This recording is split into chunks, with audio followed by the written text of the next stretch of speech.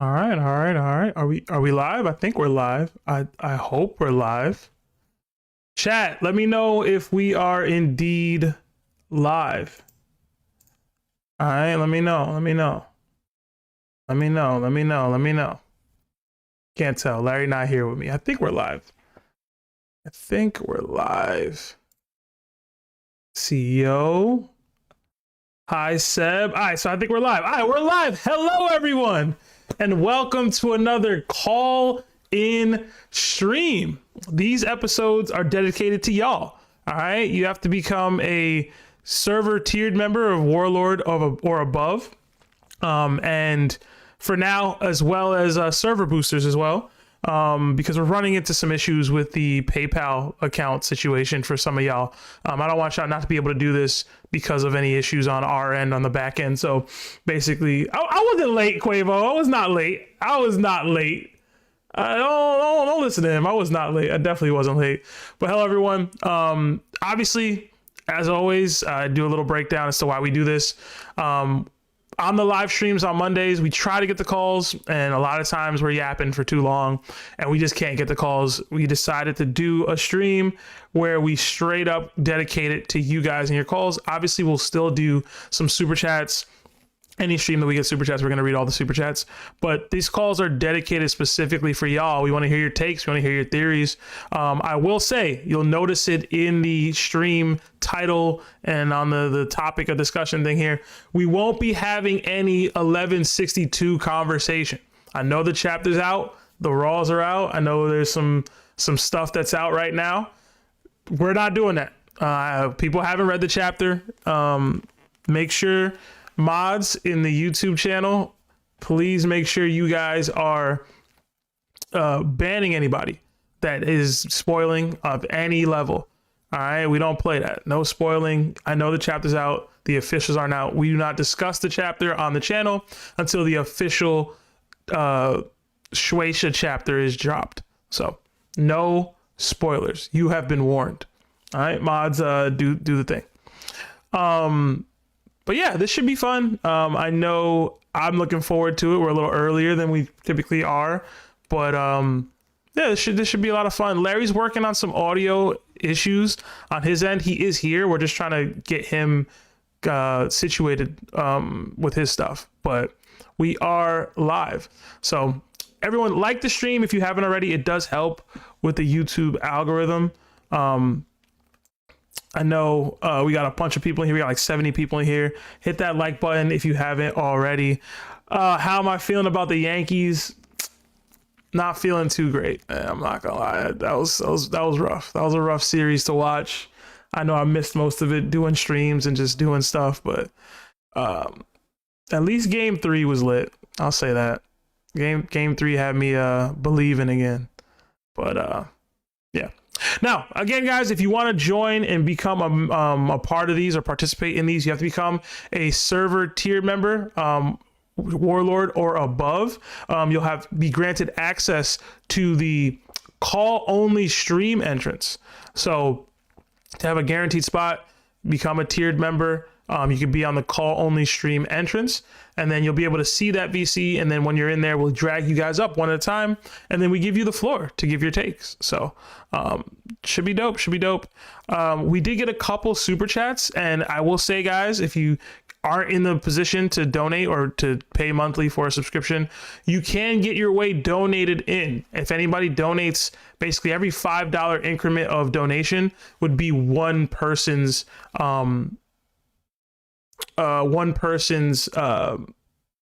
slot to participate. So I do believe we had a super chat that should carry over for like 4 people a little bit earlier. So thank you for that. But that'll get a couple people in here. But in general, if you want a guaranteed spot for call-in streams, you'll have to become a tiered member on the server. All right. Let's see here. Let's read some super chats and then we'll get right into it. Hopefully Larry figures it all out, but hopefully we get a bunch of people. We got Nakama join the ship in Moody 9 Millie. So Moody, welcome and enjoy all the emojis that come with being a Nakama. We did get a $20 super chat from JTalbot. It says, "What's up? After watching the collab stream, I was wondering how y'all picked TOPT as a name for the pod. Your story kept me thinking the attic would have been perfect. Anyway, I have a theory, so hopefully I can get in on a call." I believe that's Joshua Talbot. So yeah, man, that would donate 4 people's ways in. So Josh, I don't know if I think you are on Discord. I think we engaged on Discord before. Pull up. I don't know if you're still here. That was from a little bit ago. But pull up, join the entrance, and I'll reserve a spot for you because you donated 20. Thank you so much. And for those of you that are able to jump in on this because of that, say thank you to Josh. He was able to hold it down. We did get another 9 months at NYCAnimeNerd status from B&B Stay Low. It says, oh, Big B Stay Low. DDT made me realize I hate glazers. All love though, 100. Yeah, listen. Somebody told me the other day that Take Integrity is dead and that the DDT has become a popularity contest.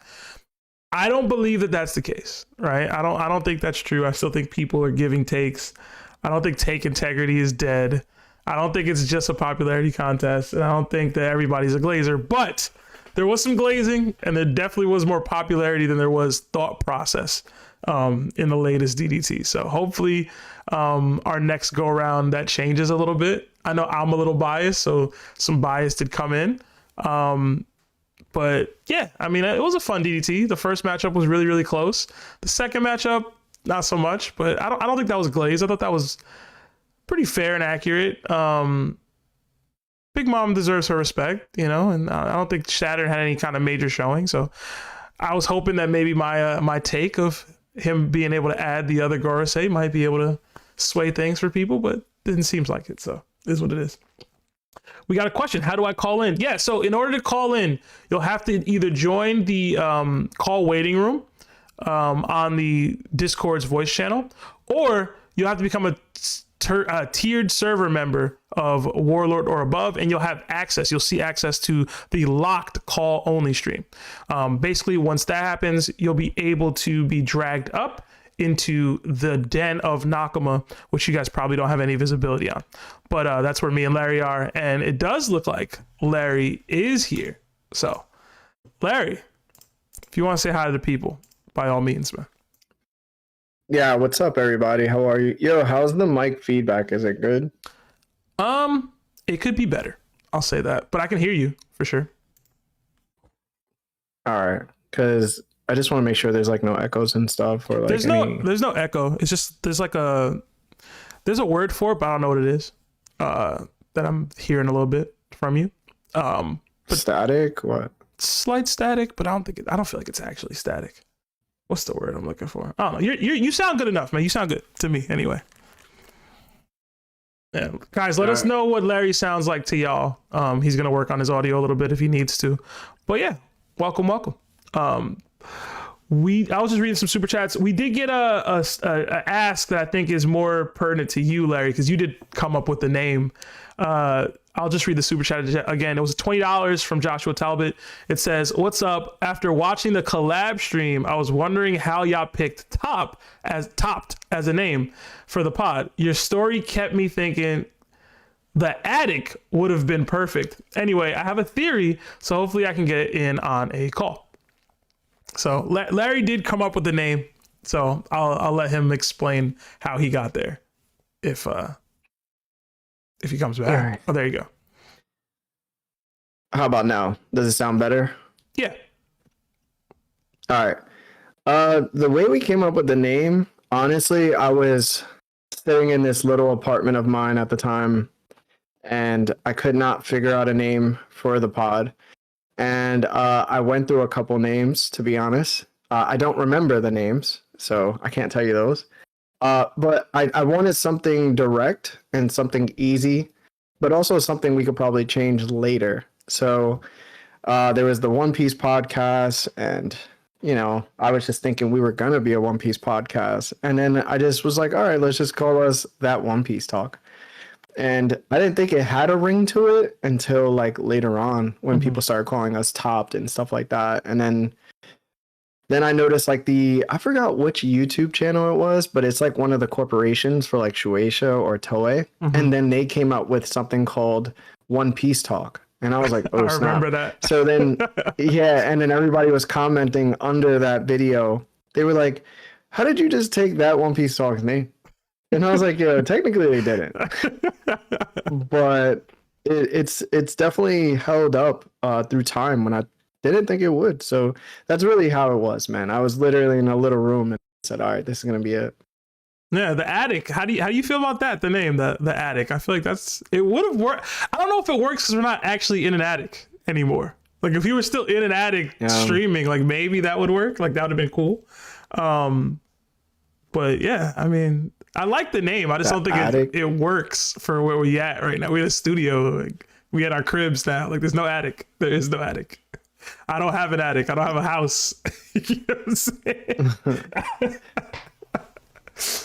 Yeah, to be called the addict. I think that was, I don't know. Maybe if we started the pod around 2011, maybe that would probably be the only time we'll probably do it. I remember I pitched to you. We were literally in the attic. Yeah, I remember I pitched to you anime first take, and you were like, "Nah, it's biting too much." I remember that. Yeah, that was a huge bite. Listen, it would have worked. It would have worked, bro. Nah, it wouldn't have. It wouldn't have, bro. I'll tell you right now, we would have been too similar. They probably like sued us for like. You think so? Yeah, it would have been too on the spot. Okay. But I'm starting to like Top a lot. I'm starting to like TOPT a lot. Because I've started to notice like, I think we're more on the side of like RDC world. And they just have things called RDC. So it's like TOPT or like AMP. So it's like AMP. You know, little group things like that. I feel like that's more our vibe than like the actual culture of. It's weird because you know how I always say like we're not true weebs. We're like. You know what I'm saying? So it's like we're more of like the RDC, the AMP type guys. It's just that Lawrence and Lionel don't tag along in these events. So okay, yeah, I did low key forget to hit them up at all for this one, so that's on me if they don't come. I will say that. It's all right. It's all right. Yeah. All right, we did get another $5 from Ali Yatusabe. It says can't call, so here's a dono. Could Mihawk 1v6 the original warlords, assuming Boa's fruit does not work? If not, who do we remove for him to win? That's a lot. 1v6 in the rest of the warlords is a lot. And I know like he can probably easily spark like Moria, Crocodile, whatever, right? Even though technically I saw Crocodile go head up with him for a quick second in Marine 4, but well, assuming he can do that, right? Dofi's a lot to deal with. I know people are going to say I'm tripping for that, but his awakening, the birdcage, Boa's a lot to deal with. This is assuming her Devil Fruit's not working, but Boa's not just her Devil Fruit, right? She's hockey. And she could still turn him to stone if she kicks him, right? I assume the Devil Fruit not working is the love aspect of it, the hard eyes stuff.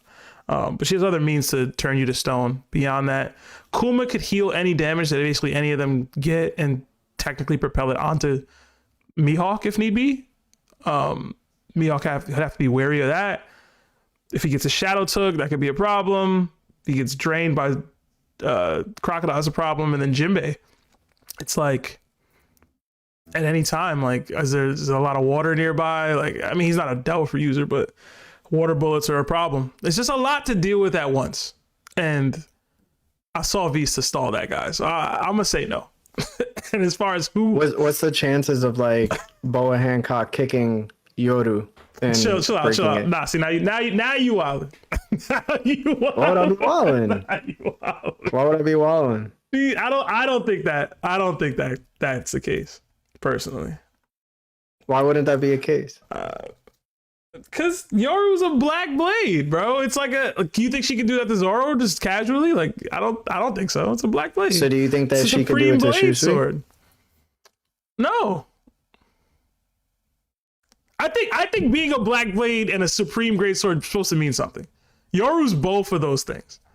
You shouldn't be able to just like, casual turn your stuff to stone if I need to, like that. Maybe that's me. Maybe I'm overestimating what a black blade is or can be. But was there anything special about Shisui when it was blackened? It's not a supreme grade blade though. Like I'm talking No, both I understand things. that part. Yeah. I understand that part, but I want to know your logic on it being blackened holding some type of status, because as we know, right, that blackened blade didn't have anything special about it. So do you consider something special regarding Fujitora's blade? Probably, yeah. I don't know. Do you think that bro. Boa could? Do you think Boa could kick it and it would turn into stone? Part of it, while someone's wielding it, or just kick the blade? Like the blade's on the ground. Like what are you saying? While someone's wielding it, of course. Nah, they're not gonna let that happen. Okay. So what are you saying? You think? Do you think Boa could kick Visa's sword?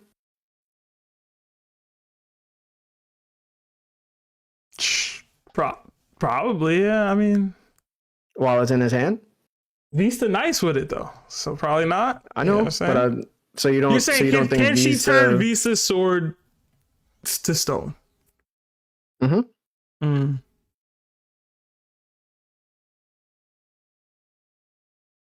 gonna say no. For the sake of my argument, I'm gonna say no. But I don't have a great reason as to why she wouldn't be able to do it. I knew that was coming. I knew that it was. I just gotta stick to my argument. Yeah, that's it, bro. Listen, not all answers are just always gonna be there for you, bro. All right. I mean, it is if you think logically about it. I think if Vista was banging swords paws with Mihawk, and Boa Hancock's supposed to be stronger than Vista, right? Or at least comparable, then that means that she could probably clash a leg, right, with Mihawk's sword. So your only argument in that point would be, does Mihawk's hockey overcome her ability to turn the sword into stone? And like that's up for discussion. You know, we have one conqueror for sure. We have one that isn't a conqueror confirmed. And then when you lean into the Blackbeard aspect, that proves nothing because she could most likely turn Shisui, who's blackened, into something, right? I don't know. But you're telling me no. You're saying that she can't. So I guess Shisui wins over Boa Hancock's Conquerors Hockey and OP Delfruit. So okay, you tell me. Okay. We did. I do have the OG Warlords. For sure over Mihawk. I think that Doflamingo and Boa Hancock would be a lot to deal with for him. And then if everybody else is like spamming, that's hard, bro. You got Kuma in the back, just E Honda with like, it's hard, man. Yeah, it's a lot to deal with, bro. They're basically the top tiers of a Yonko crew, minus the Yonko, which would have been Mihawk. You know what I'm saying? Based off of how One Piece scales. We got another 2 from Patrick McKenzie, but there's no super chat attached. So next time, let us know your thoughts. And then we got another 20 gifted memberships from the Jesse Broker. So thank you, Jesse. Really appreciate it.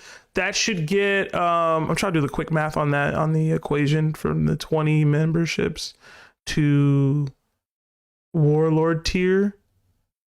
I want to say that's another 4 people that can come in. Yeah. And then we got $20 earlier, so that's another 4, so 8. And then I think we got 5, so that's 9. And then another 5 coming up. So basically 10 people. All right. Keep track of that, Larry. I need you to keep track. All right. Got you, bro. All right. We got another, but thank you so much, Jesse. Throw the Nakama fist up for Jesse in the chat. We got another Yonko join the ship in Docs Love Whiskey. Thank you. Enjoy all the emojis that come with being a Nakama. And then another 2 months at Warlord status from Joshua Talbot. It says, Seb, I hopped in the call waiting room. Yeah, I see you, man. We'll get you in here soon. We'll get you in here soon. And then another Yonko joined in Eclipse. I believe it's Eclipse from the other day. Welcome. Another 9, New Zealand from Reu Geeb. It says, how long would Luffy need to stay in Gear 5 to defeat Kaido?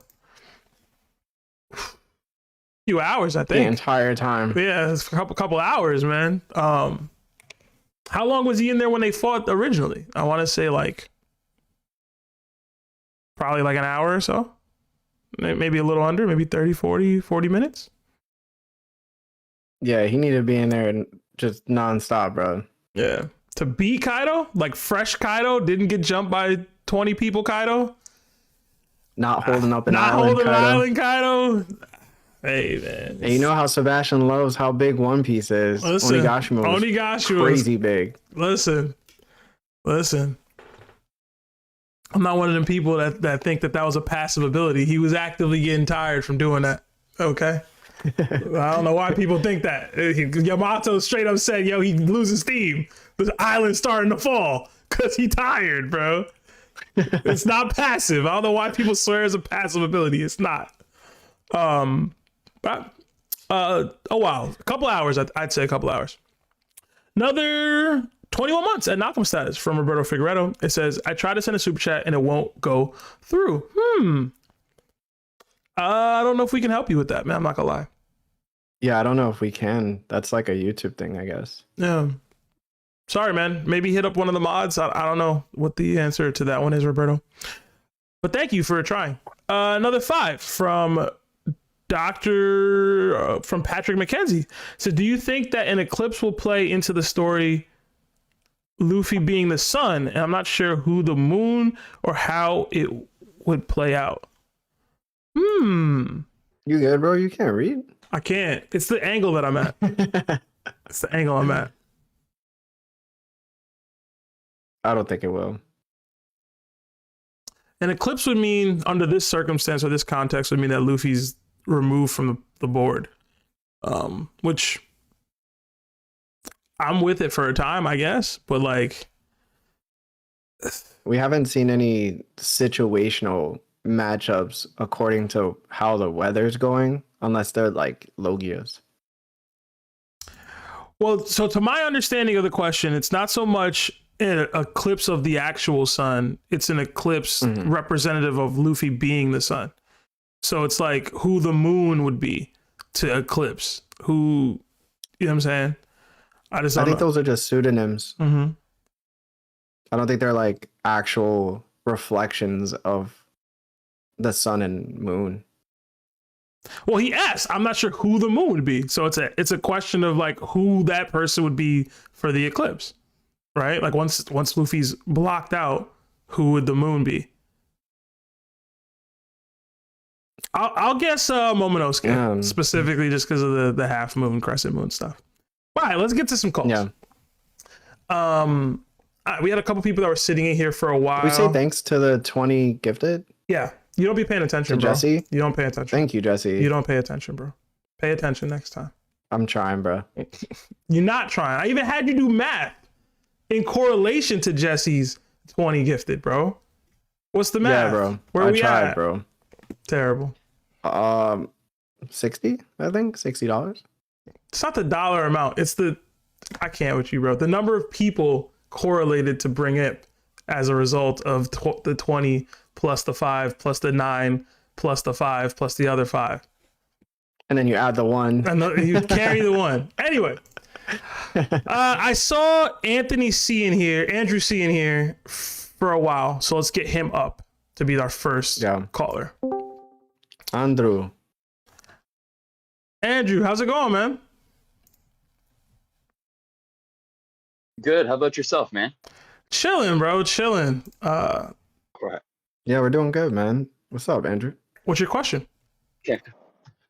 So I actually got a theory today. Okay. If it's all right for me to take the time to try to read it off. Yeah. Seb, it was kind of the one I already sent to you the other day. Okay. So I apologize if it's going to be a repeat, but I kind of just wanted to see what Larry and the community thought as well. Okay. Let me just pull it up here. Okay. So it kind of just started just because I just wanted to see if there was any like how Luffy represents the sun and everything, right? It kind of just started with me trying to find like comparisons to that. So I just kind of started by looking up the Egyptian mythology because of the sun god Ra.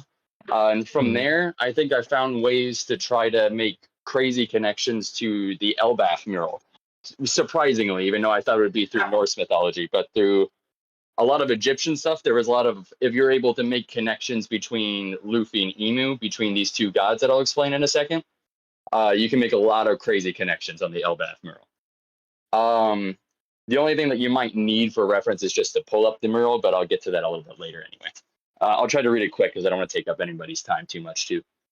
Okay, so to start it off, I'm going to be talking about the Egyptian god Ra a lot. He is the god of the sun, and he also represents light and order. Ra has an eternal enemy known as the great serpent Apophis.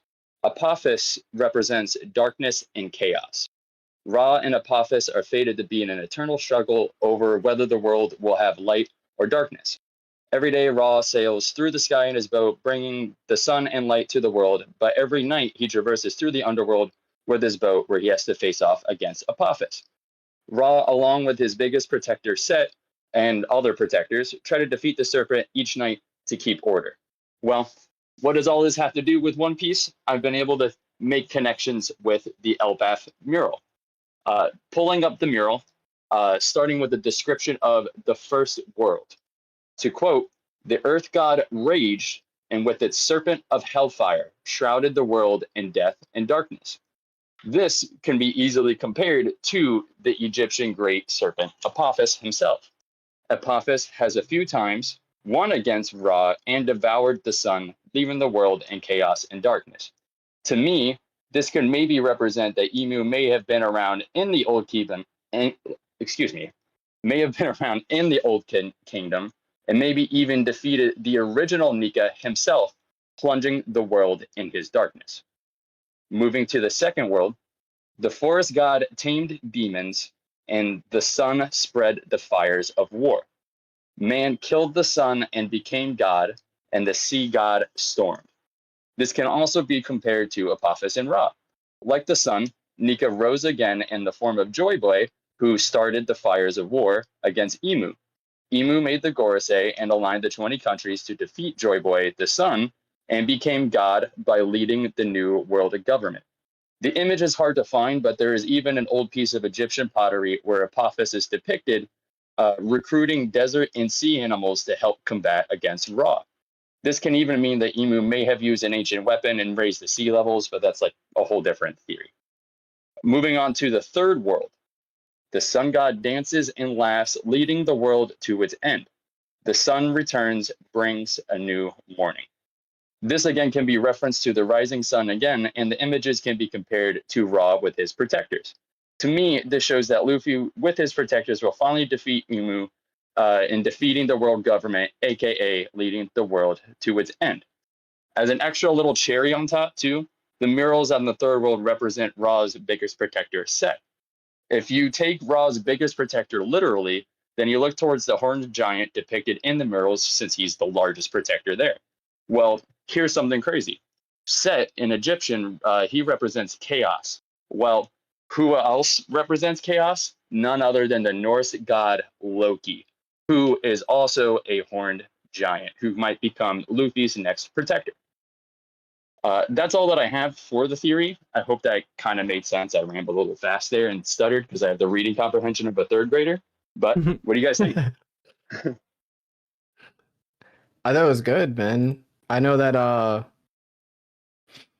it's so funny. I think I recently watched Netflix's Egyptian of the Gods or something like that. Oh, okay.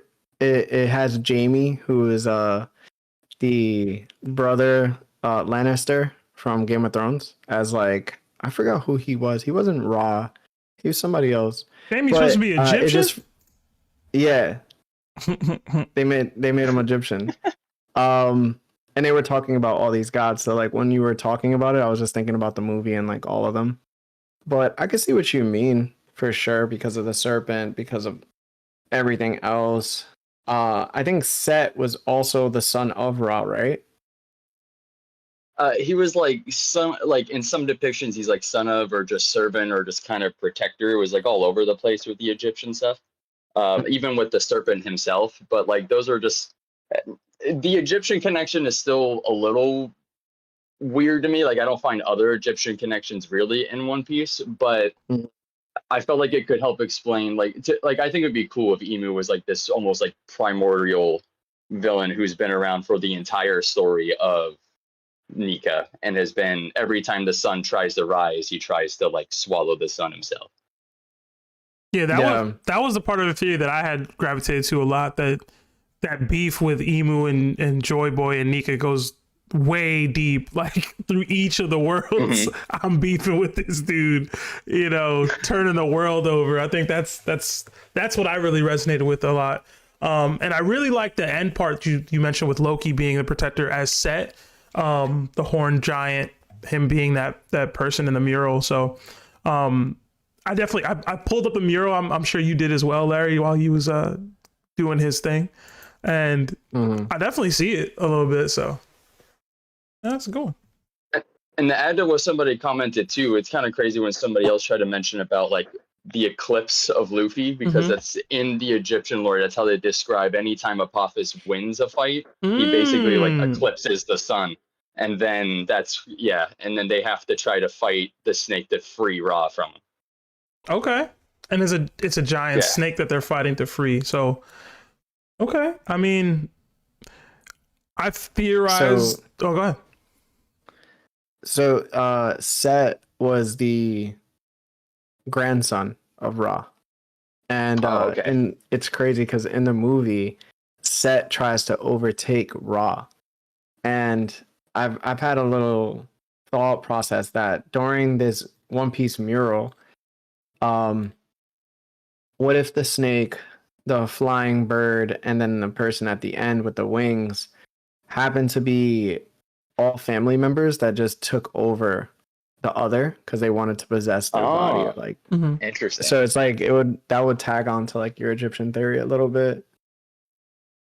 It could even play on with like Seb's theory a little bit with how like the devil fruits kind of have like this predestined, like what if all these other protectors you pull up with Luffy are like quote unquote sibling fruits to the same dream, and then that's why they're the ones finally together able to defeat it. I don't know, but it's funny. I guess it's my theory. I don't know that I would like that too much. That's too much predestined.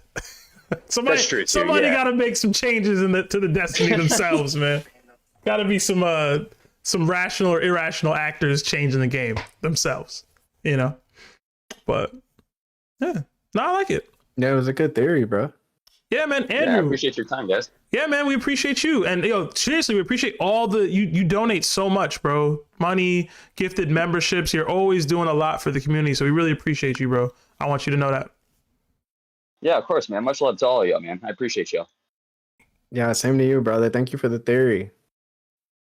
No, of course. Have a good night, Joel. Yeah, and before we drop you, Andrew, let them know that they're supposed to be in the call-only stream entrance, the people that have access. Okay.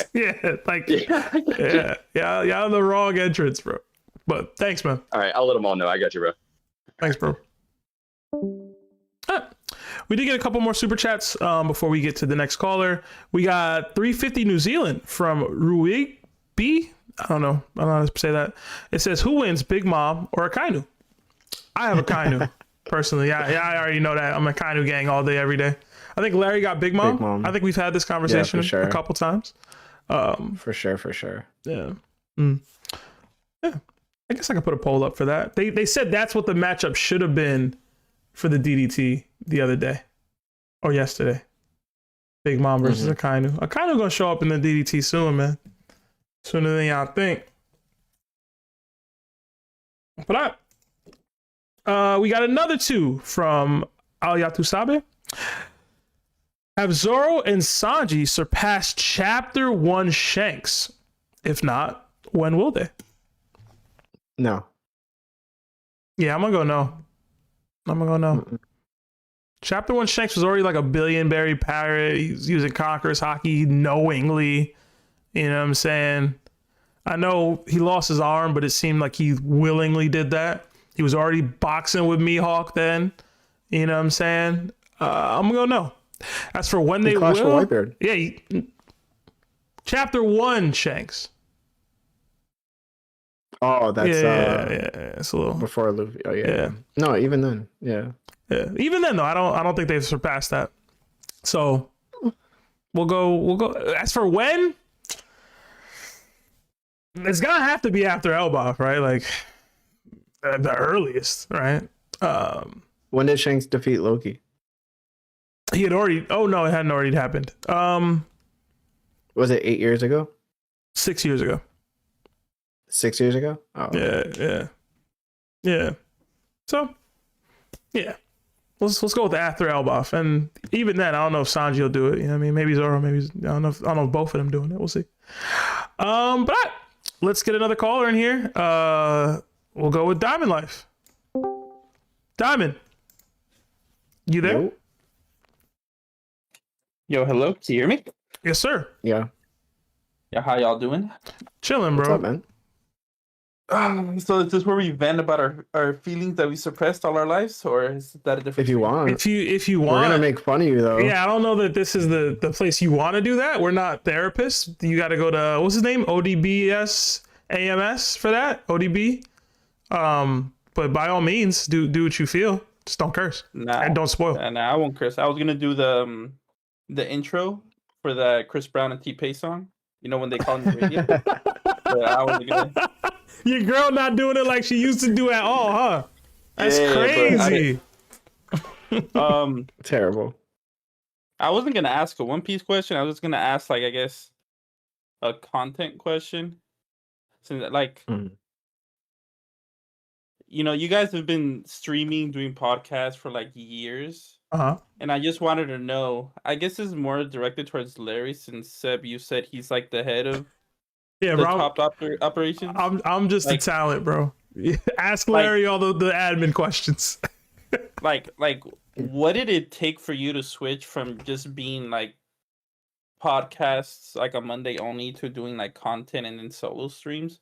Because like it's always, the opportunity has always been there for you. I just wanted to know, like, was it like linking up with other content creators that kind of shifted the like more content ideas in your head, like stuff to do, like going to like Anime Expo, flying out to like Cali and doing streams with other content creators, like what did it take for you to do that switch where you kind of like branch out of your comfort zone to kind of like expose yourself out there instead of doing regular Monday streams to like doing like actual videos, doing like verses, you know, like the ones you guys did at Anime Expo? I just want to know, like, how'd that process go?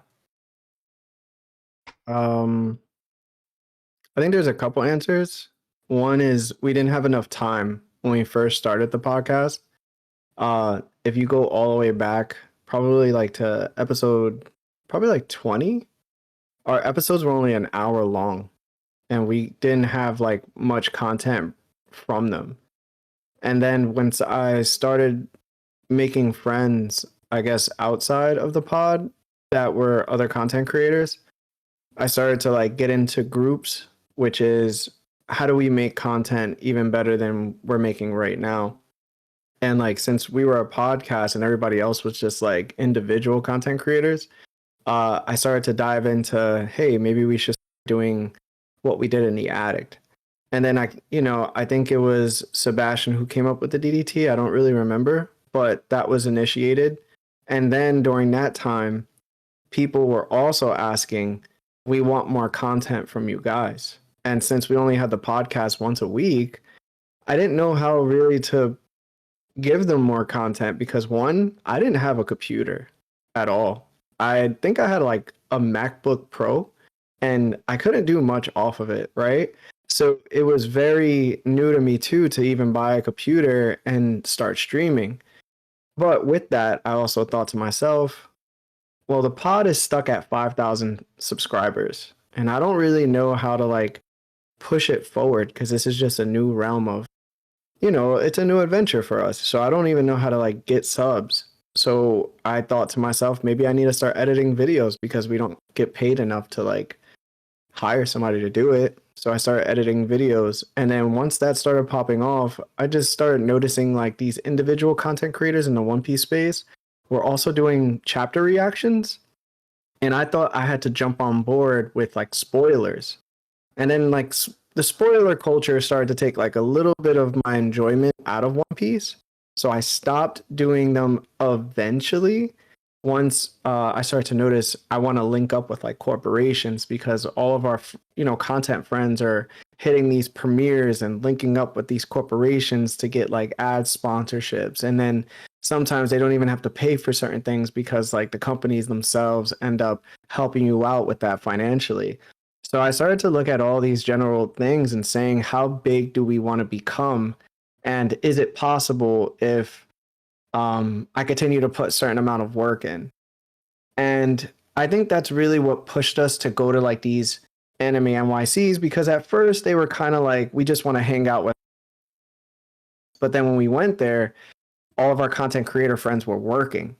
They were creating content. Meanwhile, we were just hanging there doing nothing. So it was kind of like, oh, now we don't want to go to these events if we have nothing to do or anything to like jump into. Now we're just looking like, like fans, but we're not. We're like 100, K subs in, and we can do certain things now. So I think that's really what it was. It was just, how do we give more content to our fans because they want it?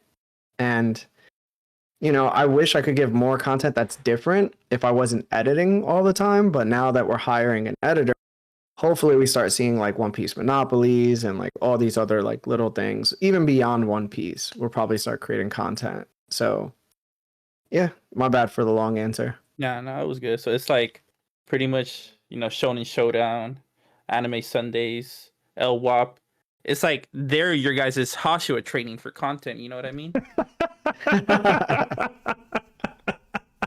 And then eventually, you guys are gonna start doing a little bit of everything.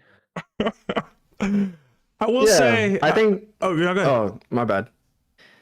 No, I was gonna say, I do think that so you're gonna have some hiccups along your journey, especially in learning the process of like what works and what doesn't work. And I think sometimes I think back and I go to myself, what if we started earlier? Or what if we were a little bit more like in solitude when it came to collaboration? How far would we be now? Or like just overall. So I just want to let people know, like, it's never going to be easy. You're never going to be pros at first at what you do, but it's really just consistency and discipline. As long as you have both of those things and you continuously push forward, everything else will come. Don't worry about like the subscribers or the followers, because those come with quality. You know what I'm saying? So sometimes I wish like we started earlier, because I think if we started earlier, I wonder how many more interesting talks we could have had amongst each other, especially around Water 7. Like if we, you know what I'm saying? Like that would, like even Marine 4, like I can't even imagine the type of like debating we would have had. They'd have seen a different version of the twins, I'll tell you that. Yeah, that's the regret I do too have, is like before twins started becoming good natured. I would have loved for the community and people to see like how the twins really get, which is way worse than me and Sebastian. Yeah, they're bad, bro. They're toxic even. So, and I'll say, just kind of piggyback of what Larry was saying. A lot of this stuff has been kind of reactionary to like the demands of the people, right? Like people have been clamoring for DDTs to come back since forever, and right. I was like, okay, if we're gonna do that, then it needs to be something. Larry's like, yo, if we're gonna do that, like it needs to be something that we do better than we were doing it before, right? And then how do we do that? So that becomes, Seb, you got to task yourself to doing more. You got to dedicate yourself to being more present and doing additional things. And because Larry has all the editing that he does, like I've taken it on myself to do some of the other stuff. It was my idea to do the call-in streams that we're doing now, because reactionary again, people, we just weren't getting the calls. It was consistent. We went like, I want to say 2 months even on break weeks where we just didn't get the calls. We weren't getting to calls at all. And I'm like, it was my idea. Like, hey, maybe we just do call streams specifically for people that wanted to talk to us because we just can't get to it on Mondays. And in general, like a lot of the stuff is just going to be reactionary. Even the idea to, I think, use the Discord to do calls on the live stream was that me? Or was that Marv? I don't remember. But like in general, it was Marv. Yeah, like it's like there's going to be adaptation that comes. Like you're going to work, you're going to try things and things will work or things won't work. But, you know, you have to adapt with the content.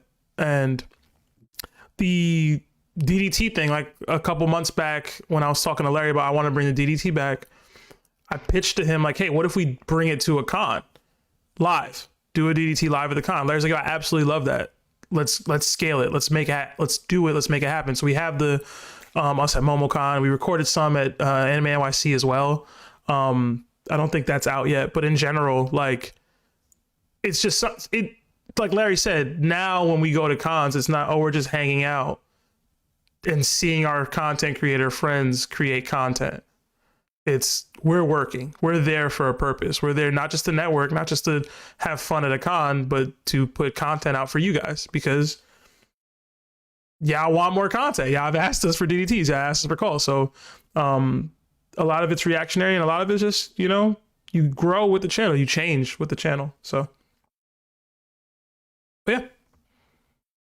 I hope that all answered your question, Diamond. I wasn't expecting all that.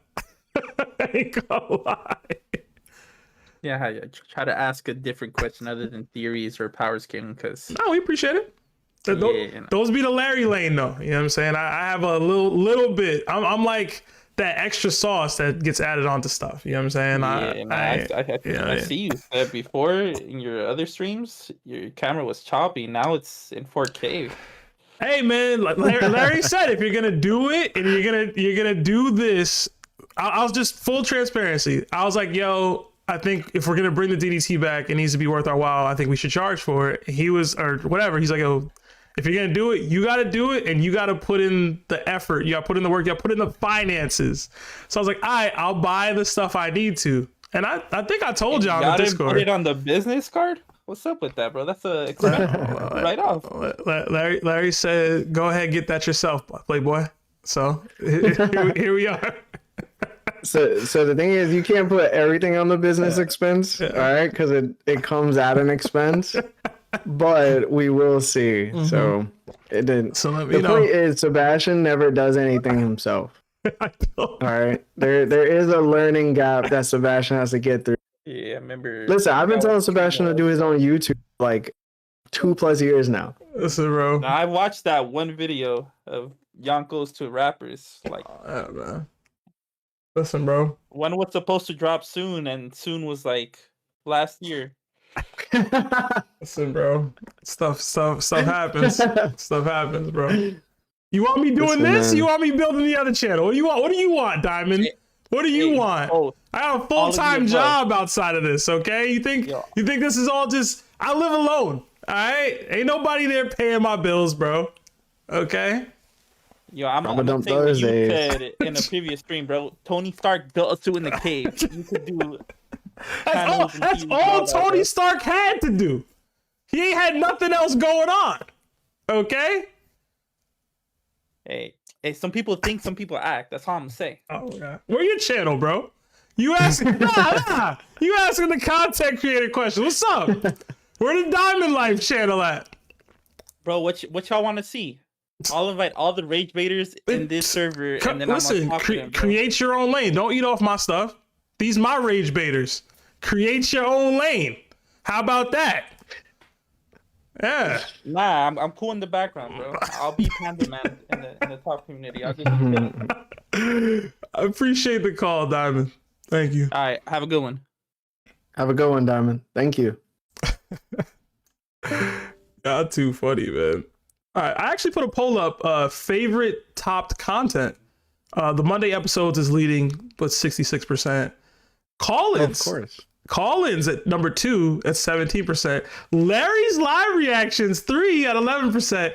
And DDT's at 6%. Yo, y'all came for me for years to bring the DDT back. And it can't even get votes, man. Crazy. Absolutely crazy. But it's good to know how y'all feel. It's good to know how y'all feel, man. Let's get these super chats in before we move along. Another 10 from Eclipse. It says, I'm the same Eclipse from the DDTs and others. Love you guys and was wondering if the YouTube Yonko and Discord Yonko are the same. I'll get my PFPs the same soon. No, technically they're not, right? So because of the way we had to structure the Discord situation for the tiered memberships, we can't associate it or connect it directly to the YouTube memberships. So they do technically give you access to different things. YouTube members get access to emojis on YouTube, as well as Larry's live chapter reactions. So like this weekend, I believe, Larry, when 1162 drops officially, Larry will go live and you will have access to see Larry do that live stream. You get the live content from Larry reacting. And then the Discord server members get the Discord specific access. So if you're a Nakama or a server booster, you can get access to the DDTs. And then if you're a warlord or above, you get access to the call-in streams. And if you're a Yonko, we are putting together monthly game nights. We're planning that something for the end of October, but you'll have access to participate in that as well. We're just trying to game plan for the number of Yonkos that we have, just to make it so that everybody can be included in that. So bear with me while we work out the kinks on that, but we will have something specific for the Discord Yonkos soon. But yeah, in general, we just can't connect them. Just kind of how it works. So I hope that answers your question. And thank you for joining. I see you in there, Eclipse. So thank you. We did get another 5 from Jada Rude. It says, appreciate y'all. That's why I pay my taxes. Plus I like to talk ish. Yeah, Seb, your last camera made you and Larry the same color. Yo, Joe used to kill me for that. Joe used to absolutely kill me for that, bro. Oh man. Listen, I'm glad y'all seeing the gains, bro. I'm glad y'all seeing the upgrades. Another 20 from Jesse. It says, hey guys, have you read The Bridge Theory? If so, what are your thoughts? Much love and thanks for everything you do. Well, thank you for the donation. I think it was Australian dollars, so appreciate you, bro. I'm not exactly familiar with the bridge. Is that the Tequila Wolf? The bridges are connecting to make a one giant Earth-size abyss circle. Is that what that one is? Larry, do you remember? I think that's the one he's talking about with vodka, bourbon, rum, and tequila wolf bridges. Yeah, I think it's from the. It's O'Hara, right? I think it is. Yeah, it's an O'Hara theory. I think. Okay. Yeah, we are familiar. I actually really liked it. I thought it was dope. I thought it gave Emu that evil twisting my eyebrow, my mustache kind of feel, where it's like, yo, I'm not just trying to take over the world or stay dominating the world. I want to truly dominate the world and put a diamond reversey on everybody. The scale of that is just insane. So I don't know. What were your thoughts? I don't remember what your thoughts were exactly on the theory, Larry. I never really had any thoughts about it, but I think I'd probably be the first person to say like it's a cool idea, but I don't like what comes out of it because it reminds me of Full Metal Alchemist when they created the Philosopher's Stone by creating a giant transmutation circle in order to create a Philosopher's Stone. And it ended like the Ishvalan lives, of course, because it, you know, when you make the Philosopher's Stone, like all the millions of souls gather into the red stone itself. But in this case, it would be doing like a huge Dami reversey, I guess.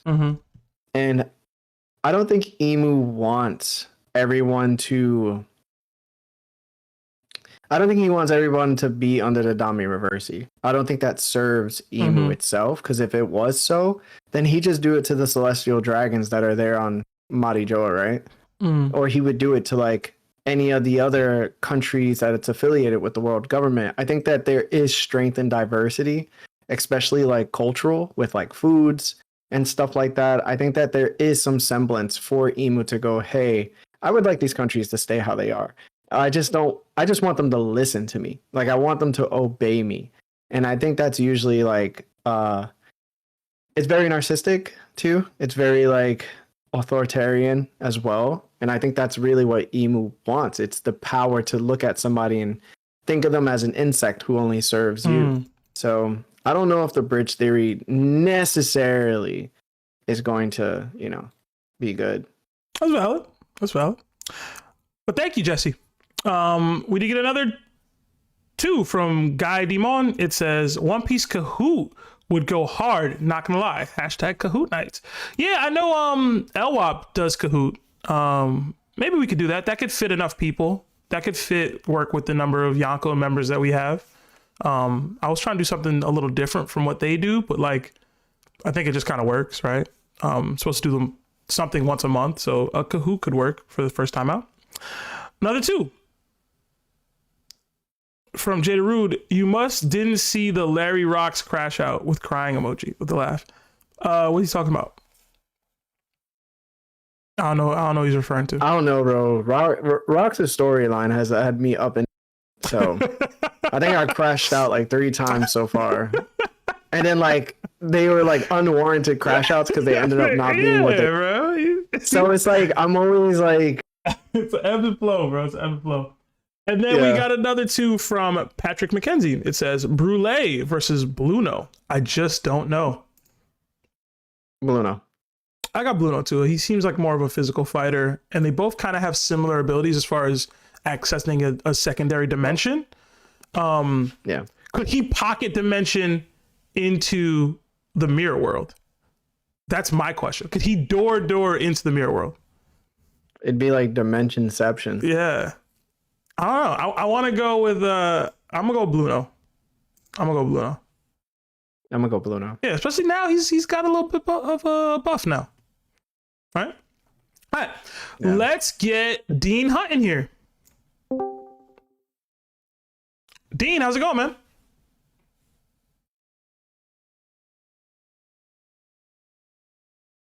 Dean going once?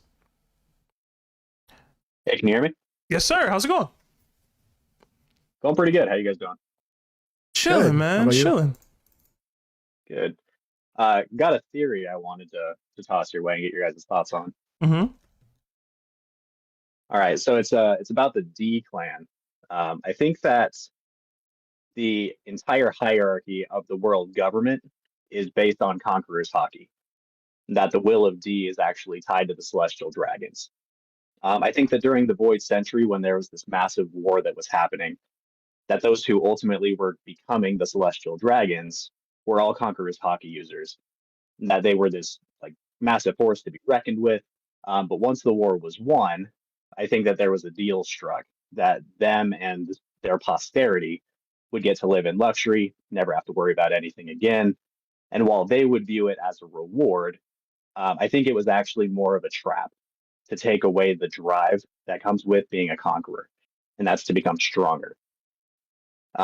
This has led to the Celestial Dragons becoming weaker and weaker with each generation.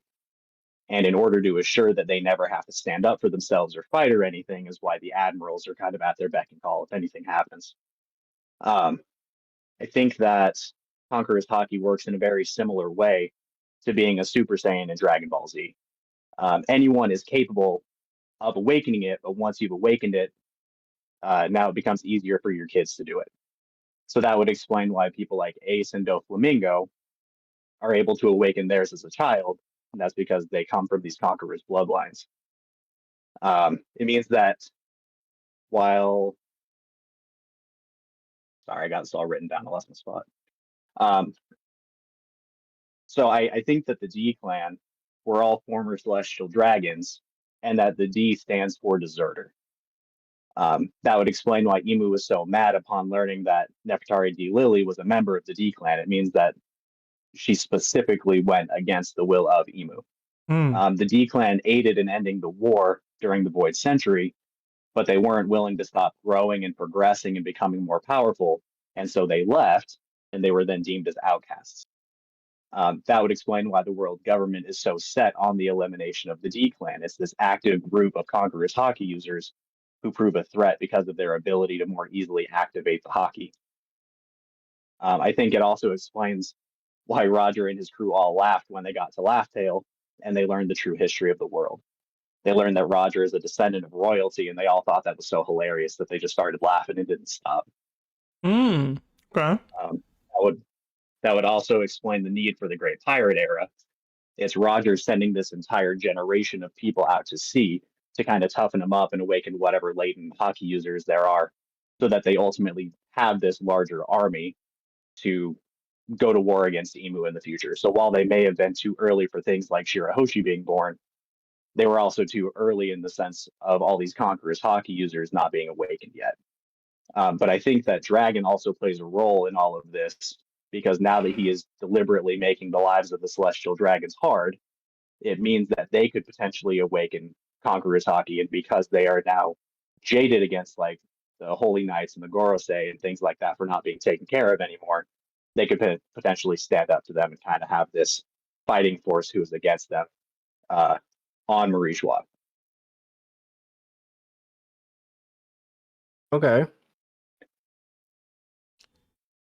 So I like it. I definitely like it. I don't really have pushback.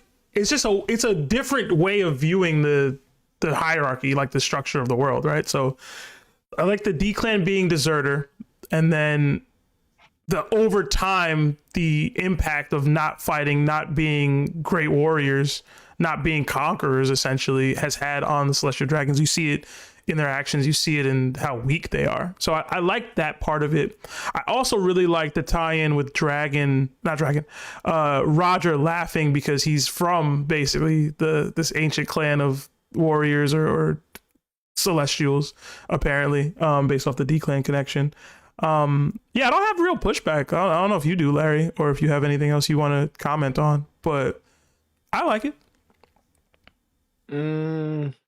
I'm trying to warm up to the idea that the D-Clan members are deserters. I've been constantly in favor of the D-Clan just being like a pirate crew, kind of the way the Straw Hats are the Straw Hats. Trying to get that out of my mind so I could accept this. What I really enjoyed though was how probably the 20 kingdoms of the Alliance most likely had conquerors hockey users. I definitely agree with that part, because when we've seen these conquerors hockey users, almost all of their kids also at one point has conquerors hockey, you know, like Roger, Ace, Big Mom, Katakuri. The list goes on. Garling most likely with Shanks. So it's like, it just Garp with Luffy. It just ranges, but it's like Doflamingo has Conqueror's Hockey, right? Most of the Conqueror's Hockey users that make up currently right now this time period are all Celestial Dragons or happens to be part of the world government. Yeah, so I do have an extension on that if you guys have another minute for it. Yeah. So yeah, to that exact point, I think that the exception to the Celestial Dragons needing to be protected are the Holy Knights, right?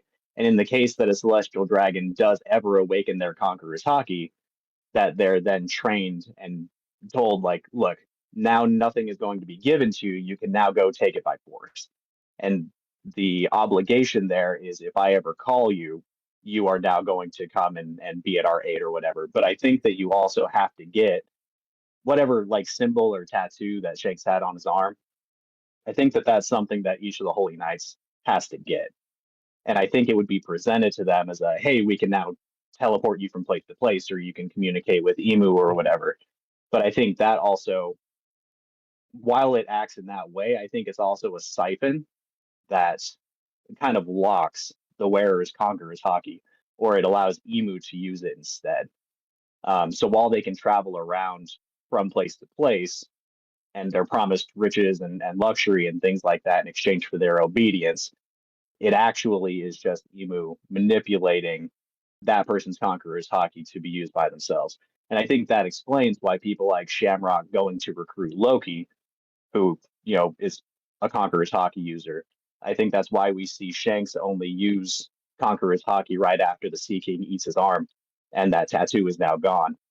But I think it also could explain why, like, Harold was able to be killed by his own men, even though he is so ridiculously strong. I think that if he took up the world government on their offer of, yeah, I'm a Conqueror's Hockey user, you can give me this little tattoo as a show of loyalty or whatever. If that takes away his ability to use his Conquerors, well, now he's vulnerable to a sneak attack. So secondary question, because maybe I missed it, or maybe I'm misinterpreting what you're saying. You're saying that all the Celestial Dragons would then sign a contract to basically allow Emu to siphon any Conqueror's Hockey that they would have, and that's how Emu's able to do what he's doing? Or am I... So any Celestial Dragons who awaken their Conqueror's Hockey, they're like, cool, you get to be a Holy Knight now. Mhm. We're going to train you. We're going to make you that much stronger. You're also going to get this tattoo so that I can teleport you from place to place and get you wherever I need you as fast as possible. That's how it's presented to them. I think a secondary use for that is that their Conqueror's Hockey is now kind of stripped from them, and Emu can use it, or if not use it for his own power, he can use it to then power his ability to transport them from place to place using the Abyss Mark. Okay. No, I just wanted a clarification on that. Listen, you remember I came up with that theory that like Blackbeard should be using the hockey Stored in the devil fruits. Yeah, I remember. Because he doesn't have Conqueror's Hockey. Mhm. Well, Emu's doing the same thing, yo. Hey man, if it gets you, Hey, if why it not? gives you access to top tier powers, then why not?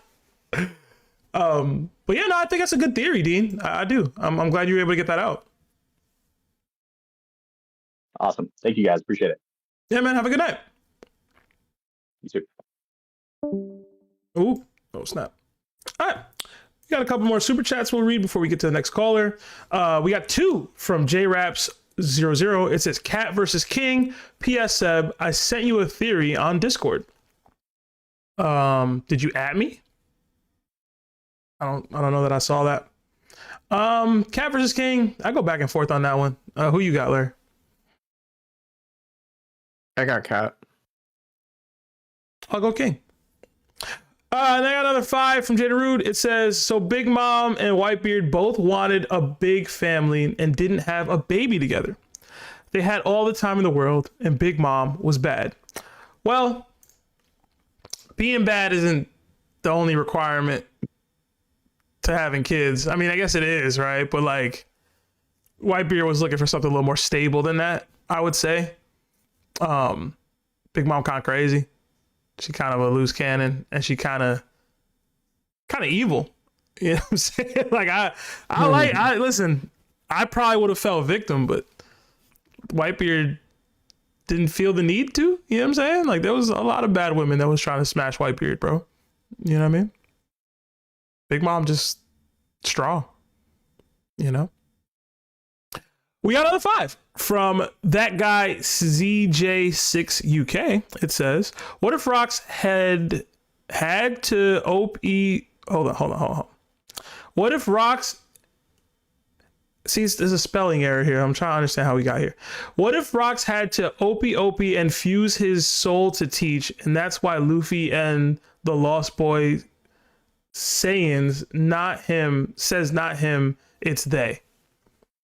Not in love with it, but I think we need to see some OP going down kind of now, right? Like in the God Valley flashback for us to be saying all that, which I guess, I mean, maybe we do at some point, but I'm not against, let me rephrase. I am kind of against the Rox's lying dormant within Blackbeard theory. I do think there's merit to it. I just don't like it personally. So yeah. You're saying over there, so I'll let you give your thoughts on it, Larry. I got no thoughts. I don't like it. Yeah, it's a no from us, but I don't think it's impossible. Another 12 euros from William Lusa. It says, do you guys think Kobe has conquerors? Honesty impact. I think conquerors can be acquired by being near a strong conquerors user for a long time and supporting their will, and not just by conquering mindset. No. If I had to put money on it, I would say no, that Kobe doesn't have conquerors. And then I would also say no to your secondary thought process. The way Rayleigh explained it, conquerors is lying deep and dormant within people. I do think there's more conquerors in the verse than we realize. And Kobe could very well be one of them. I don't think you can retroactively gain conquerors from just like being near conquerors for a long time.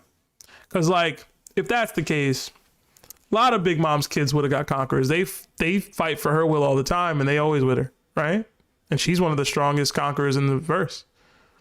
So there was only one other conqueror, and I don't think Cat gained his conqueror because he was by Big Mom. I think Cat had his own will because it in some way defied even Big Mom. So I don't think there's enough evidence to support that, William. I ain't gonna lie to you. Same with like the Whitebeard pirates. There was no other conquerors except Odin, who was only there for a brief time, and like Marco was there for how long? He ain't got conquerors. So That's true. I mean, like who was fighting for somebody's will harder than Marco? You know, like I don't know, bro. So another 5 from Tristan Hawk. Can't stick around long, anime only, have a good stream. Can't wait to watch the whole thing with a praying emoji topped on top. If you're anime only, you probably shouldn't watch this stream. There's going to be manga discussion here.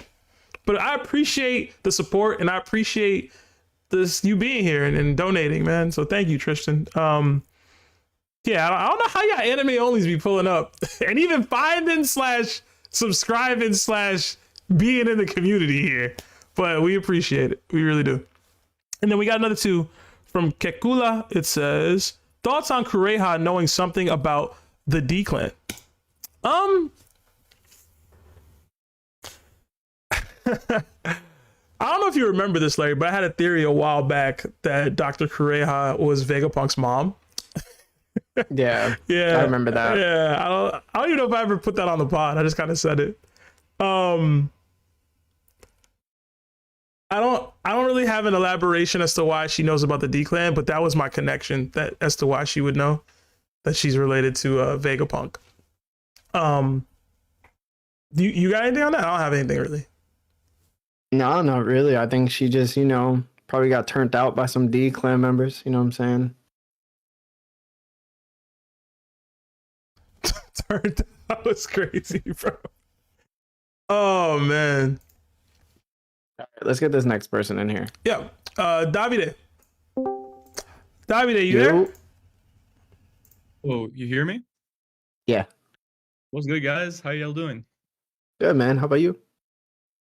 I've been suffering. I'm not gonna lie. My university's been killing me with exams, but thankfully I'm finally done, so I can chill on the stream. But I wanted to ask you guys a question today. I was looking back on the King fight, specifically the King and Zoro fight, and I was a bit confused by something, and people have been calling this out for a while now. Is that why was King like turning his flames off when Zoro didn't have control over his Conqueror's Haki?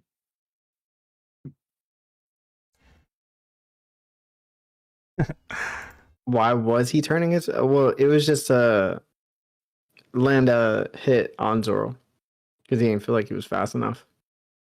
To me, it doesn't make that much sense though, because like if Zoro would like go in for an attack, like we remember how like Zoro went in for the stab in his stomach, and then like he exploded. Like he could like spam, like he could take advantage of the fact that whenever Zoro would try to hit him, he could immediately like counter with his flames on, and there was nothing Zoro could do about it. Like in that same like kind of fashion. You get what I'm saying?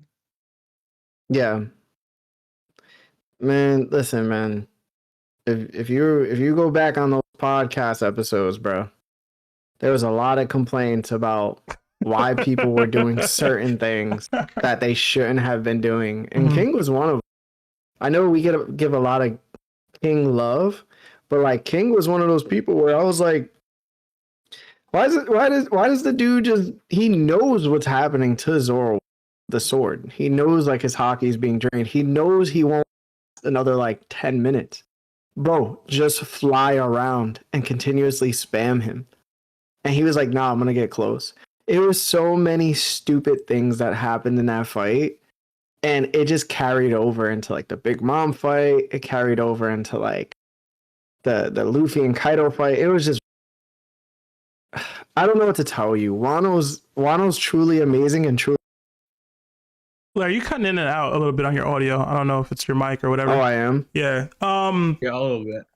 I will say, as far as my feelings on the King thing, I get the thought process that he could just be in the air or just avoid a actual confrontation with Zoro, but that's not how One Piece characters operate. It just isn't, right? Like not the real fighters, right? So it would have been lame for that of King, and I know that's a dumb answer, but like he's a fighter. His whole shtick is I'm superior to you because of my race, and the speed is a added bonus for his race. Granted, it makes him more vulnerable to damage, but if King was to fight in the way that people wanted him to fight, or he probably should have fought versus Zoro, he's not being true to his own self. And again, these aren't the reasons to lose a fight, but if that's who you've always been your whole life, are you changing who you are to win a fight when you already think you can win the fight fighting the way you've always fought? So I don't know. I didn't have too much of a problem with how King operated. People call him an idiot. People say plot-induced stupidity, etc. But if you're not taking out Zoro, like if your goal is just, oh, let him tire himself out and then eventually I'll take him down, like that's not really winning, right? King's trying to win. King's trying to win for real, and he believed he could win, so he fought accordingly. So I don't hold King too much for that personally, but yeah. Seb, I agree with what you're saying. I think part of the problem for me is that like in the fight itself, I think there's a point where Zoro says, I need to end this fight like quickly because like the swords are draining me. Mhm. And then King like reiterates back to Zoro, like I should probably like end this fight quickly as well. The Right? thing So is, to me that like makes it so to me, that was King acknowledging that he also is getting fatigued. Like he's not in 100% top shape anymore, right? He can't just continue to do this. Like there's a limit, right? Like I don't know what the limit is for King's endurance, but he can't just flame on and fly around all day and not eventually get tired. I mean, based off his own comments, like he was saying, yo, I gotta finish this too. So to me, that's him acknowledging like, yo, I can't continue to just do what I was doing all day. I gotta finish this guy. But what do you guys think about this idea that maybe like when King takes damage or quote unquote takes damage when his flames are on, like he doesn't take any damage, but what if that somehow kind of worsens his like stamina? So like let's say after he sustains like a certain amount of tanks a certain amount of damage with his flames on, like the effectiveness of the flames get worse. So let's say if someone were to repeatedly attack you with like Conqueror's coding attacks, right, the flames won't be as effective after being hit like 4 times with the Conqueror's coding attacks. I mean, it could Does be. that make sense? I don't know. It I don't know if could. that makes sense. It could. I don't know that it needs to be all that.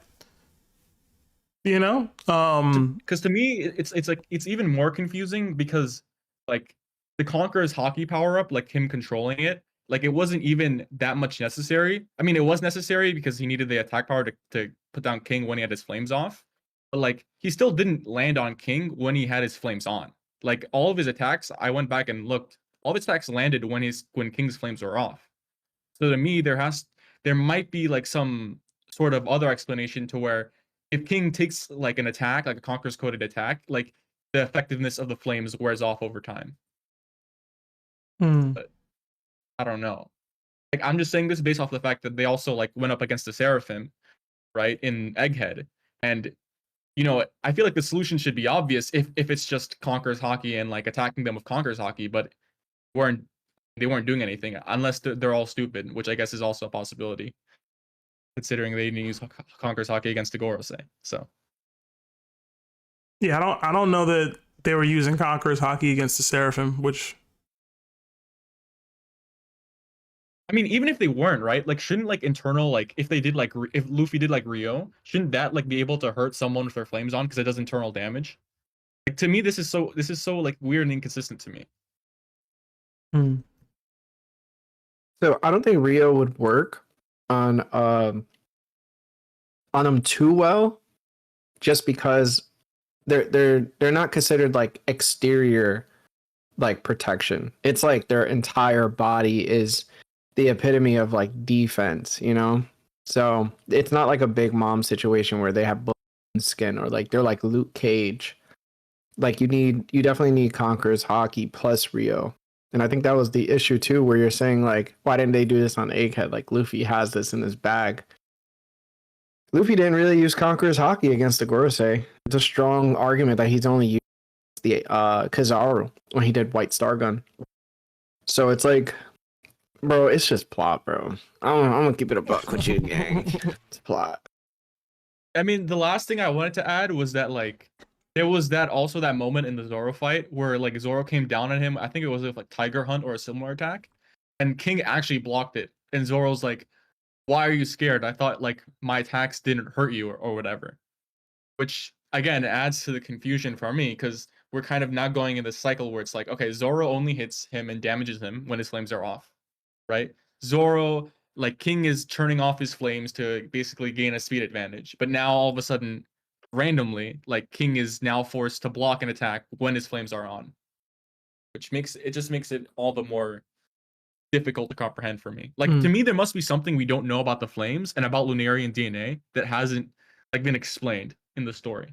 To me, I think Conqueror's Hockey can hurt King, even with the flames on. Like if you use advanced Conqueror's Hockey, you can. Zoro was just kind of just getting used to it / utilizing it, probably not in a way that's consistently able to land that kind of damage I'm talking about. But like if a Prime Rayleigh, right, somebody that can use advanced Conqueror's Hockey ran into a Lunarian, I don't think they could use their advanced Conqueror's Hockey attacks and it wouldn't be effective, even with the flame was on. That is me. That's my own personal thought process. But King starting to realize like, yo, this might still be able to hurt me. Let me block, is how I interpreted that moment. King seeing like, okay, this is still a possibility that I might get hurt from this, even if I try to block it, even if I don't block it.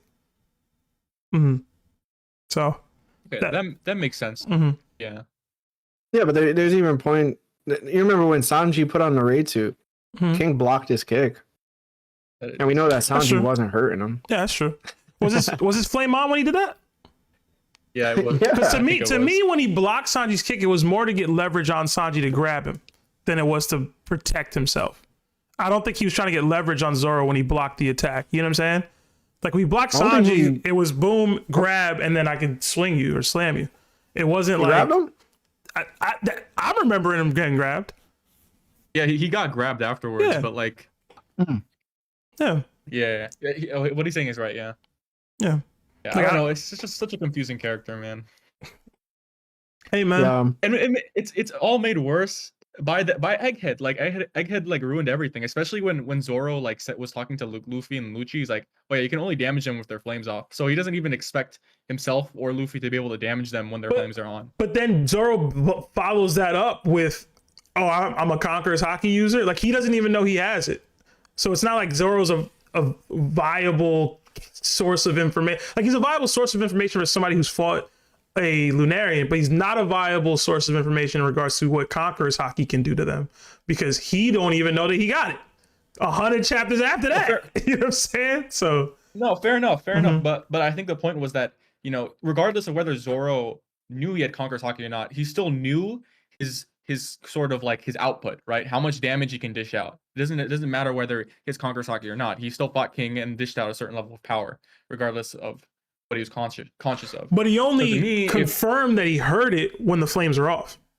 Even in his fight, in his battle, he only confirmed that I was able to hurt it. Wow, yeah. King once the flames were off. So like him saying, racist, bro. It was him saying, yeah, man, just put out as strong as like how would Zoro correlate even that information to suggest using Conqueror's Hockey in the moment on Egghead? I don't think that works, bro. I don't think that would have worked. That would have been like, what are we talking about? Especially with the Elbaf situation later. So I actually said that explanation makes it better for me. So thank There you. we go. That makes it make more sense. That's the goal, man. That's the goal. To kind of find better understanding together as a group. Don't lower yourself to Sebastian's expectations of the story, bro. What? Keep what you have in mind. See all the nonsense. Whatever, man. I'll find an excuse for Oda somehow, some way. Wait, Larry, I just wanted to ask you real quick. This has been bothering me about you because like I like you because like you're super objective. So like whenever you say something that like I don't like doesn't like seem obvious to me, like I don't really understand it. Like you keep claiming that these characters, like let's say like Doflamingo and Katakuri, can like coat themselves, conquers hockey. And I'm kind of confused on what you mean by that because I understand that characters can have like conquers hockey like leak, and not necessarily like coded, but it can like leak out of their attacks, like when Luffy and Doflamingo clashed. But I'm not sure I understand how this is like a different level of like attack power, the way you describe it. What do you mean? Explain it again. What, like So Zoro's? No. So for example, you said that like Katakuri and like Doflamingo, they would be able to beat like Holy Knights because they can coat their attacks with conquers, right? But I'm not sure. From the way I understand it, the only way when you coat your attack with conquers, that's like the same level that Luffy was doing against Kaido that he unlocked. Like to me, that's like a different thing than just like having conquers leak from your attacks, right? Because we saw that Doflamingo had the conquers leak when he attacked, but that I don't understand why you're saying that's a level of conquers coding necessarily. I think they have the base of what Conquerors is, and they definitely know how to use it. When it comes to like figuring out how to fight a Holy Knight, I think that they're so good at fighting that they'll realize Conquerors hockey is the way to win, but they need to figure out how to utilize it during the fight. So I think that essentially any Conquerors hockey user besides probably Kid can be a Holy Knight. I think they have the, hockey blossoms in battle. And I think that you're talking about, Doflamingo, and you're talking about Cat. Like these guys are they're not Don Chinjiao, you know what I'm saying? They're not Kid. These guys are like, nearing their primes basically, or Cat is like about to be in the mid of his prime. So it's like, I think that they could do it for sure. If Luffy could do it and all these other guys can do it, like Zoro mid fight and just start beating on King, I think these two good guys could do it too. Okay, I mean that clears things up for me. I thought like you were saying from like the jump that they had like some sort of like application of Conquerors hockey. Okay, no, that makes things make more sense. Okay, yeah, because even if they have Conquerors hockey, they still need to utilize it, right? That's the reason why Gabon mentioned like it's how you use it. So yeah, I didn't figure it out. Okay, why not? Okay, yeah, that makes more sense. I was a bit confused on what you were like saying, but yeah. Yeah, my bad. You're good. Davide, thanks, guys. have a good one, man. All right, thank you, bro. Bad if I took up too much time. No, you're good. No, you're good, bro. All right, have a good one, guys. See ya. All right, let's get Reaper in here. Reaper, talk to me. Good morning, good afternoon, everybody around the world. How y'all doing? Your voice gets deeper and deeper every time, bro. What's going on? Well, okay. Maybe it's just I'm clearer this time. Talk to me, man. What's up? All right. I got a quick little theory. I got a lot of like think pieces that I've been cooking up, but I want to present it to y'all. It's about Emu and Joyboy. Okay. All right. So Joyboy was the first pirate, correct? That's what they say. That's what they say. Right. And we know that Emu had a falling out with Joyboy at a certain point in time. We don't know it was a falling out. They could have always just not messed with each other. It could always been. Yeah, it could have always been beef. Yeah. Okay. Okay. For the sake of this theory, I'm gonna say that they had a falling out. Mhm. Yeah. I'm gonna start as if Emu was a member of Joyboy's crew. Actually, every originator of each individual D clan could have been a member of Joyboy's crew. Okay. You know, when they were traveling as sailors before they became pirates, were branded as pirates, just traveling the ocean. They could have, well, they were visiting a bunch of nations. We know this. That's what pirates do. And if Ohara's theory is correct about Binks Sake being the story of like Joyboy's crew sailing the seas, then they would have visited many different countries. Even more than, I would say even more than the 20 kingdoms. But I would just say, let's say they met 20 people. They went to 20 different countries, and Imu specifically built close ties and relations with the leaders of those countries whilst being on Joyboy's crew. And that is how they got those 20 people to stand against them.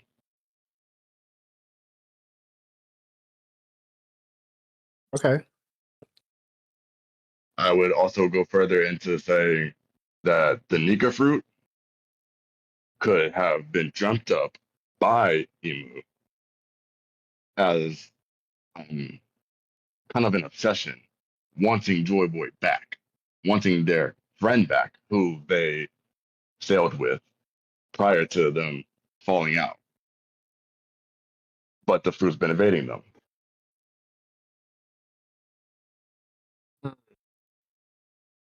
Okay. So I do kind of subscribe to the notion that the D Clan members are all former Joyboy pirates or Dawn pirates or whatever the crew's name was at the time. I just kind of like it. I think it'll be a dope way to tie back the current timeline to that timeline. I think somebody did a video on it. I don't remember who it was. It might have been O'Hara, might have been Morge. I don't remember. Somebody did a video on it, like why we would be able to connect with those people more, because we'll be looking at the ancestry of all the people that we love now, instead of Oda trying to introduce brand new characters with no like real connection to the current storyline. So I always like that as a thought process. So this theory kind of ties into that. Imu being a former member, and like you said, having a fallout, and I guess being the first mutineer, considering Joyboy was the first pirate, that would make Imu the first mutineer. I know I've seen other theories that said that the rest of the Gorosei are also mutineers, then they all were a part of the crew together. I've always kind of liked that as a thought process, mostly because, oh man, this goes really deeper, but like Nika is supposed to represent the sun, and the rest of the planets are supposed to be that theme that surround the sun, and Right. So there's a lot of thought trains that go into that, but Like crew themes and yeah, that sort of stuff. Oda typically has some sort of linear theme or some sort of abstract theme to connect a captain to the rest of his crew. So I've always kind of liked those little elements. I don't really have major pushback. I'd like to see it structured a little bit more. You know what I mean? Larry? I understand. Yeah. It's like a Sasuke and Naruto type thing, huh? Indra and Ashura, was it? Those are two? Yeah. In a way. Mm. I don't know. I think any theories But right more now of are a- really instead good. Indra and Ashura, they had more of a hatred to each other. I feel like if Imu was the sole conception of the Nika fruit, it would be more of a love than the hatred of Indra and Ashura. But kind of a similar relationship, yeah. Listen, man, at the end of the day, One Piece is probably gonna be about love, bro. All right, One- you said that. One person Now, crashed out over it. Hey man, we seen what Shaki did. So, you know, I got a couple like, I guess hot takes, little stupid theories, brain rot theories. I want to hear your thoughts on. Kind of like the Sanji getting upgrades from Frankie. I hate that. So If that's an example, I hate it. okay, well there was something that I cooked up in the entrance last night. What if, like you were saying, so the Gura and the Yami were willed into existence by the same person, and if being willed into if a fruit was brought about by the same will, then they can resonate with each other. Mm-hmm. What if the Nika fruit was also one of those fruits that person, whoever he was, like brought into existence? And then Oh no, go ahead. sorry, because I want to stop you. It gets a little juicy.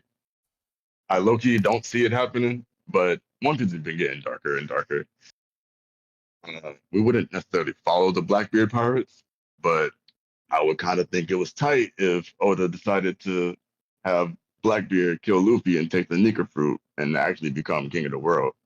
I don't think 2v1 fight. I don't want anybody to fight Emu like 1v numerous, no group up fight versus Emu. I only see it being 1v1, and the only way I see that happening is if somebody has not only the will of Joyboy or the drive to be king of just the entire world, take out the powers that be, but somebody who would connect all of the wills of those three fruits. Like you were saying, the Gura would be to destroy and reconstruct the world. The Yami is to, like, I guess, pull in, like, attract the things around you and also like, destroy it, manipulate it to your will. And then the Nika being free. All three of those things would put you at the top, I feel.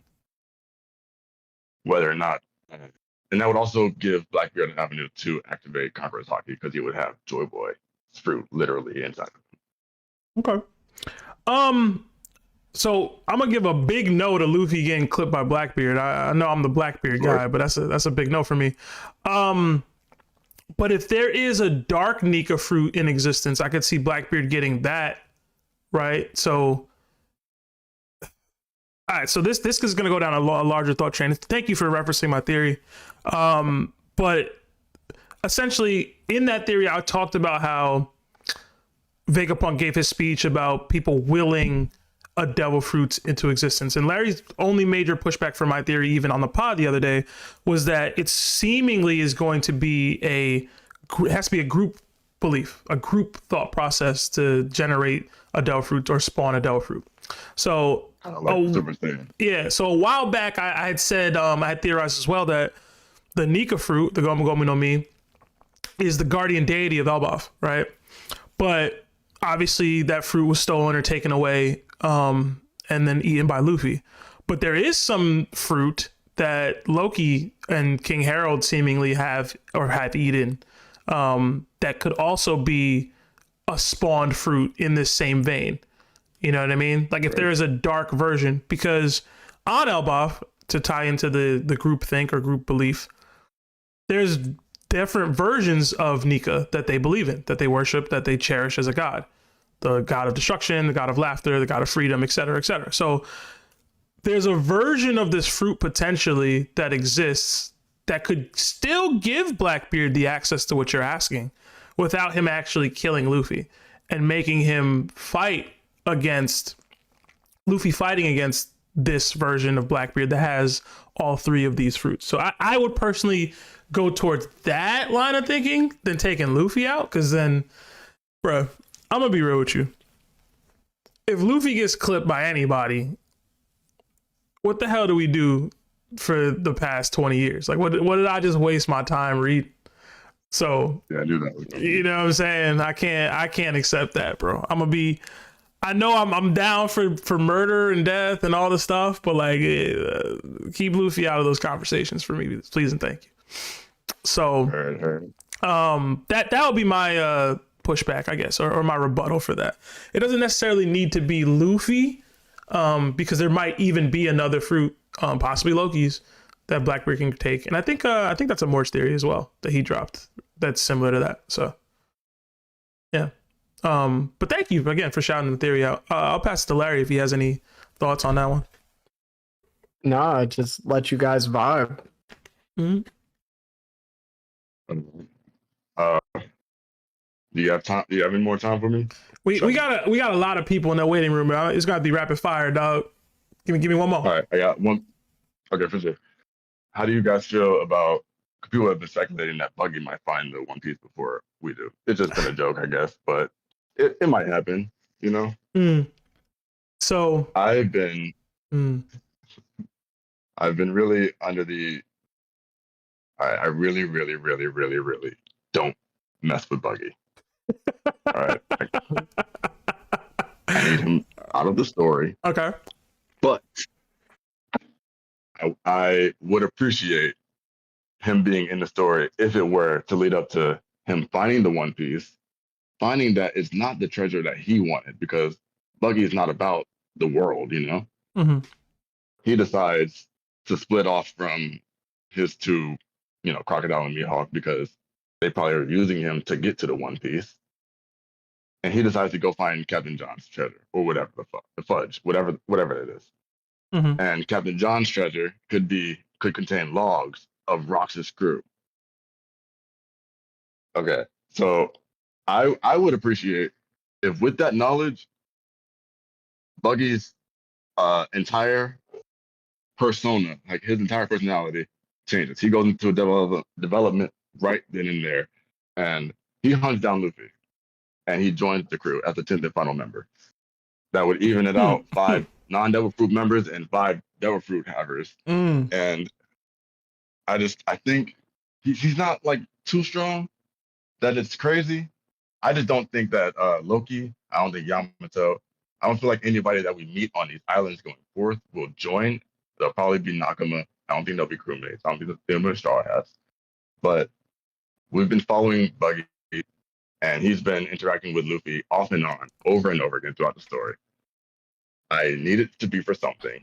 And if it's going to be for something, it has to be for him to be the last member of the crew. Because Luffy said in one of the first chapters, he wants a crew of 10 people. He's got 9. Huh. Buggy for next Nakama. Wow. I wasn't expecting that one. Larry, I know you also don't like Buggy, so I'm surprised that someone said that who doesn't like Buggy wants him on the ship, Reaper. So I don't know where you I think you're confused, man. I think you like Buggy. I think you actually do like him. No. I would appreciate his presence in the story if it led to him being on the crew and bringing forth contributing anything. Okay. Because right now he's committed relief to me. He's just going about doing whatever he wants. Okay. I don't know. I don't care. So Get him off my face. I'll address a few of your points. I don't believe Buggy will find Laftel and find the One Piece before everybody else. I have been a big proponent of Buggy failing upwards, and I even said he'd be a Yonko one day a long time ago. So I was happy that came to fruition. But I think Pirate King is too far. I think finding the One Piece is too far. That's Luffy's dream. Let him rock for that.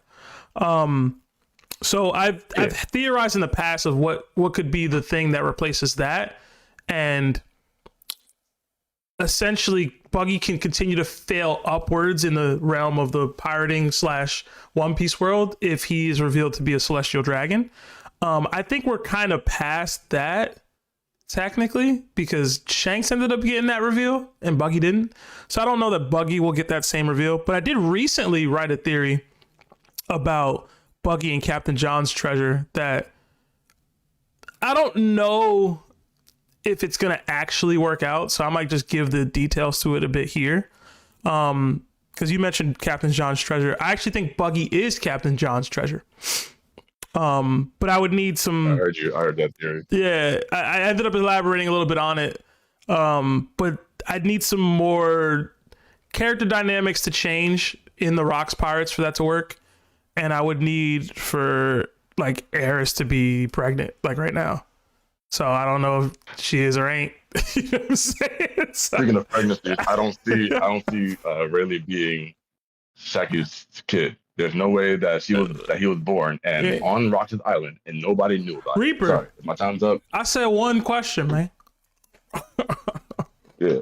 Y'all have a good night. Thank y'all for having me. All right, Reaper. Yeah, man. Like the stream, guys.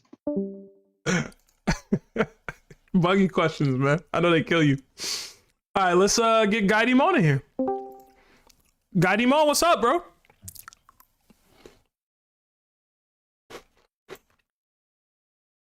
Guidimon going once. Guidimon going twice.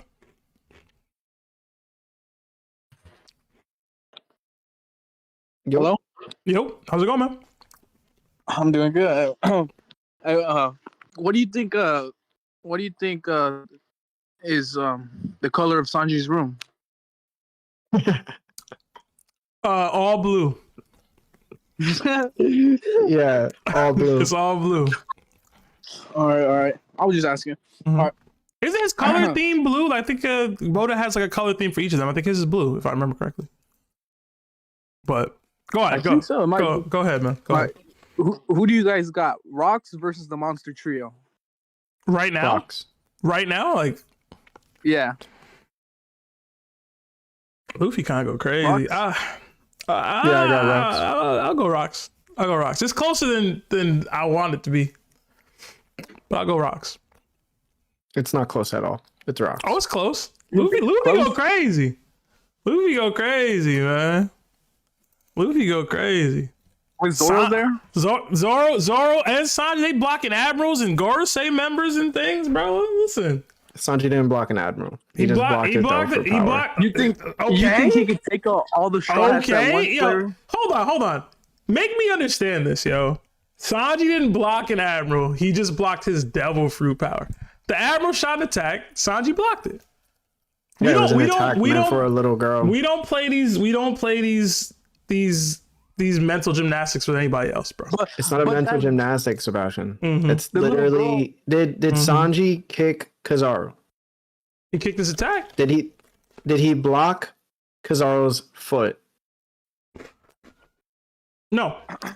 Do you believe that Kizaru put Haki into that light beam to shoot by? He might have. Listen. Did he block the attack? I'm not asking for cut-ups. I'm asking, do you think that he infused Haki into that attack? Closed his eyes. No, I don't. Okay, so it was just a regular Kizaru light beam. It goes hard, cool. If you have Haki, you could deflect it. Mm-hmm. That's it. Like, there's nothing more special than it. If he ended up blocking, but that's not the question. Kizaru's kick. If he ended up blocking Kizaru's kick with Haki attached to Kizaru's kick, or just the kick itself, like Sentomaru did, he blocked an admiral for sure. Hold on, but those are two different things. These are two different things. Oh my god, they are.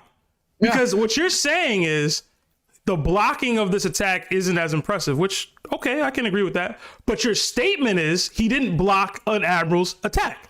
That's just factually wrong. I said he didn't block an admiral. No, and you're wrong. That's what I'm trying to tell you. So if you're gonna say incorrect stuff, I'm going to correct you. He blocked an admiral's attack. You won, little bro. Bro. Listen, bro. You won, bro. You won the mental gymnastics competition. Congratulations. We're talking about what really.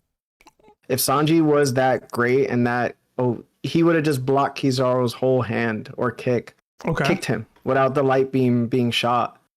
That's what we're talking about. Did Marco block Kizaru's light beams at Whitebeard? Like, this is what you're saying.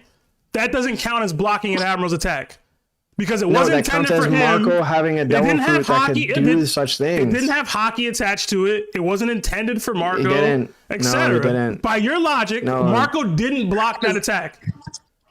Was there Marco had the ability to get hit and then to regenerate. So he didn't block the attack. A punching bag. What we're saying is, if you want to give somebody credit, give them actual credit when it is actually deserved.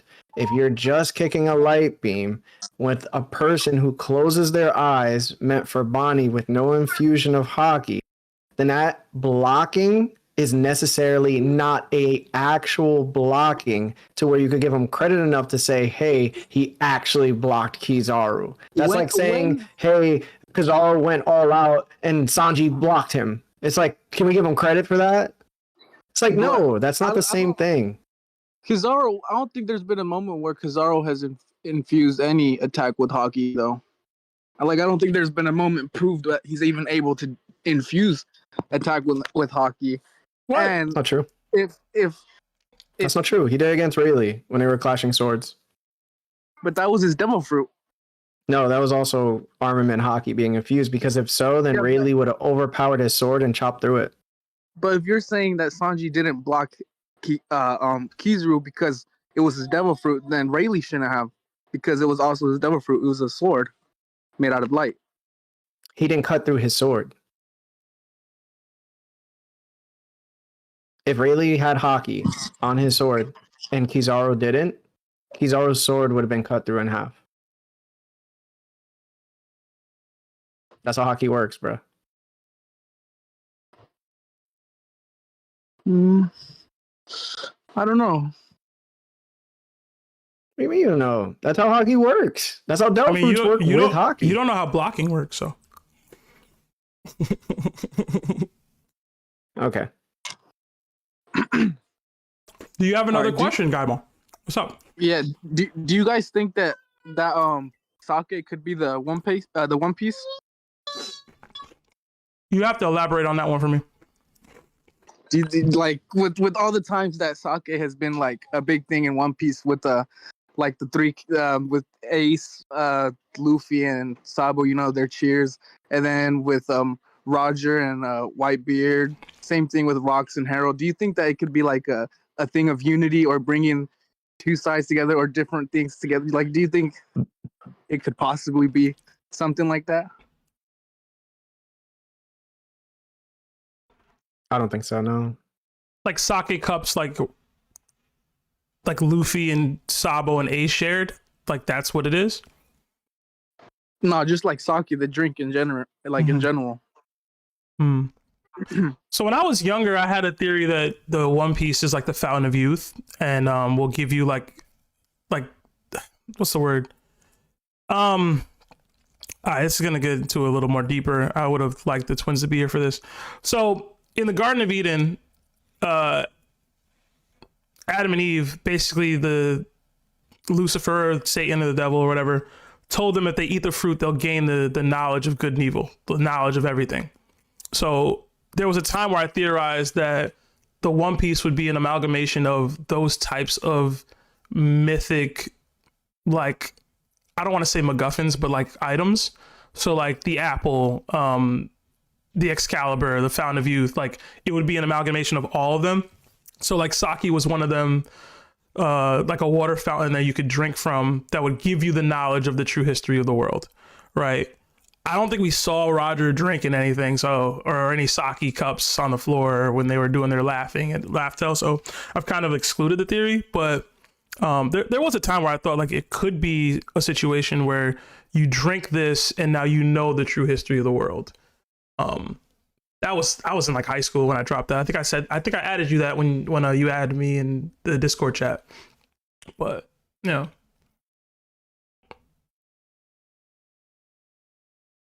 All right, yeah, that makes sense. Mhm. I don't think I have any more questions right now. I don't think I could think of anything else. Okay. Larry, did you have something for the sake thing or not? Nah, I don't think it's gonna be sake at all. I think it'll probably be just a funny story, to be honest. Okay. All right. Appreciate the take. The call, Gaimo. Yeah, thanks, Gamon. Yeah, no problem. Thank you guys. All right, see ya. All right, let's get YoungBull Trent here. I saw him in there. Actually, let's get a couple super chats in because they were sitting for a while. All right. Yeah. We got 5 from Muppets. It says, do you think that if you have conquerors, you should be able to beat any non-conqueror? No.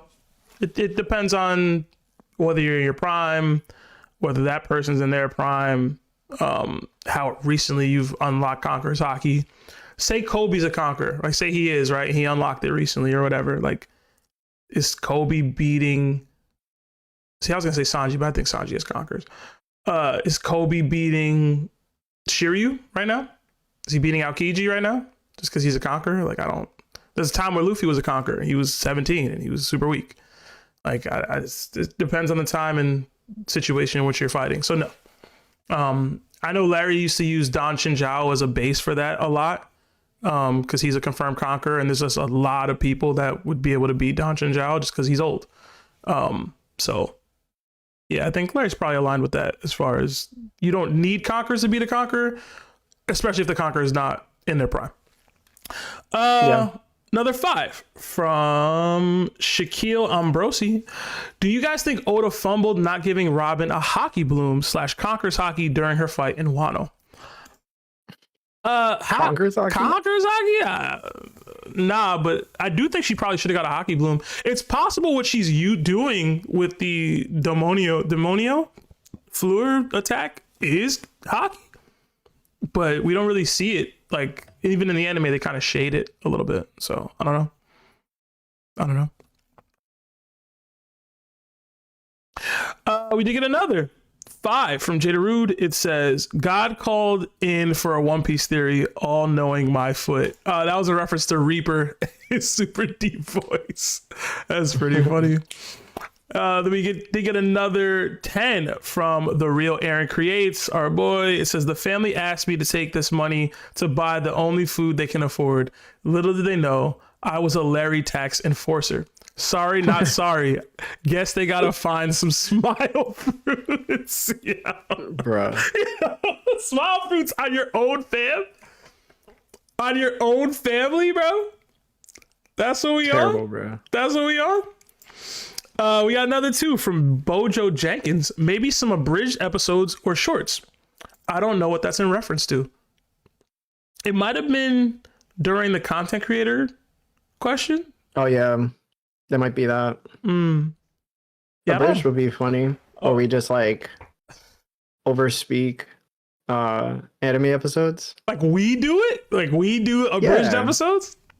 You'd have to come we're up like- with a whole script consistently. No, I think we could just like improv it, like where we're watching like episode 1, Okay. So and like Luffy comes out of the barrel, and he's like, "Hose!" and his whole thing is like just finding hose. So with this, I can't cut away because it'll mess up the stream. But somebody DM'd me, somebody that they said we inspired them to start their own channel and do content, and they sent me like one of their first episodes, and they were doing like a little mini voiceover, or at least watching Marineford, where Shanks is talking to Marco, and he's like, "Yo, like leave or whatever. Like I need y'all to leave now or whatever." And the dude goes, "Before I get mad," like as Shakes.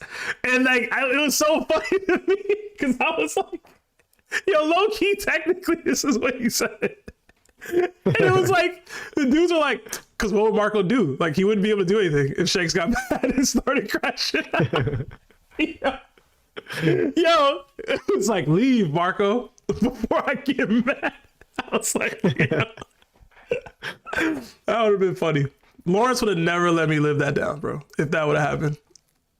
No, definitely not. Another 2 from Gaimo, who's just in here. Do you believe Sake could be the One Piece? Yeah, I guess we kind of spoke on it a little bit. Yeah. Thank you, Marco.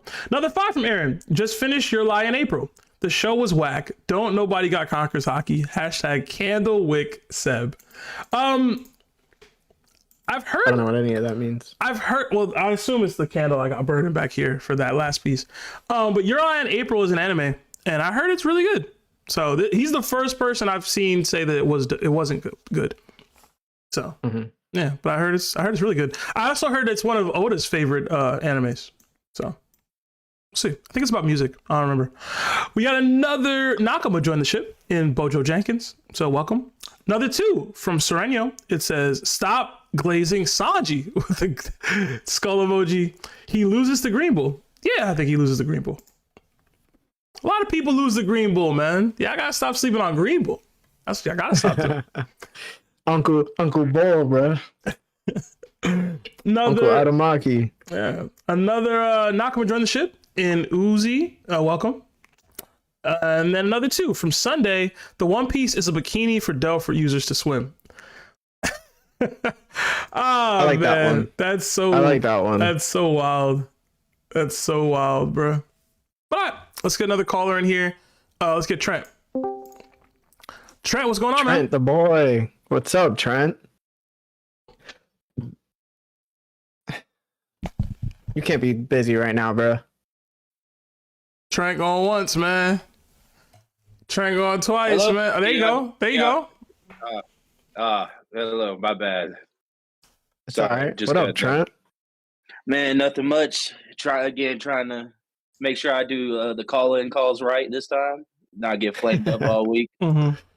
Yeah. What's up, man? This time- Talk to us. All right. So this time I got a matchup for y'all again. Okay. So, and I want to do it a little different. I want y'all to pick between. I'm gonna give y'all a couple Shichibukais and a couple and then one or two admirals or marines, and then only admirals because that's really all that's really got any motion fight. Yeah, any motion for real. Uh-huh. So I'm not gonna give y'all advice, Captain, or nothing. And then a Yonko, and to keep it, kind of, we're gonna do the old Yonko. So we're not gonna do this one because I would like the options that y'all got, but the way I'm gonna do it is here. So for the Shichibukai, I'm gonna have Larry go first, Okay. and out of this, I'm not gonna do Mihawk in here because it's kind of most of the Shichibukai compared to Mihawk are kind of trash. So, in my opinion, but look, we got Crocodile, Moria, and then we got Boa. So, out of those, Larry, You got picked. More Boa Hancock. all right, Smart choice. all right, Seb, it's up to you. Oh, I have to pick out of the remaining two between them, or what's up? Yeah, that's the. How is that fair? What's that? Why'd you say? That's why I was wondering why you said hard choice. Oh man, I'll I'm go. surprised you didn't tell the pick. I'll go Crocodile then. Okay. Dang, no Moria. No. Dang, I feel bad for my man's right there, but Mm-mm. but all right. And then we're gonna go with the admirals. Of course, is the admirals now. So Kizaru, Fujitora, and then Green Bull. So y'all pick. Does he get Y'all first pick. We're again, gonna or is it go Snake Dragon? Yeah, no, I'm saying, no, what's no. up?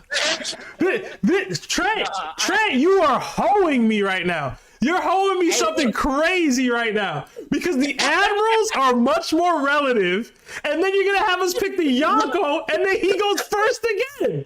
That's some bullshit, bro. What? What is this? Look. Hey, first of all, let me just get this out the way. The first pick, I had to do something because I've been picking on Larry That's first crazy, couple call-ins. bro. This is crazy. Larry, I'm trying to, I'm a part of the Gorosei still. You know what I'm saying? I can't have him emu me out here just, you know what I'm saying? But since I am part of the Gorosei out here. But, nah, Seth, don't worry. I'm going to make it. The Yonko one is going to be fairly made because, don't worry. Okay. So who's going Just wait. first? It's on me to go first, and I gotta Yeah, pick the for the current admiral. admirals. So the three of them that exist now. Yeah. Mhm. I can't go fleet on this one, as you saying. I can't go Akainu. No, because if you do that, then I'm gonna say we have to, like, because if you do that, then like I'm about to do it anyway. the Then other what? ones look like crap. You react. Okay. Akainu. Okay. Yeah. F that. Go ahead. Yes. All right, Give me Akainu. all right, then bet. Go ahead. All right, never mind. Then I'm changing up your Yonko choices. I'll stick with It's it. my turn. Yeah, it's your turn. Yeah. So Larry, since he wanted to make that decision, Mhm. you could choose between getting either Kaido or what's it called? Old Man Whitebeard. Kaido. I know. Yeah, it's easy work. Easy. Yeah. All right. And then you get Shanks or Big Mom. Me? Oh, Shanks. Oh, let's go. Let's go. Let's go. Come back, season. I still think you lost. No, I did not. Think let's you want to see. know why? I didn't pick an admiral. You did? Oh, no, you didn't. Technically, you didn't even pick an actual admiral. You picked a fleet admiral. So you technically had to go a little bit above just to beat Larry. Just saying. I mean, he didn't beat me yet. Pick your admiral. I don't think he did. I don't. Yeah, wait, you didn't pick your admiral? No. Mm-mm. What? Oh, Mm-mm. I thought you picked. So who you got? Kizaru? I Green got Bull Fujitora. or Ooh. That's gonna make really It's gonna make it what's it interesting. called, irrelevant. That's gonna make it irrelevant. That's basically your first pick, so it'll be irrelevant. What's it called? So I got Boa Hancock, Fujitora, and Conqueror. Kaido. He has Shanks, Akainu, And and crocodile. Mm-hmm. Yeah, I don't think you won, Seb, low key. I'm gonna ask the chat. I'm gonna ask the chat. Yo, listen, man. I was hoping. Listen, I know Shanks gets put at the top of the list when it comes to the hockey, and I don't think Shanks beats Kaido. I don't listen think he again. at that time. I've said it a couple times, man. He might be a glass cannon. We don't know, dog, but we know for sure Kaido is the most impressive person we've seen in the series besides Rocks. So I think I got that. I think I got that. No, you don't. I ain't gonna lie. I think I got it. Fujitora making sure at first, even though I feel like Boa, I mean, put it this way already too. got Croc.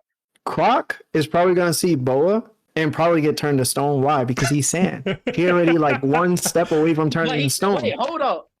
You know what I'm saying? So like Croc already out of the picture. So it's most likely gonna be Kaido, Boa versus Shanks and Akainu. And I can see Fuji putting the work on Akainu. He has a Supreme Grade blade. He has a Supreme Grade blade, right? One of the 5 that has been mentioned in the series, right? He has the Gravity Fruit, which is actually probably the Hax's power in the show. And why wouldn't it overcome Akainu's abilities? He doesn't have Conqueror. You know what I'm saying? Like he's talked back to Akainu. He ain't, you know, like, and then you got Shanks. Shanks is the one that we worry about, but like, we really think that Shanks is like not gonna have a hard time against Kaido? That's what I'm saying. Man. I don't know why people think that. No, but sure. I will say this: you may be crazy talking like thinking Fuji's just gonna like how what's the diff do you think he's gonna beat? Was it Akainu? It'll be extreme diff, but if we getting rid of Croc, remember, if we getting at Croc because he's sand and he close to being stone, what do you think Akainu's power is? Man, he's it's heat in land. I don't know. Like you already one step away from turning to stone too, my boy. And you got impure thoughts. You gotta think, Croc, he was around Robin. Like listen, you know I got 2 confirmed Conqueror's hockey users. He got 1. And 2 of the people on his squad can be charged for impure thoughts that easy. All I'm saying, Blackbeard, apparently, who could probably take out Croc, and Akainu, right, couldn't take his hand off her because he thought he would be turned into stone. So why wouldn't Akainu or Croc be if they don't have Conqueror's hockey? Listen. I mean, what if they do something that Blackbeard did and sneak her though? Blackbeard got packed. No, I'm saying he admitted himself he would have got packed. But he would I'm saying, what if they would have snuck her and got her in that situation? Like Akainu sneaking Boa is gonna be fatal death. Like that's over. Oh, so please tell me what Boa is doing at this point in time. Like like no, what are you talking about, bro? Bro, I'm just saying, like, if that happens, like, I always take that into perspective too. Like, what if something like that happens? Like, low key, like, I'm gonna keep it a buck. All right. The only person that's probably not gonna fall for this is Shanks because he got future sight and stuff like that, right? Fuji can probably do gravity on Akainu and Croc. Shanks will escape. Boa does her heart arrows and hits both of them, and they turn to stone. Now it's 3 versus 1. No, Shanks won't fall for that. He got future sight. He'll see that it's about to happen. Why not? So then, wouldn't he see that she's about to do that and just take her out? Nah, because Kaido there. Who do you think got future sight that's probably on par with Shanks? I mean, I'm just saying. I was just asking. I'm just, I called Come on, in bro. just to ask the questions. I'm just here. This time, I'm the reporter asking the questions. Listen, as y'all can This see, time. I'm quiet because y'all know who winning. It's not you. It's not me. you. It's me. Chat It's no. not you, It's Steph. definitely me, bro. Chat no. Steph, That's why I'm up 70% to 30% because they know. are you dead serious? Yes, bro. Yeah, y'all sleeping on You're Akainu. not. Y'all talking about Yo, Bo. really? Bo out here can't turn Kobe to stone. She not turning Akainu to nothing, bro. Akainu got that. He gonna be all right. Let Kobe see that. Hey, let me just say Listen, that is the Sebastian craziest lying. thing. And I'm Larry, not lying. Larry, I seen Kobe punch her arrow away. just winning? Yes. I seen No way. Lamunga deal with Boa, bro. See? You feel me? See? Larry, You- I get you- you. you I feel me? understand you now. I understand your chat. I understand that now. Listen, This is crazy. it's not crazy. Listen. See, Sebastian I got Sebastian does this weird thing where like he says things and it just necessarily never matches, right? So first off, Kobe didn't get turned to stone. Absolutely correct. But we're not going to disregard when Boa was about to kick his face off and turn it to stone, and Kobe said, "I can't react fast enough to this," that's and Kobe. then she got snuck by Blackbeard. That's Kobe. Okay, so let's get that out of the way. That's so, Kobe. so Hurt. again, you do not ever have to listen to what Sebastian That's says, Kobe, right? though. So you just said Kobe didn't get turned to stone. because he blocked her arrow. You said she could spam the arrows and turn Akainu to stone. See, You said do you see what that. he's doing now? He's like, yo, but I was talking about a specific moment. I'm talking about the where, moment she you couldn't get turned to created. stone and stuff You like that. Like, what do created you- that. Stop, bro. You said that. Stop. You Stop, said bro. it. This is what I'll be talking about. So again, Sebastian always goes, "Hey, this is what I said," right? And it's general. And then when he gets proven wrong from one particular moment in the series, he goes, "No, I'm talking about this particular situation." You And then he Larry, goes, "Yo, you said I it, was bro." rebutting your point. You said Boa could do this and Akainu could turn to stone. I said if it Why didn't did I say work that? on Kobe, Why did I say that? then it's Why not did I going to say work that? on Akainu. Why did That's I say what that? I said. Why did I say that? Why did I say that though? What happened before Boa started shooting her arrows, You Sebastian? thought it was a win condition with Sebastian. Fujitora. Okay, With so Fujitora. hold on. Listen to me. Mhm. Before I say he would get shot with an arrow, what has to happen first? The Fujitora with the gravity thing.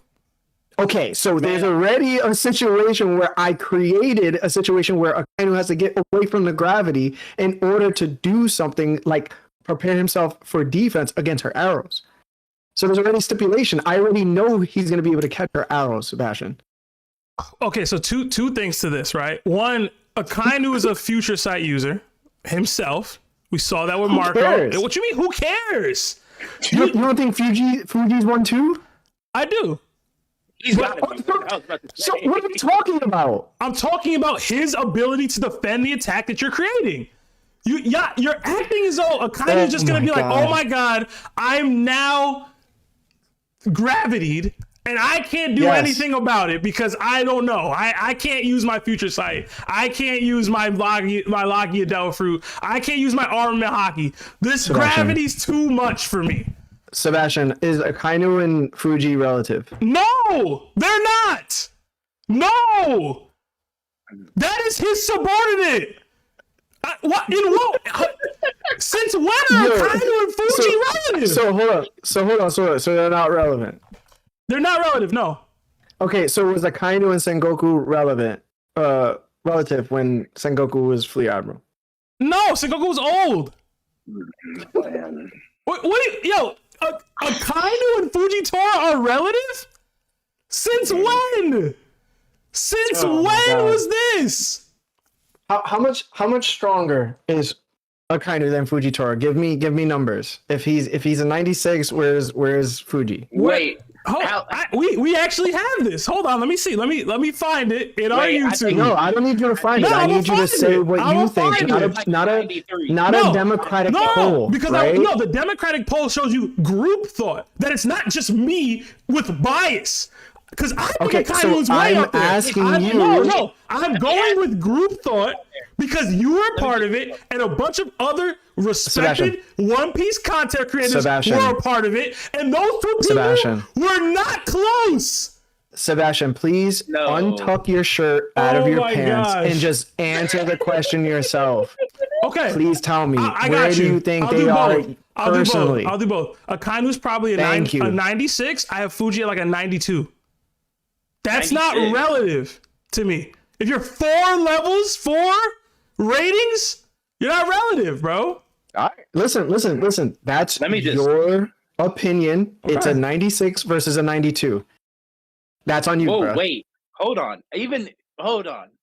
I'm good. Like, I don't need to say anything else. That's on you then. If you think that's true, then go ahead, bro.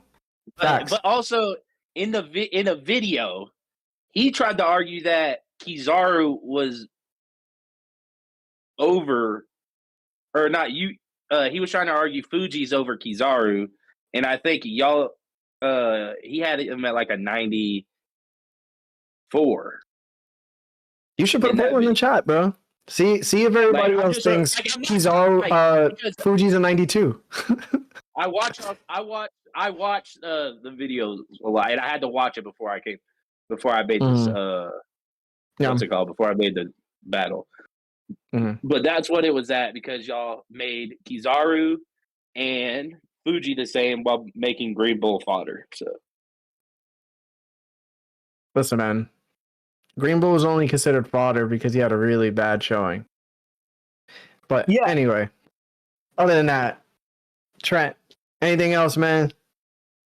nothing, just y'all stay blessed and keep doing everything y'all do for the community, man. I know I don't want to Appreciate angry you, man. Seb. I don't want to angry Seb anymore. You just stop hitting me up. Stop watching my YouTube channels. Stop watching my clips. I can't have that. I gotta make sure he's all in. Listen, bro, he just need to unbuckle his belt one notch, man, because he a little tight. You're a little tight. He a little tight like a tiger. All right. All right. Also, do y'all know the next con y'all are at? Nah, not right now. All right. Well, that's Yeah, all. we'll let everybody know. Awesome. I'll make sure to be at that one. All right, brother. Yeah, All man. right. All right. to you Thank y'all. Talk to you. Peace. All right, just to follow up, because I was doing the search, I was trying to find it. Like I We said, don't need the nah.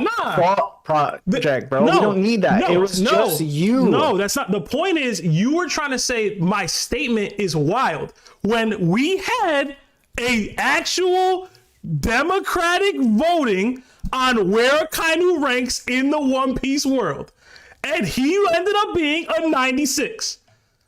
Where did Fuji end up being? A 92. Sebastian. So don't come at me with their relative, bro. Sebastian, You didn't believe that.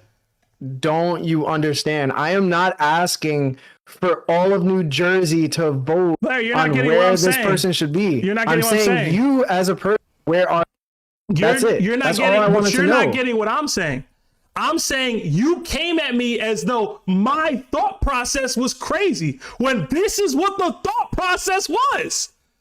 Sebastian, I'm not asking for your entire project Wow, bro. to be told to me. I'm asking for your personal opinion. Where you put, because it's me and you in conversation.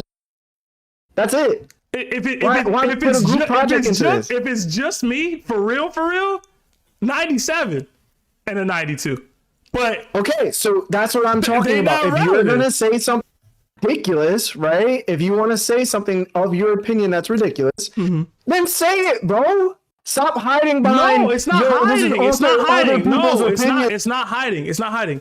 The point is, what happened? No, Sebastian. No, the point again, alert. The No. point was I don't care. you I don't said care about other people's I was opinion. tripping for thinking it at all. Not because I think that he's strong, for even entertaining the thought. You thought I was Sebastian. tripping. This is the community.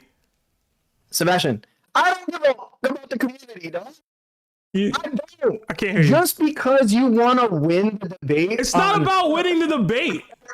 hold on, even give yourself more credit as to why your thought process is correct. I don't care, bro. Just because everybody says, 2 + 2 = 5, and 100 people out of, whatever said it, I don't care, bro. That doesn't mean that you're right still. I want to know your opinion. I want to know what you think. So tell me what you think.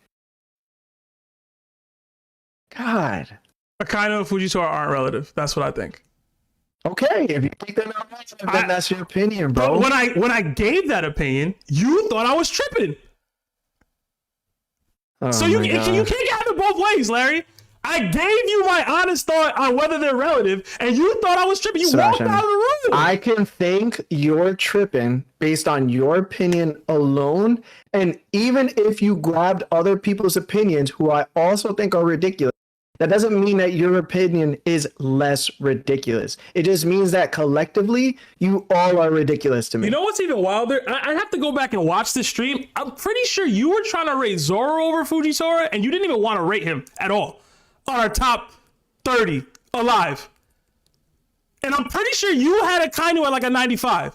So it's not even just what I think, it's what you think too. But I gotta go back and watch that to prove that. What do I do? I'm ethering you. If I rated Akainu at a 95, then Fuji would obviously be above 90. So that means he'd probably be like 93. Listen, dog. I gotta go find it. I gotta 2 go find points, it. It's still relative to me. I gotta find it.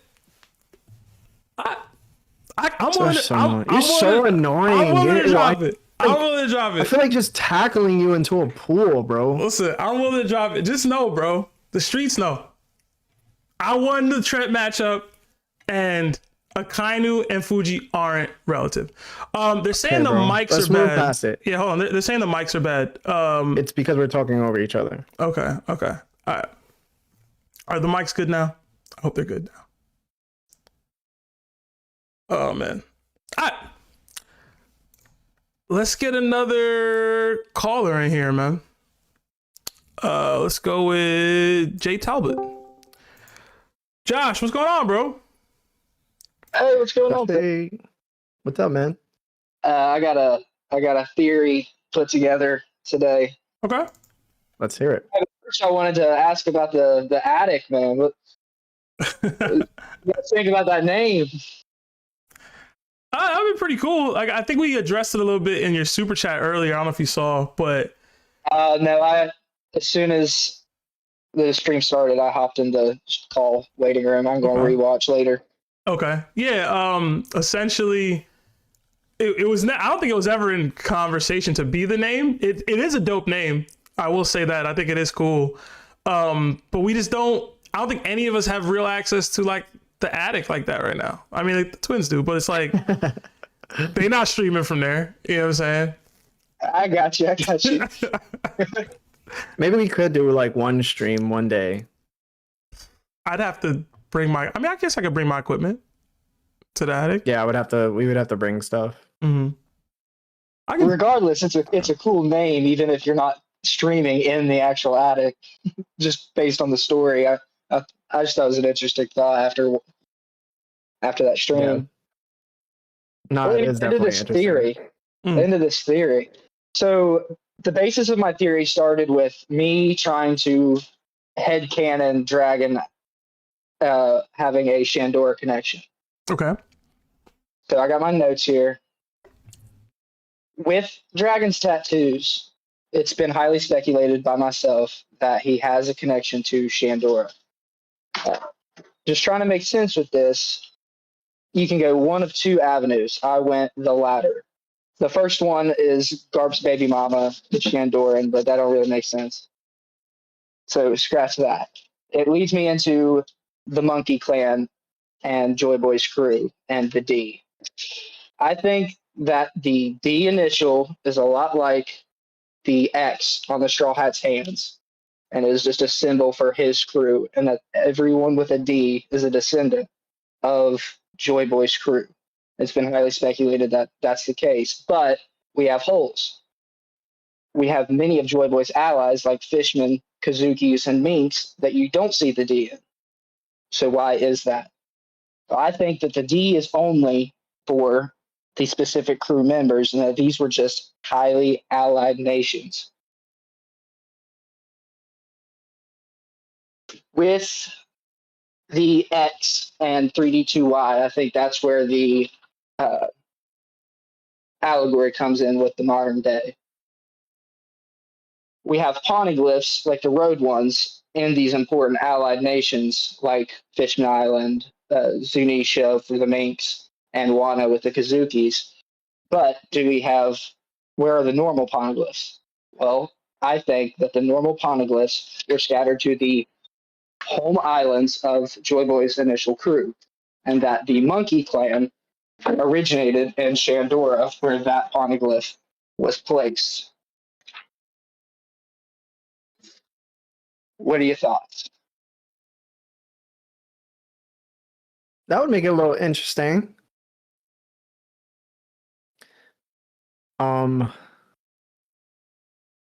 So just to wrap my head around it completely. So you're saying that the D clan is being utilized from the ancestors the way that the 3D2Y or the X's were used to signify an allied alliance, or these are who your true friends are.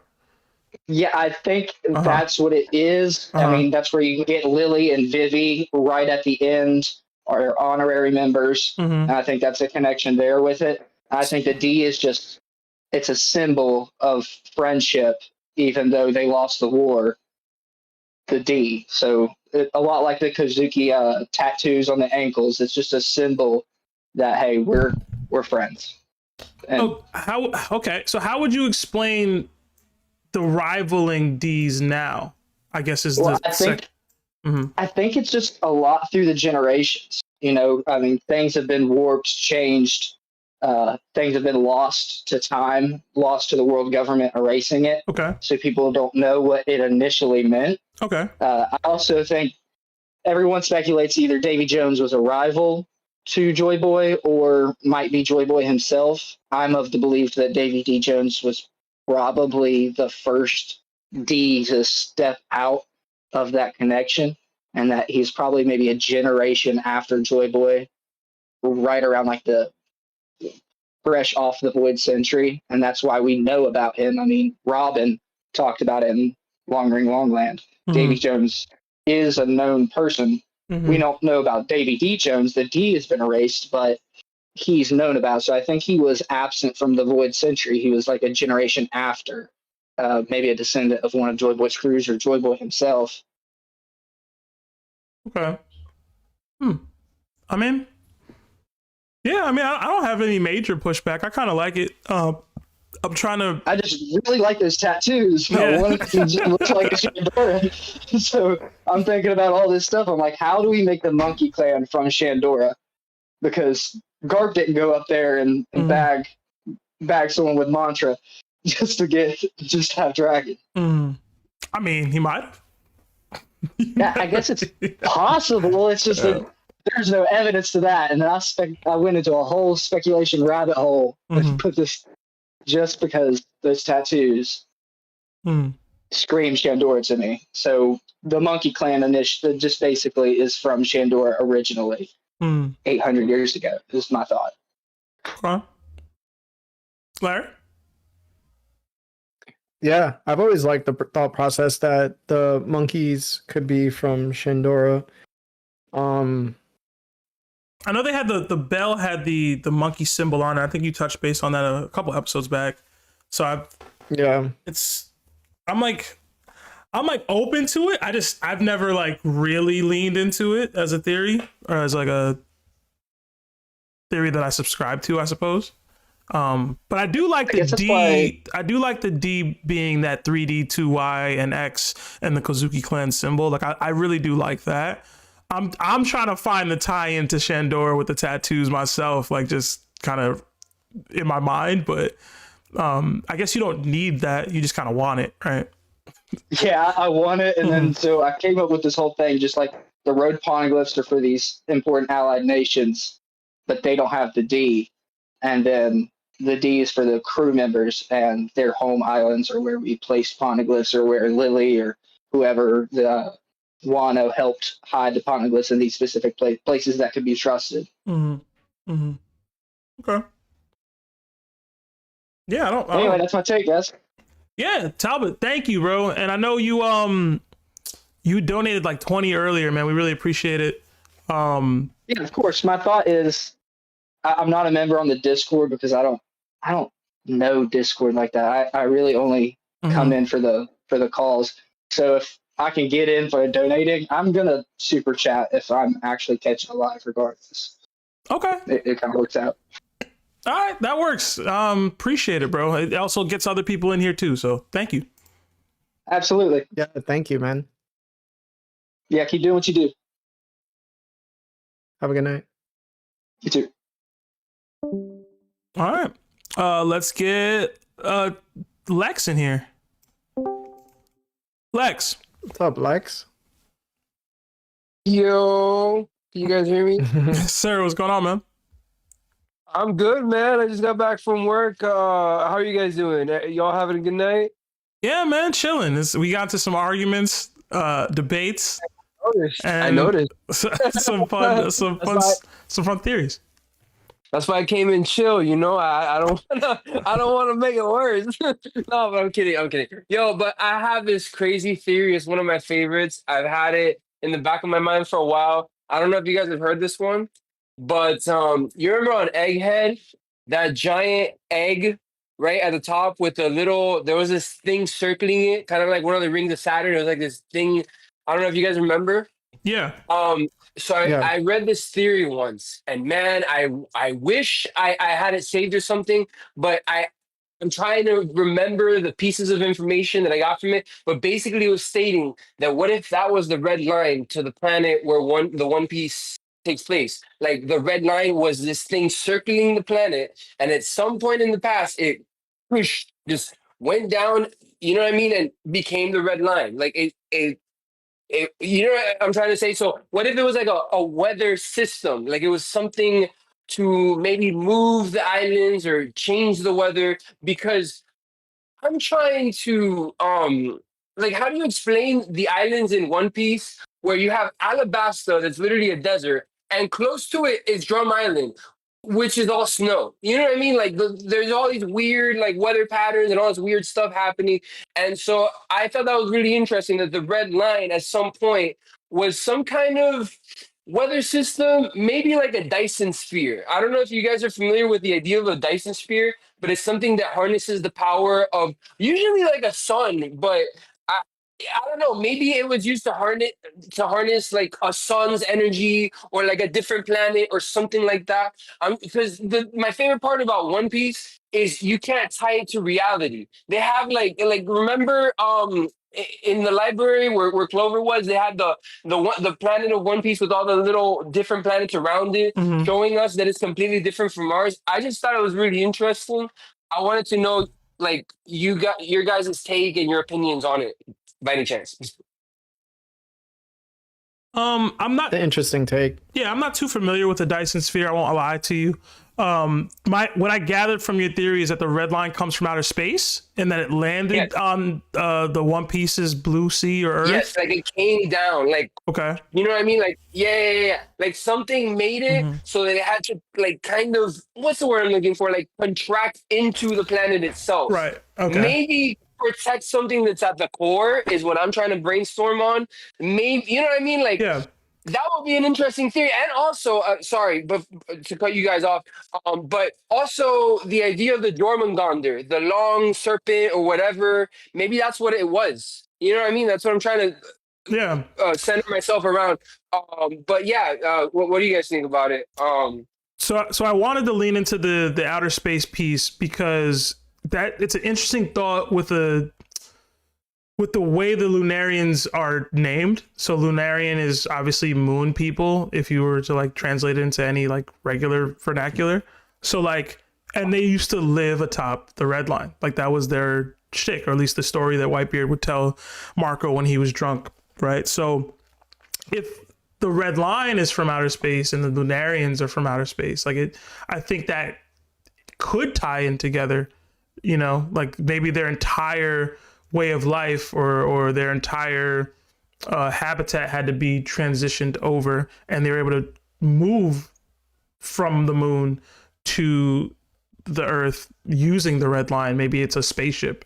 That's, I don't know if I subscribe to that, but it's very possible, right? Like, I've always liked the Jormungandr piece that you were just bringing up to describe what the red line actually is, and I've hoped that we would get an answer to that in Elbaf. But again, if the Lunarians used to reside atop the red line, and the red line and Lunarians aren't from Earth originally, it's possible they all came together. I've always more subscribed to the theory that the red line is something that is basically the original possible reason for the world sinking, or at least a byproduct of it. Like, the world used to be way up, that high up. Okay. But maybe that's too grand a thought. So, I don't know. Yeah, I get you. Larry? So if I'm not mistaken, a Dyson sphere is just, I would call it more like a Dyson ring around the planet, because ultimately what a Dyson sphere does is collect energy from the sun, and then it disperses the energy, right? Like, if you're gonna be like a ring of like solar panels, and then it just collects energy from the sun. So yeah, I mean, every other island that we've seen in One Piece happens to have some type of magnetic field that, causes the weather to be what it is. So if like the planet stopped moving right now, it's because the magnetism of the planet would just go crazy, right? Like, we would have lightning storms like everywhere around the now.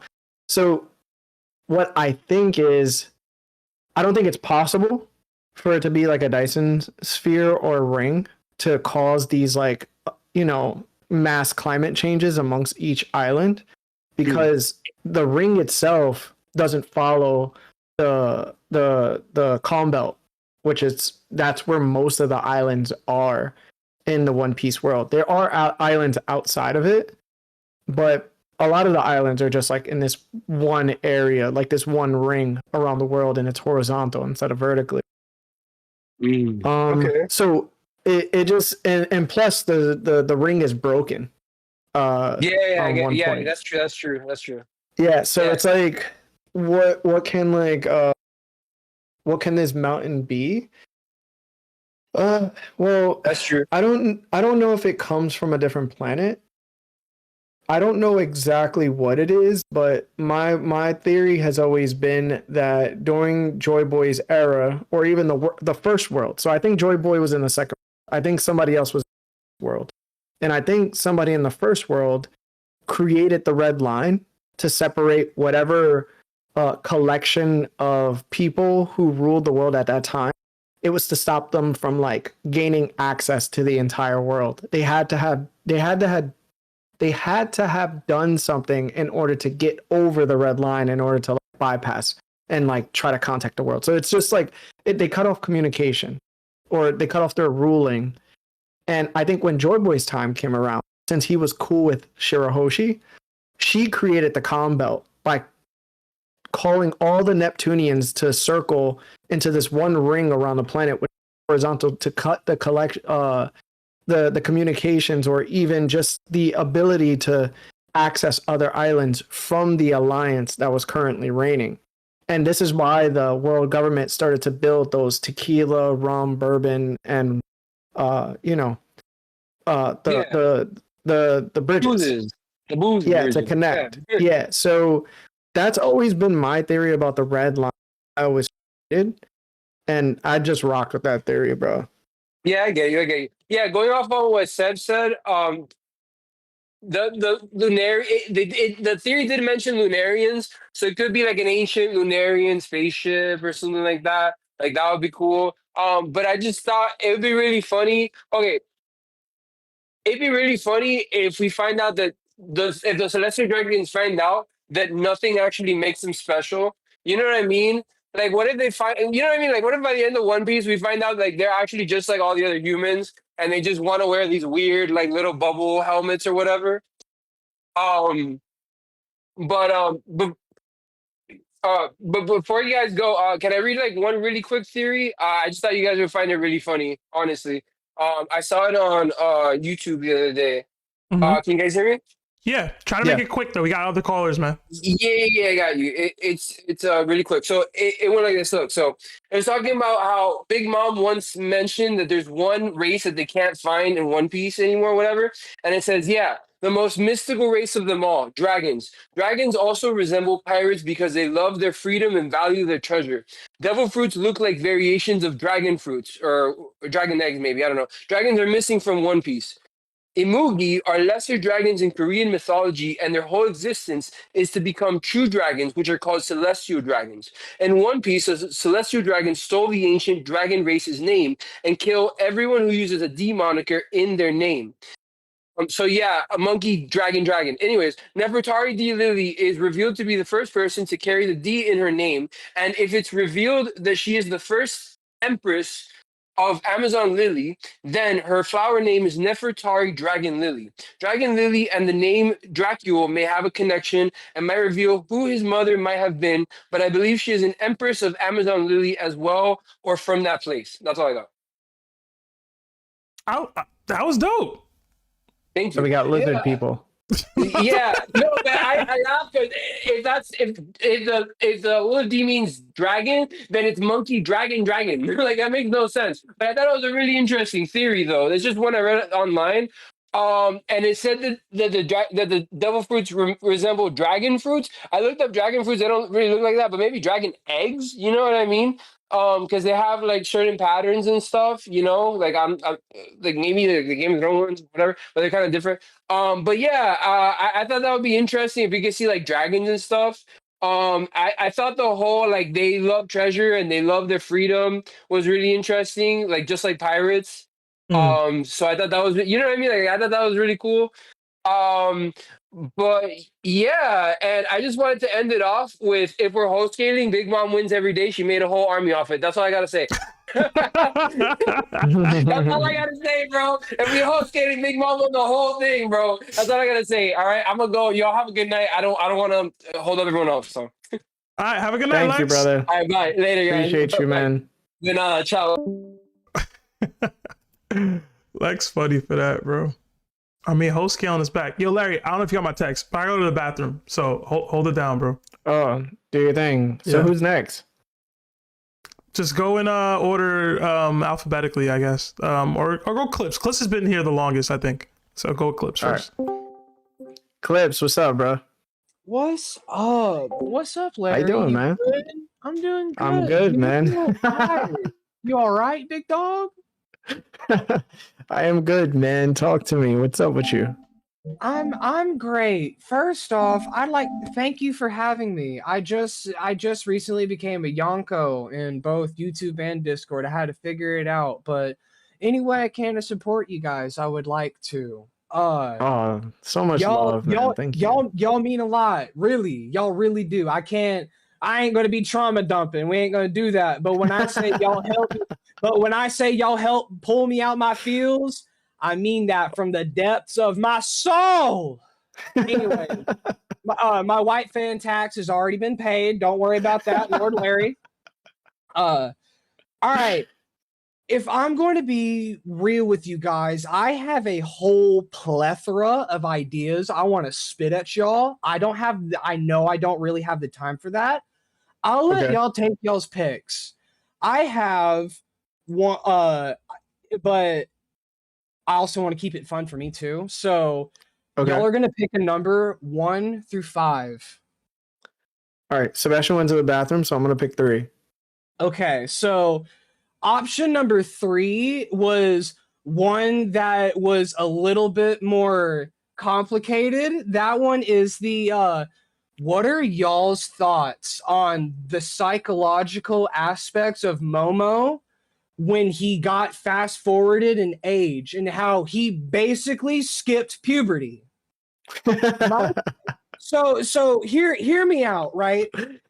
In my mind, when like I know I'm young, I sound young, and like I may like for a lot of people come off as dumb and ignorant for a lot of different things, but like I really paid attention in my psychology classes when I was in high school, and I took great notes, and I still have those notes.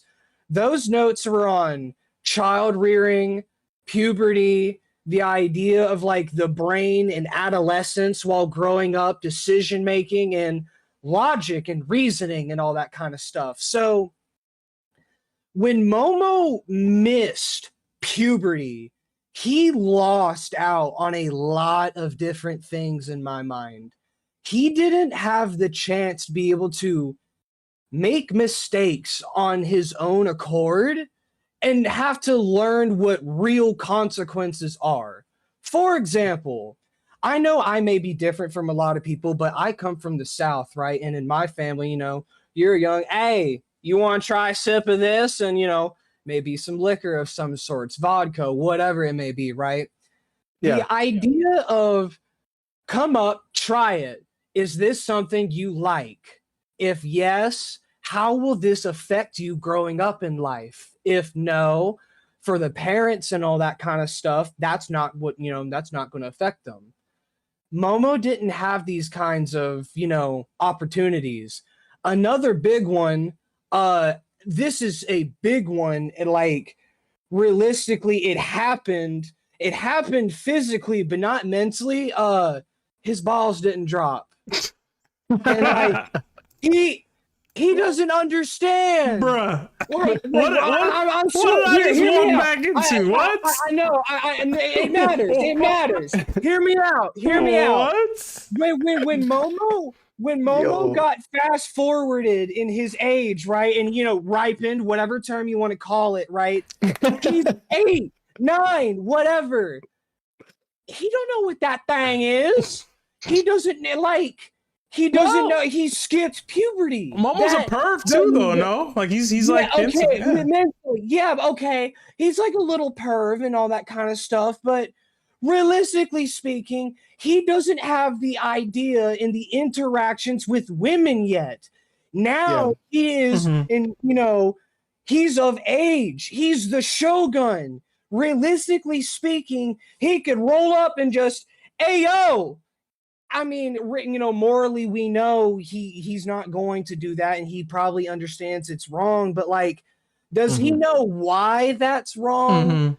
There are a lot of things in life that he missed out on. You were in the bathroom, so being introduced to things like alcohol, that was a reference I made. But like another one, again, not advocating for anything like that.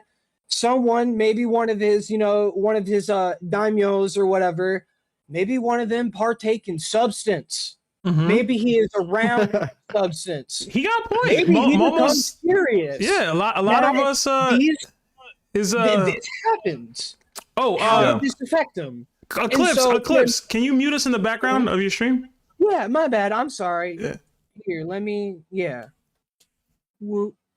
Now let me turn y'all down on Discord a little bit. But you're right. A lot of our formative years, you know, involved a lot of that stuff. Does that sound better? Yeah, Worse? better. Okay. So, but yeah, like I was saying, a lot of these life, he has not experienced real trial and error with experienced life and having social interactions with other things. Another idea that I had with that is I'm a gamer, so keeping it in like a gamer lingo, he leveled up quickly and he gained a whole bunch of stat points. He has no idea how and where to allocate them. He doesn't know what to do with them. And like, yes, he has a naturally strong body because, you know, he gains like, you know, his muscles develop and all that kind of stuff, but he has not engaged in, just like when the years of experience with trial and error in social life, he has not had these years of experience in training. He is mentally still 8 years old. He has no idea what, you know, hockey is. He probably has had it explained to them, but he hasn't experienced it. So he has no idea like what it is. So this is something that he's going to have to feel out. But if we think about it, he's 20 years behind in the game because he got fast forwarded and he hasn't actually had time to have this experience. You know what I mean? Yeah. So I feel like it's going to take a while, and like Momo's growth actually got stunted, like really hardcore. And like naturally speaking, like we got that aftermath, you know, the epilogue text, I think, that said he went on to be one of the greatest rulers Wano has ever had. And I had another Wano theory about how the island formations, but that's for a different time. Okay. But with that, but like y'all see what I'm saying? He doesn't have experience. And now he's Shogun, and now he's like, now you have to learn politics, and now you have to learn combat, and you know, now you have to learn what hockey is, and now you have to learn what ruling a nation is. And so Eclipse, I have a question for you. Through puberty. Yeah, go ahead. When do you think his mind and body and everything will catch up where he's in a mellowed out, he's got enough experience, he's got the knowledge and what's needed of him? When do you think that happens? All right. So my answer to that comes in two parts. In parts of combat experience, I would make an analogy. But in terms of like mental growth and all that, I don't think he ever will, unless his retainers and all that and pick up an idea of just entirely hands off, and they just need to only like to keep him out of jail and whatever and all that kind of stuff, but like he needs to go out and experience things. Okay. I don't feel like he will mentally catch up for a while. I can't realistically give you a number. I don't really know. That's fair. In terms of combat, the best way I could do that is with an analogy. If you have seen My Hero Academia up to the most recent episodes, or like relatively, at least to the point where you got to the My Villain Academia, and you saw some of Shigaraki's training, where he had to fight Gigantomachia for days on end with like no sleep, hardly any food, no rest, and just like constantly battered and beaten. He needs to go through that kind of training regimen. If he were to go through that kind of training regimen, I believe that would like force feed all of the combat like readiness he would ever need. And if he were to, in theory, maybe develop or like maybe have like a sea stone pebble bracelet on him to where he is consistently weakened, to where he has to like forcefully enter a devil fruit transformation, maybe that would be, to an extent, be another analogy of like Super Saiyan in the hyperbolic time chamber, to where it's just effortless and where it like he doesn't require any thought with it, and it's just so easy for him. But again, as he's getting battered and beaten by strong opponents like the Ayakaza 9, Ulti, Yamato, Page 1, he's mentally still 8. Obviously, he has his limits mentally, but physically, Momo can most definitely take a beating. And as disturbing as that sounds, he's 28 now. That's always been the argument that I've heard. He is now 28. So physically, he should be able to take it.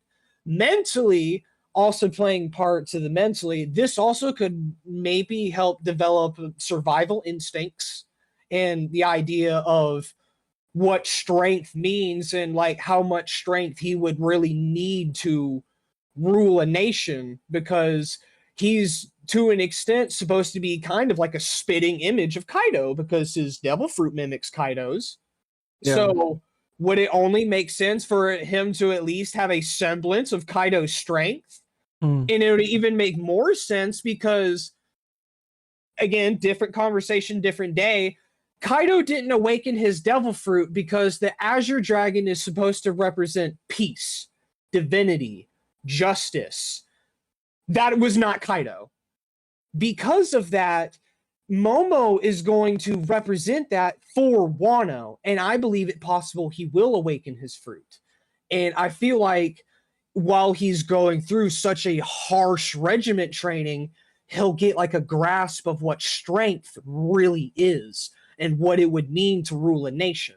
Because, you know, I need to have this level of power because I need to defend my nation if anyone comes to attack it for whatever reason. Like if Green Bull comes back, who knows? All right. Yeah, I like it.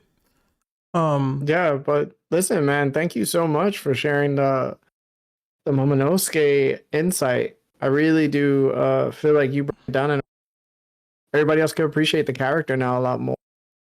I know I was a little wildin'. I know I was kind of off the chain, but I know you came back at a really strange time, but I gotta be real. Coming at it from a psychological point of view, that totally has affected him. Yeah, it totally has. Yeah. But Eclipse, have a good night, man. Yeah, thank you, brother. All right, y'all have a good night. Yeah, you too, man. Take care. Will do. Yeah, I came in. He was talking about whether Momo's balls dropped or not. That was crazy. Yeah. Who are we going next? Let's go with Tbag. Tbag, you there? Tbag.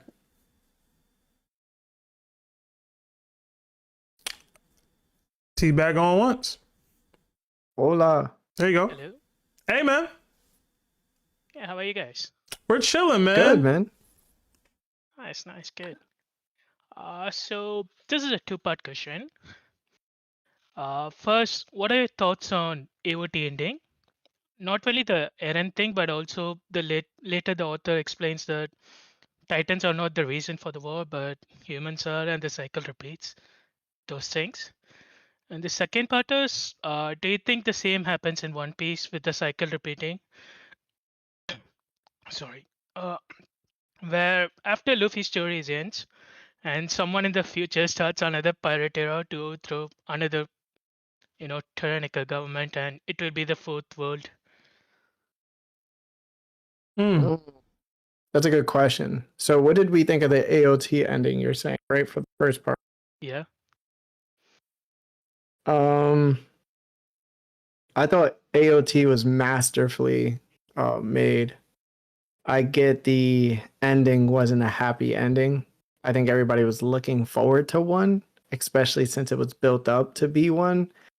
And then I just think that it was so masterfully crafted that even from the first episode, the ending was always supposed to be what it was. And then none of it actually ever mattered because Eldia ended up getting destroyed anyway in the future. If it happens to One Piece, I think I brought this question up actually.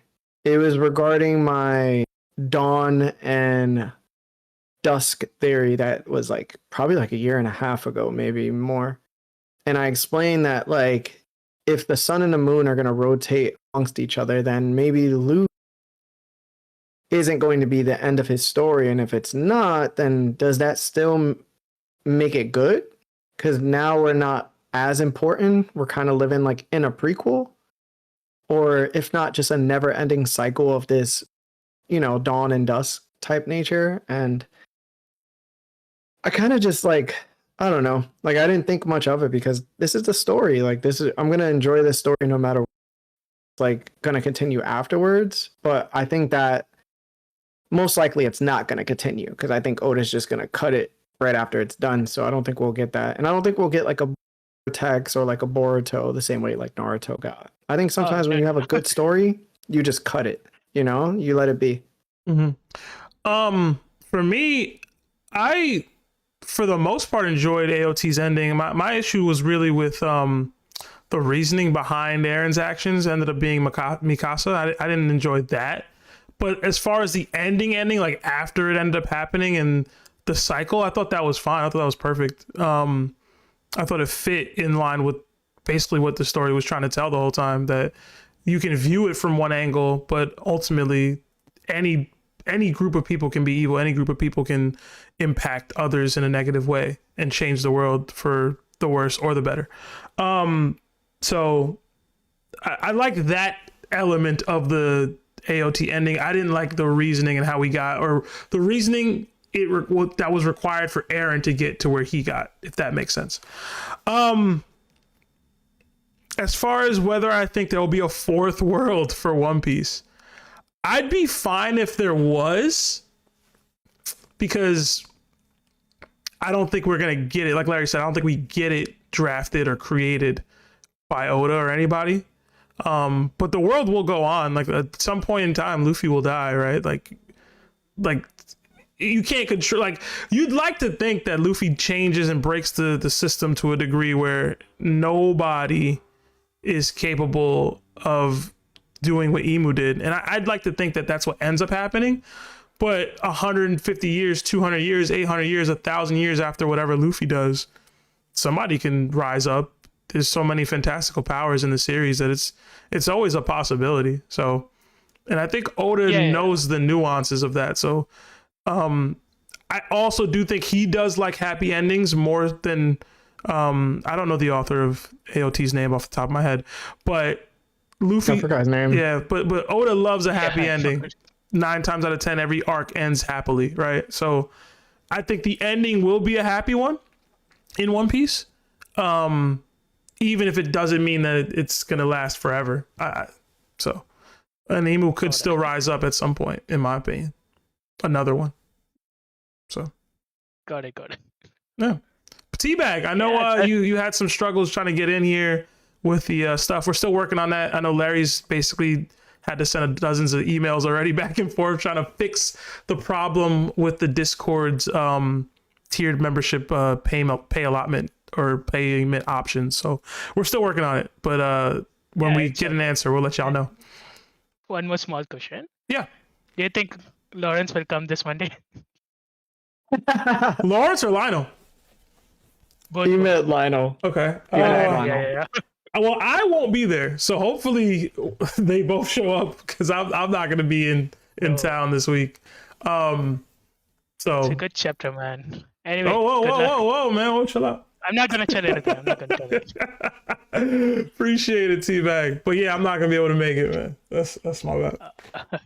All right. Have a good night, man. Have a good day. Yeah, you too. Bye. All right, later. That's a good question. Let's get T-Raw on here. It was the invention that would like change the world or something like T-Raw. that. What it do? Who that? That's me. Seb, man, what's going on, bro? I know we had you waiting for a while, bro. Make sure you mute us in the background. Okay. All good.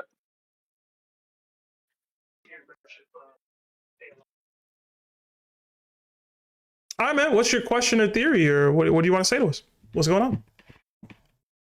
Okay, I had, I guess, like interpretation or theory about the mural, the Elbaf mural in general. And I was thinking that all of the gods, first off, I'll start off, all of the gods in the mural, I feel like are references to like past kings of different factions. And I feel like they have been referenced in the current storyline, down the line. And I feel like they speak about the sun god and the sun separately in the mural multiple times, like sentences behind each other a couple times. I feel like that's on purpose. I feel like the sun and the sun god are two different things interpretation-wise on the mural. I feel like the way it looks to me, the sun looks like it would be interpreted as an energy source or some like resource in general or commodity, because the first world starts with I'll just start at the parts that I have things for, but it says man succumbed to greed and touched the forbidden sun.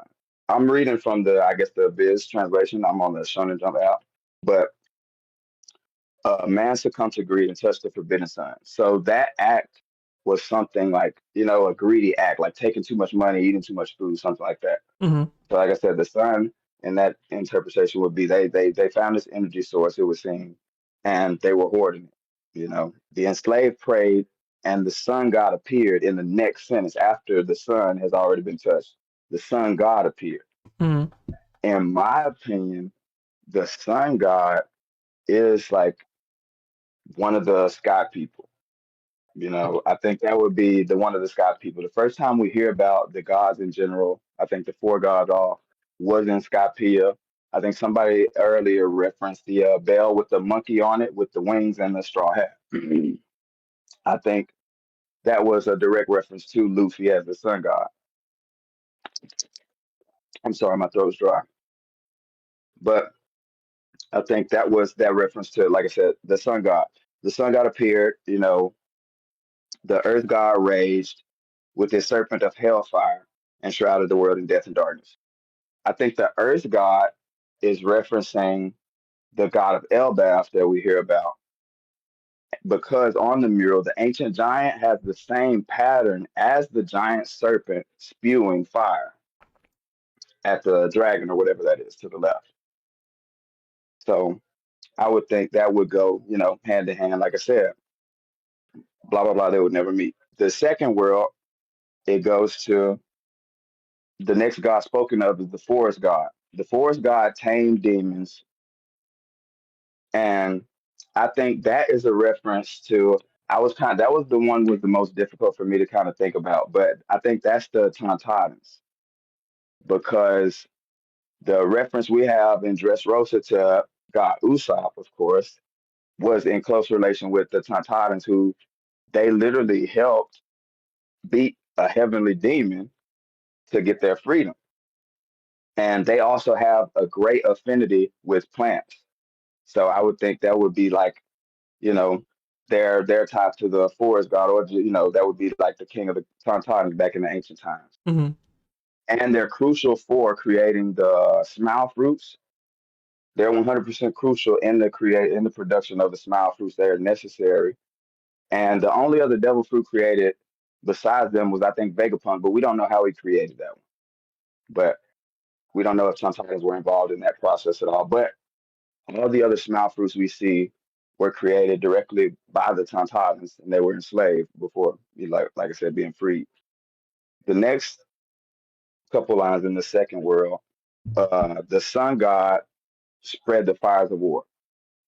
Mm-hmm. And I feel like that would be the you know, different factions warring over, like I said, this resource, the sun, like I said, the mother flame, I would think, is the sun.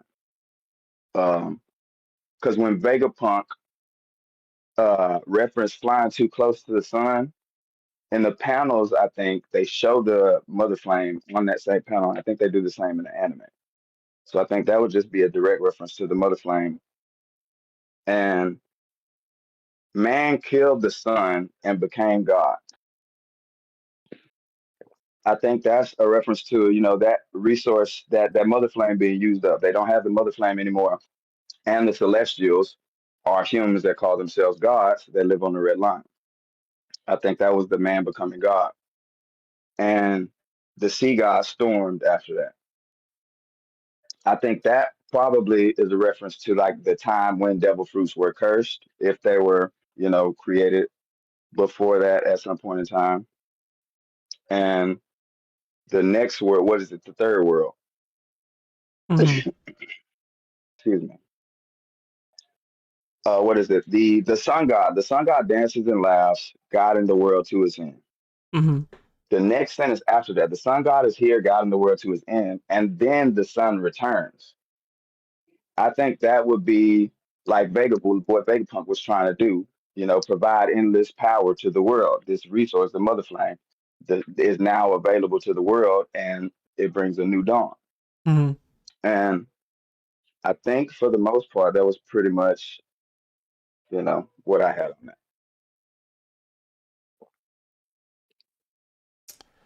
Okay. And I just wanted to pretty much get you guys, see if you guys have any ideas on that, and just, you know, pretty much just get that out there.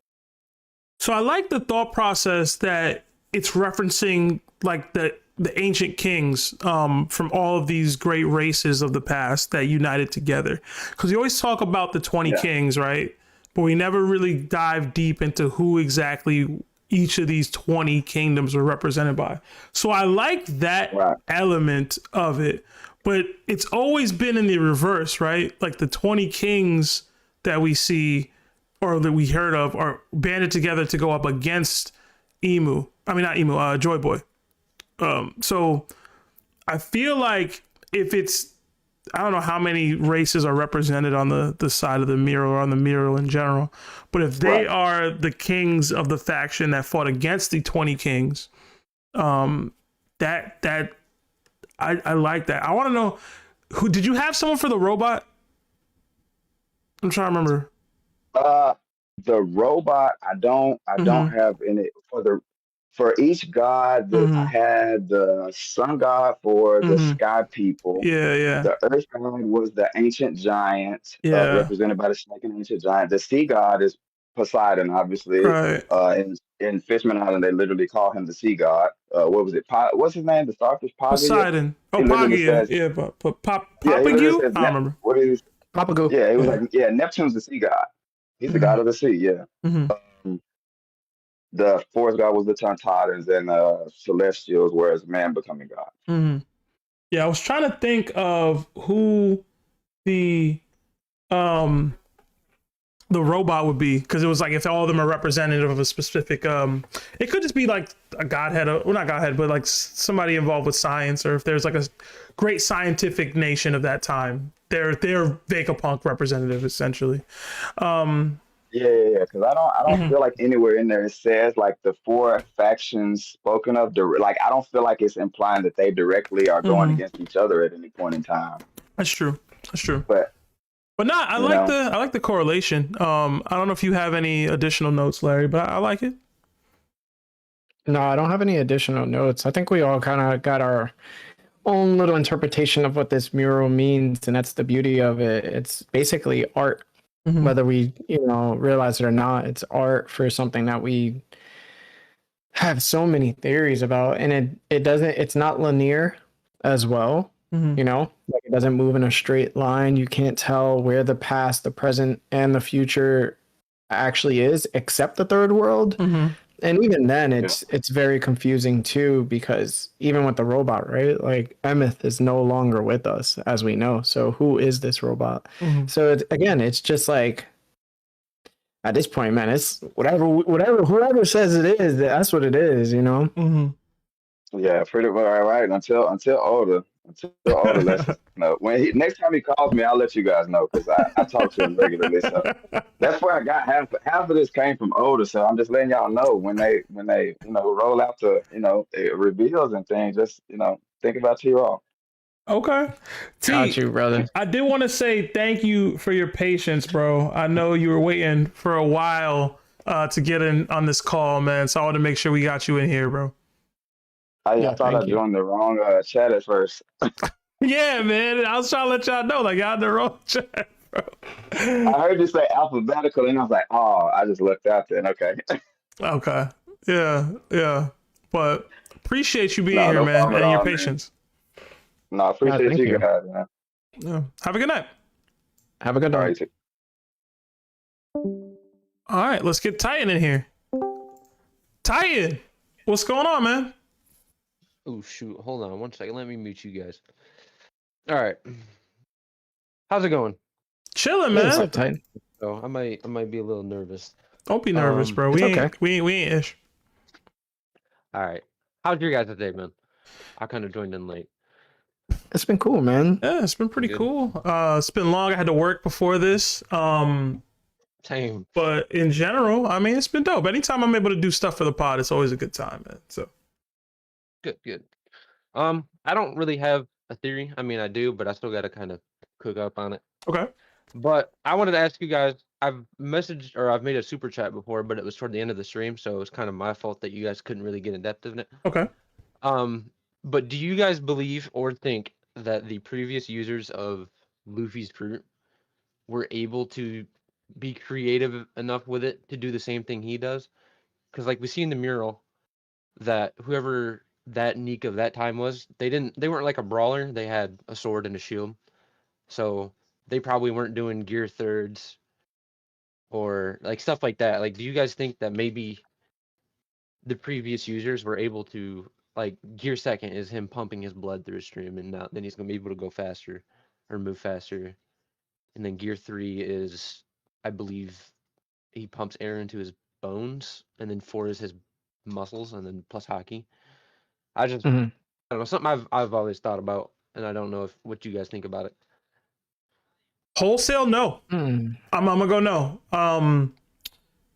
I think there's a reason why the fruit doesn't get awakened. It hasn't awakened in seemingly hundreds of years, is because people aren't as creative with the fruit. Luffy is a one-of-a-kind thinker in battle, in anything, in any situation.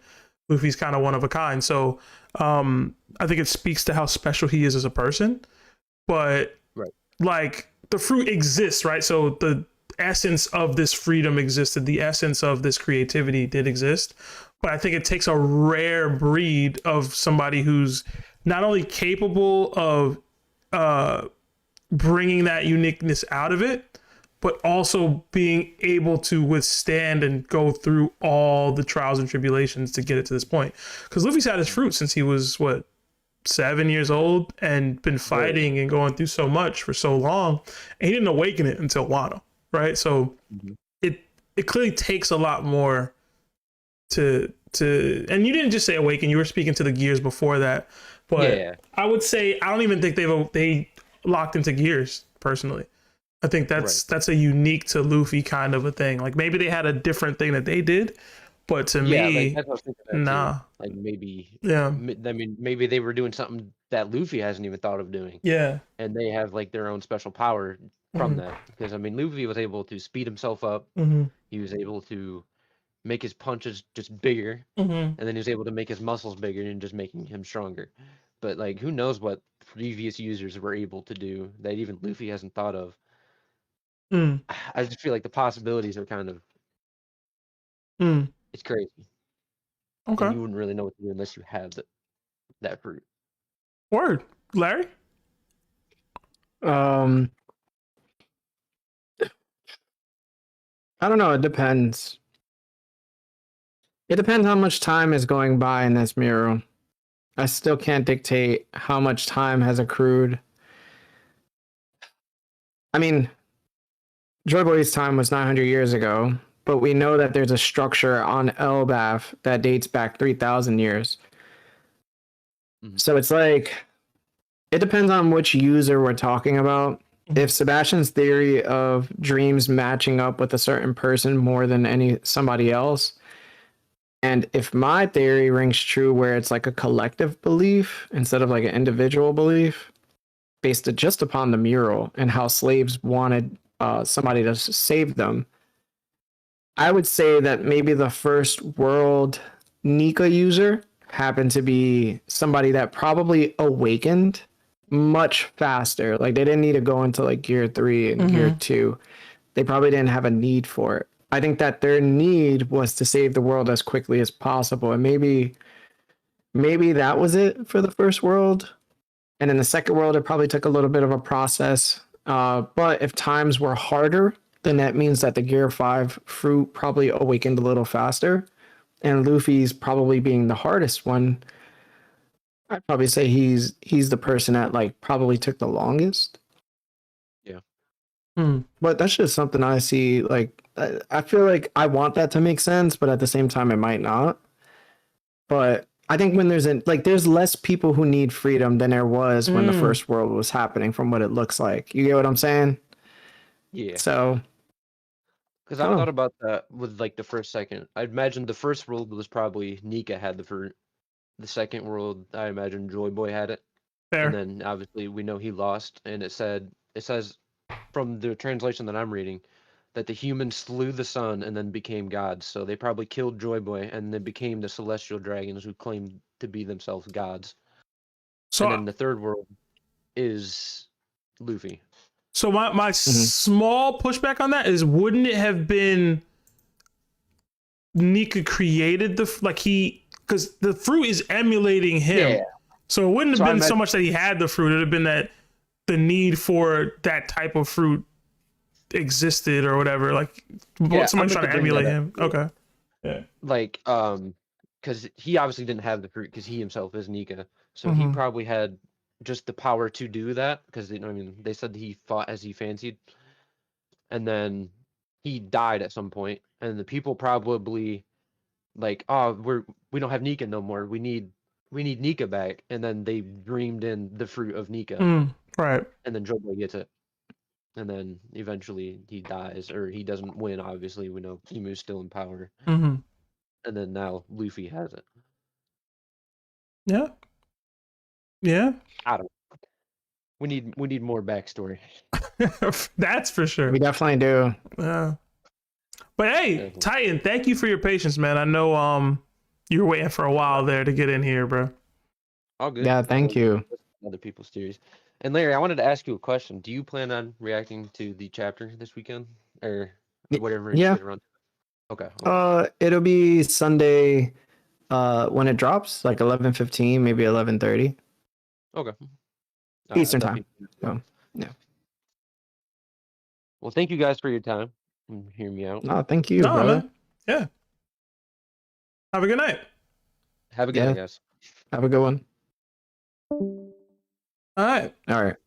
Guy mode went already. And then the rest aren't members, but we did get enough donations to get a couple more people in here. So I guess we'll go through them real quick, unless you want to call it.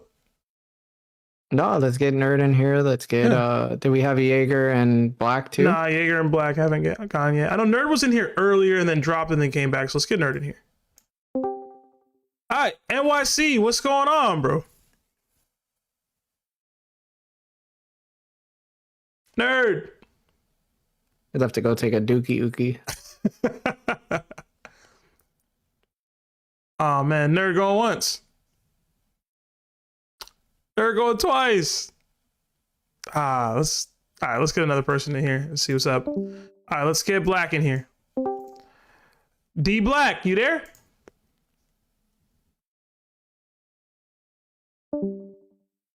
DBlack gone. Gone. But I see Nerd went off mute, so let's get him back in here. Nerd, I see you back. Ooh. Oh no. What's going on? Try Nerd again. Nerd? Now you can hear. Yeah, we can hear you now, man. What's going on? Right? All right. And now I can hear. Ooh. Dang, we lost Nerd again. Lost him again. All right, let's get Jaeger in here then. Jaeger, talk to me, man.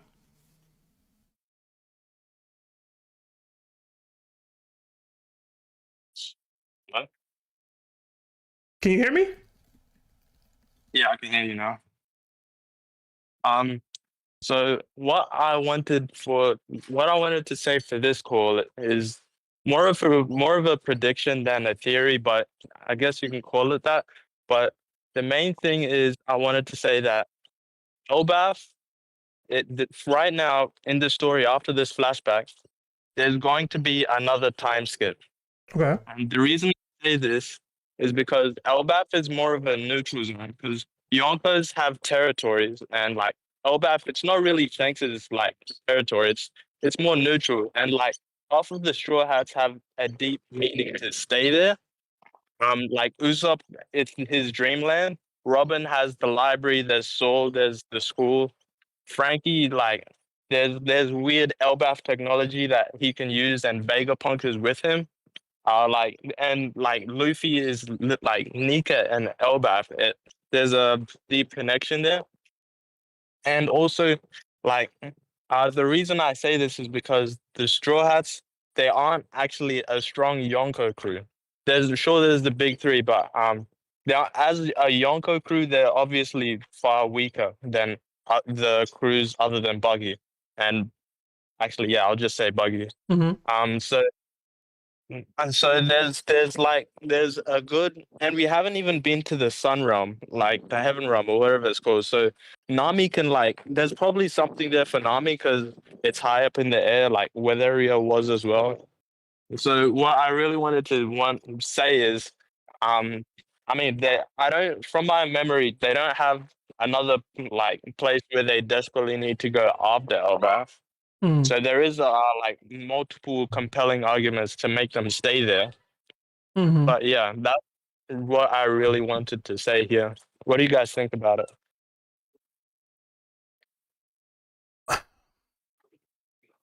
What do you think, Seb? Do we got time for that? I guess is my because I've heard the time skip on or after Elbaf theory before, and it was to get the Straw Hat stronger, like you're alluding to, which I do believe they need to get stronger. But the way Oda's writing this thing, I don't know that we have time in canon for that kind of stuff. Now, I would say if there is a time skip in Elbaf, it'll be because of another theory that other people have had. I've suggested in the past, because of the time dilation that exists, or at least I believe exists on the island, where they're going to be spending time here and it'll be seeming like it's a couple of days, but it's longer than that. Seeming like it's just a couple of weeks, but it'll be longer than that in the regular storyline or the regular outside world. And as a result of the things that they go through here during that elongated time, it'll be a time skip. But I don't believe we'll have like a, hey, Straw Hats are taking a pause intentionally and then coming back into the regular world. Because in part because of that time dilation theory or thought process that I have, too much will have happened. Too much will be happening in the outside world that they need to react or respond to. Vivi's still out there. Sabo's still out there. Blackbeard's still out there. Like, this is too much going on in the storyline outside of Elbaf for them to be like, hey, let's take another time skip to train. So it might be a forced time skip due to the way Elbaf is structured and the way Louis Arnott suggested, hey, maybe don't stay here too long. But I don't think there will be an intentionality behind it in the way that we had in the first ever time skip that we got in the series. I hope that all made sense. I'll open up to Larry. I mean, but, yeah. I'll let Larry go. Mm-hmm. The only time I'll think I'll take a time skip is if the crew loses collectively again together this time, and then they come back. But even then, it's kind of like, ugh, it's only because I want to see Luffy older. But I don't think he needs to be older, and I don't think there's any time dilation happening on Elbaf. I feel like Rayleigh kind of proved that already. So I don't know, man. I would rather just the story flow as is. We find out what's going on in the world again, and then we have to react to it. I think that'll be really nice. But what happens after Emu realizes that Joyboy, or the reincarnation of Joyboy, now has Elbaf under his control, and he was pushed out of Elbaf through Gonko? That's going to be very interesting. I really want to know what the world government is going to do after that, because that's going to be crazy. Do they go like on a mass spree of just telling all their affiliated countries to come to Marijoa to just go after Joyboy?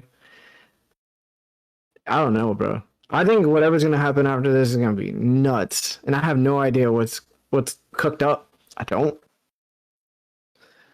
Yeah, I agree. But like, because the main pushback I had against what Seb was saying is because once like Gonko Emu gets chased out somehow, then it's going to leave room for planning. And when I say time skip, I don't mean like another 2 years. I mean like another 3 months, because we all know like One Piece, when they're on islands, they're on there for like 2 weeks maximum.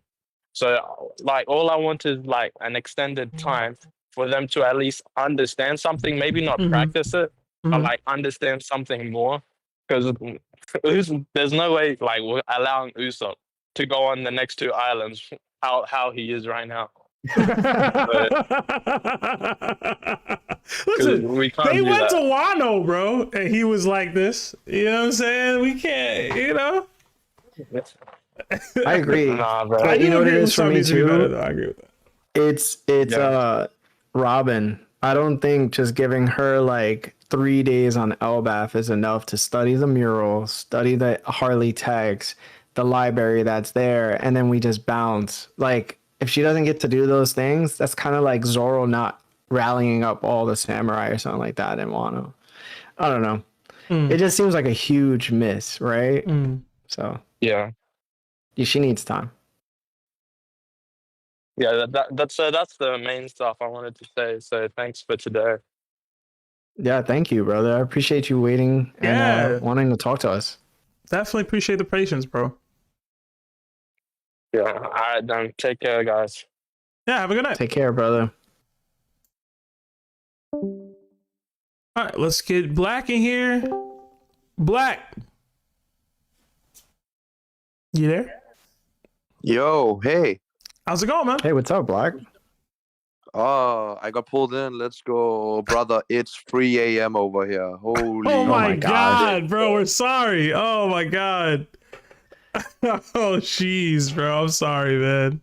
You're so patient. Talk to me.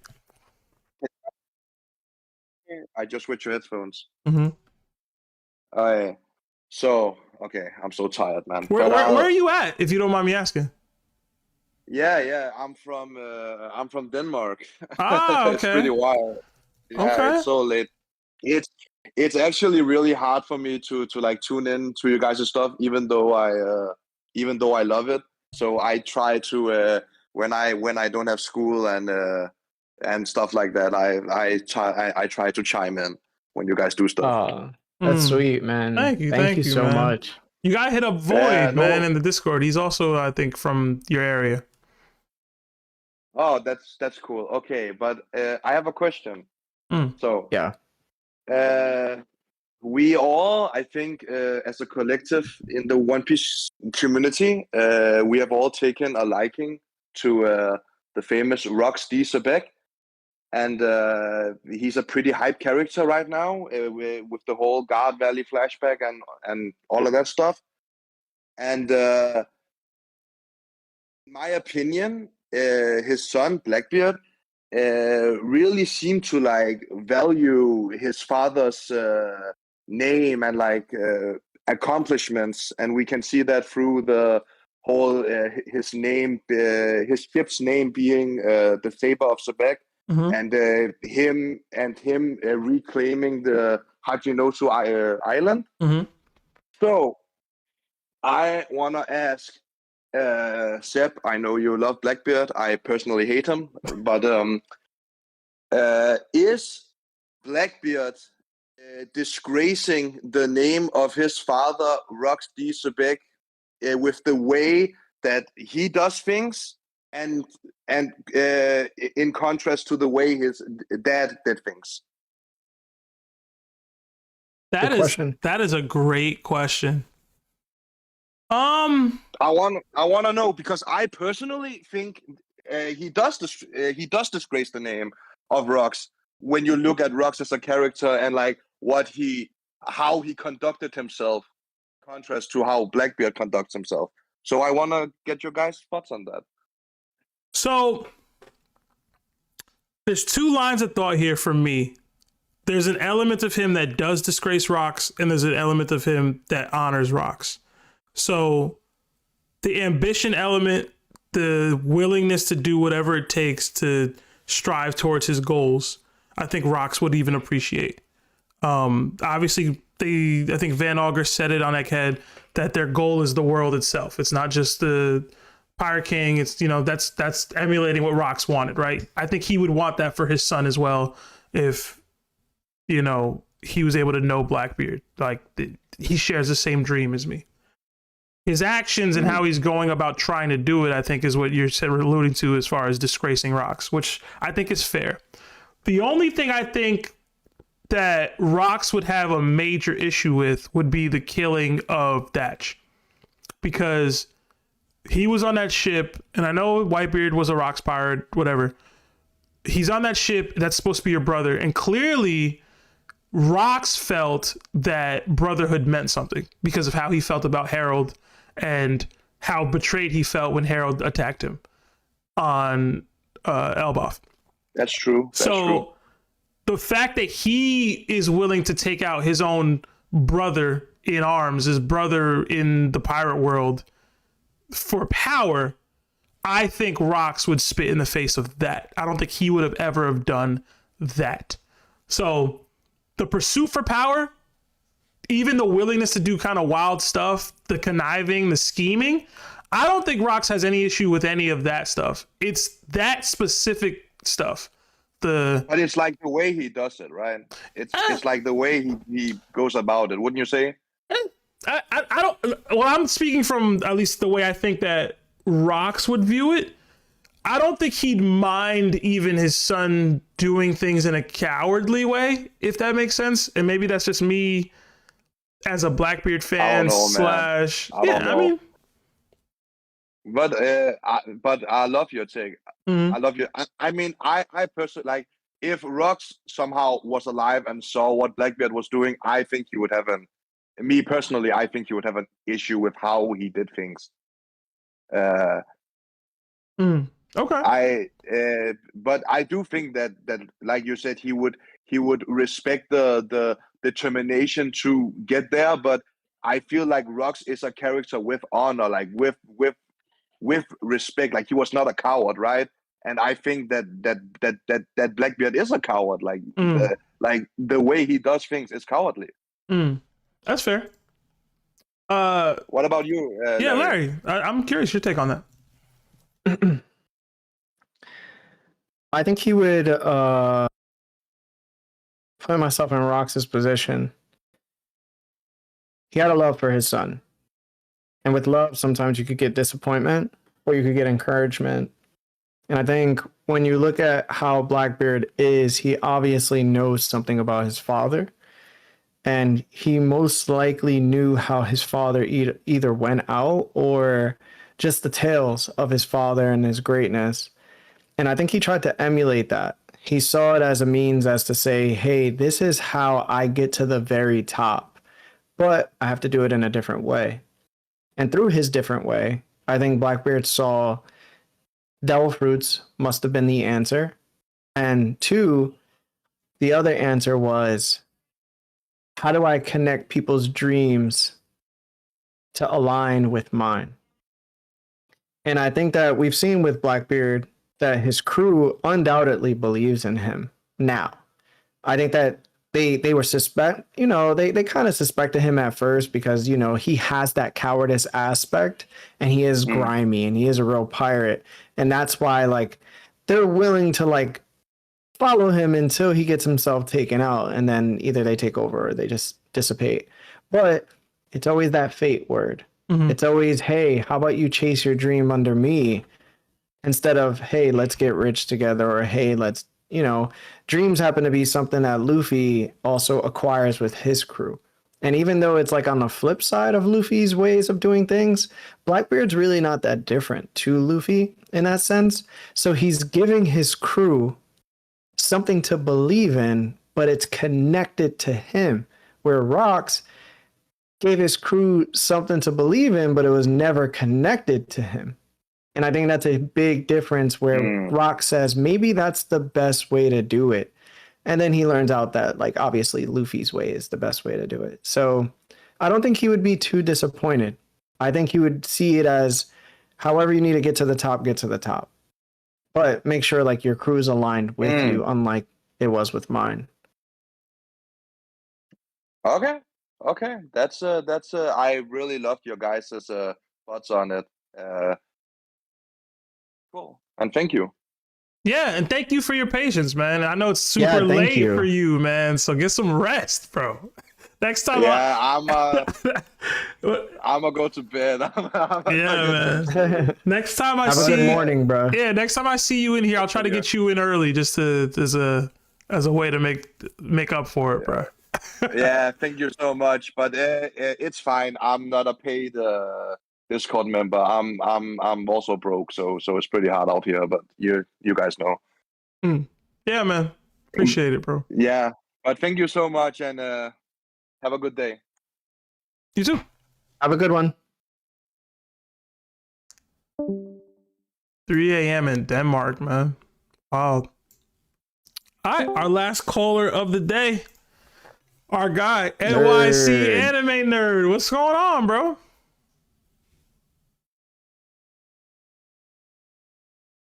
Nerd, you're muted on our end. Okay, I was turning off all where I have the anime watch party going on, so I had to mute that. Okay. I had to turn off my mics because everything it was like 30 sounds going through. All right. You're good, bro. So listen, here's the thing. If I'm the last one and you guys are tired, you can get off. It's like this is probably gonna be like 10 minutes, but I do want you guys to hear. Even Nerd Taku's like, fuck. Like this is the first one that he and Broker are like, fuck, you might have figured. Yo, language, man. Just the back. Sorry. You again. What are you doing? I'm sorry. It's my bad. You're good. So if you guys are tired, I can go next week and donate. My card just got freaking messed up when I kept on trying to send you guys money for Discord. Mm. So if you're tired, you guys look tired. You look like Bo's sisters. So if you guys want to, just like it's no hard feelings. Like I just put this on the side if y'all are good while I was doing my watch party. So How about this? Seb? Next week, are we doing the call-in stream or no? I'm gonna be in DR, so it'd have to be 2 weeks from now. Yeah. So let me just speed run it because listen, I'll let you rock, bro. Let me just speed run it because I think you guys I'll do the parallels. I won't break into the One Piece parts because I think you guys will understand the parallels. Okay. Makes sense. Go ahead. All right, let me just pull it up because I've been writing it down so it doesn't sound too crazy. It still sounds crazy. Like it was too much information that it actually hurt my brain. But all right, so it's when we found out about Davy Jones initially, I thought of the lead singer from the band The Monkees because it would make sense, the Monkey Clan, right? And then I realized that there is a man who has multiple personalities and 2 different color eyes, wears an eye patch, and his eye is said to look like a burn mark, right? And it's David Bowie, who was actually born Davy Jones, but changed his name because he wanted no affiliation with the band The Monkees, right? So, him and his best friend George Underwood get into a fight. George Underwood hits him in the eye, it paralyzes his eye, it makes it into a different color, wears an eye patch. It's over a girl they love named Lily, right? So, their friendship goes crazy. Now, what does David Bowie and Black Star have to do with each other? Well, David Bowie's last album, 2 days before he dies, is called Black Star. And on said album, there's a song called Black Star, and it goes, some of the lyrics are like this: something happened the day he died. A spirit rose a meter, then stepped aside. Somebody else took his place and cried, I'm a black star, I'm a black star.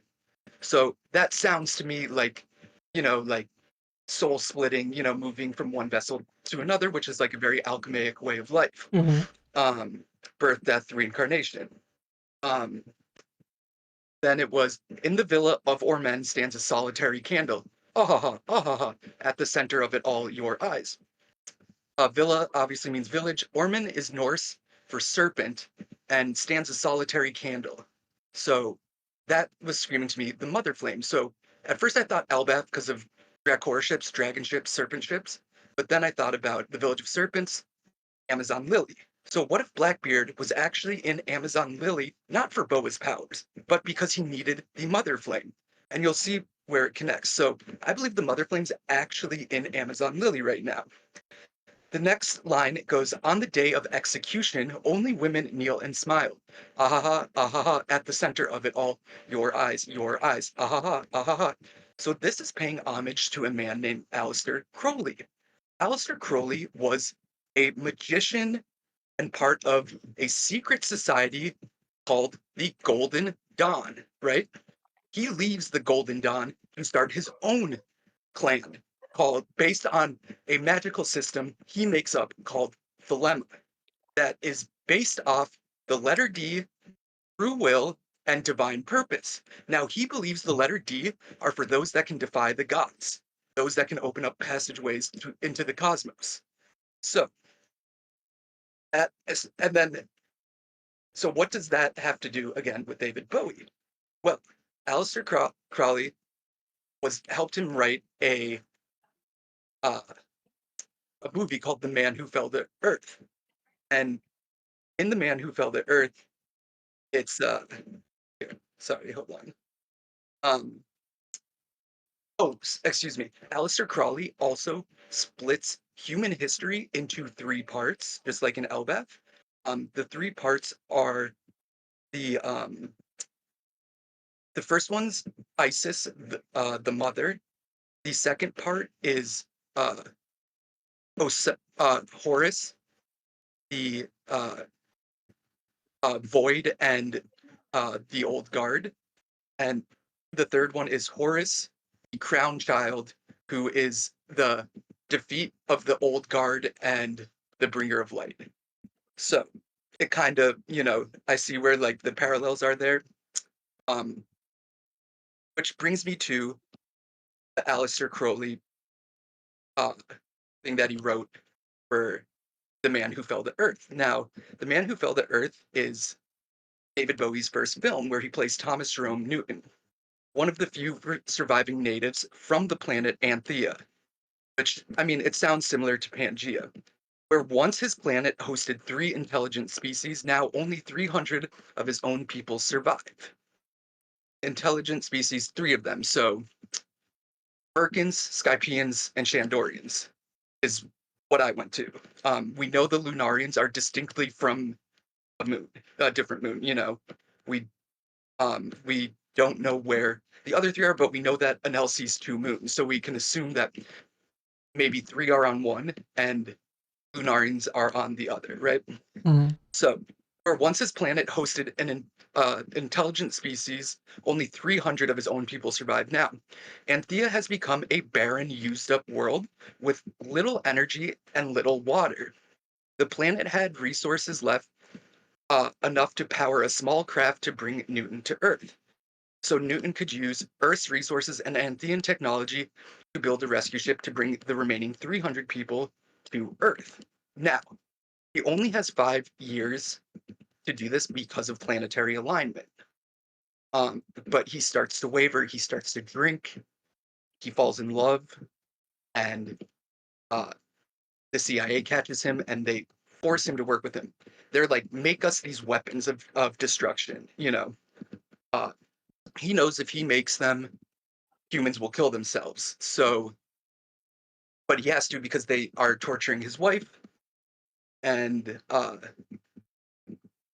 yeah, that's and so this is where I start connecting it to Eris, because I then looked at because it's in space, The Man Who Fell to Earth, and so I look at Aristar, basically what you said, and Aristar has is like a resource retrieval thing, so that's where I like it through. But so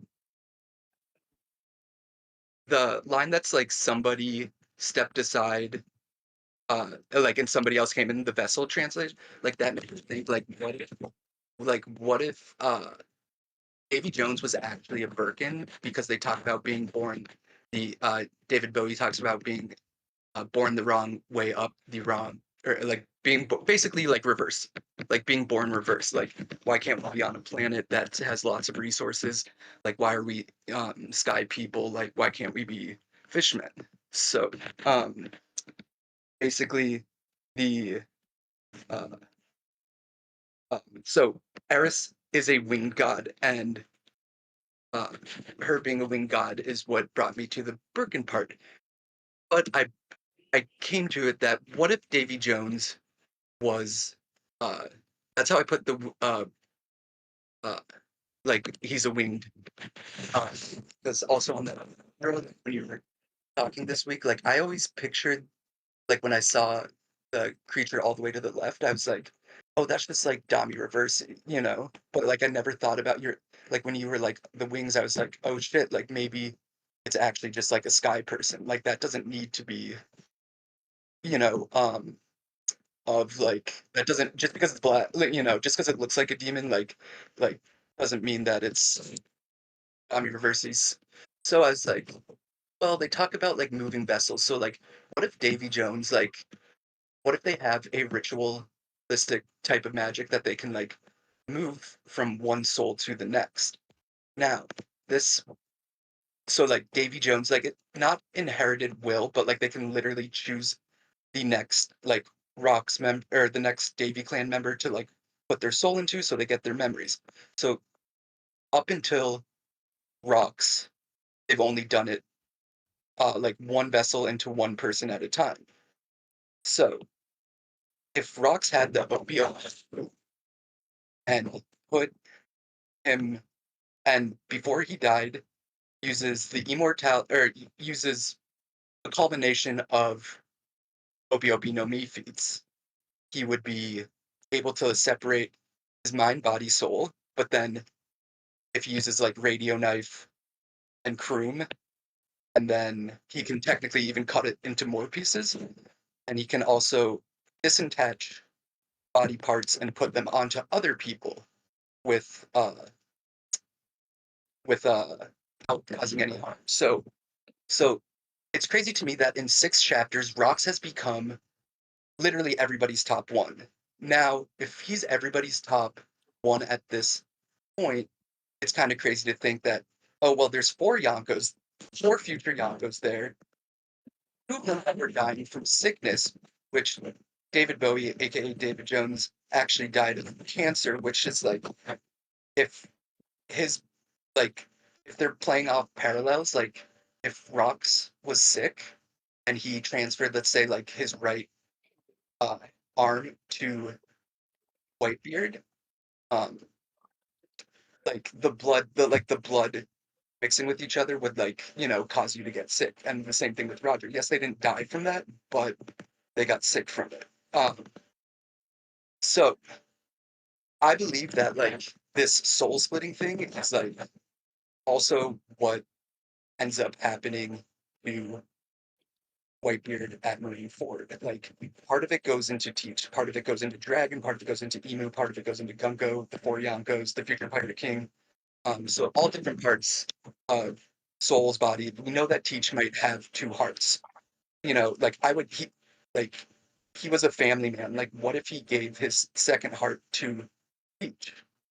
And so under the tent he does the whatever the ritual, the Davy clan magic, and now Whitebeard's inside of him. It's like yin and yang, the duality of Whitebeard, Blackbeard.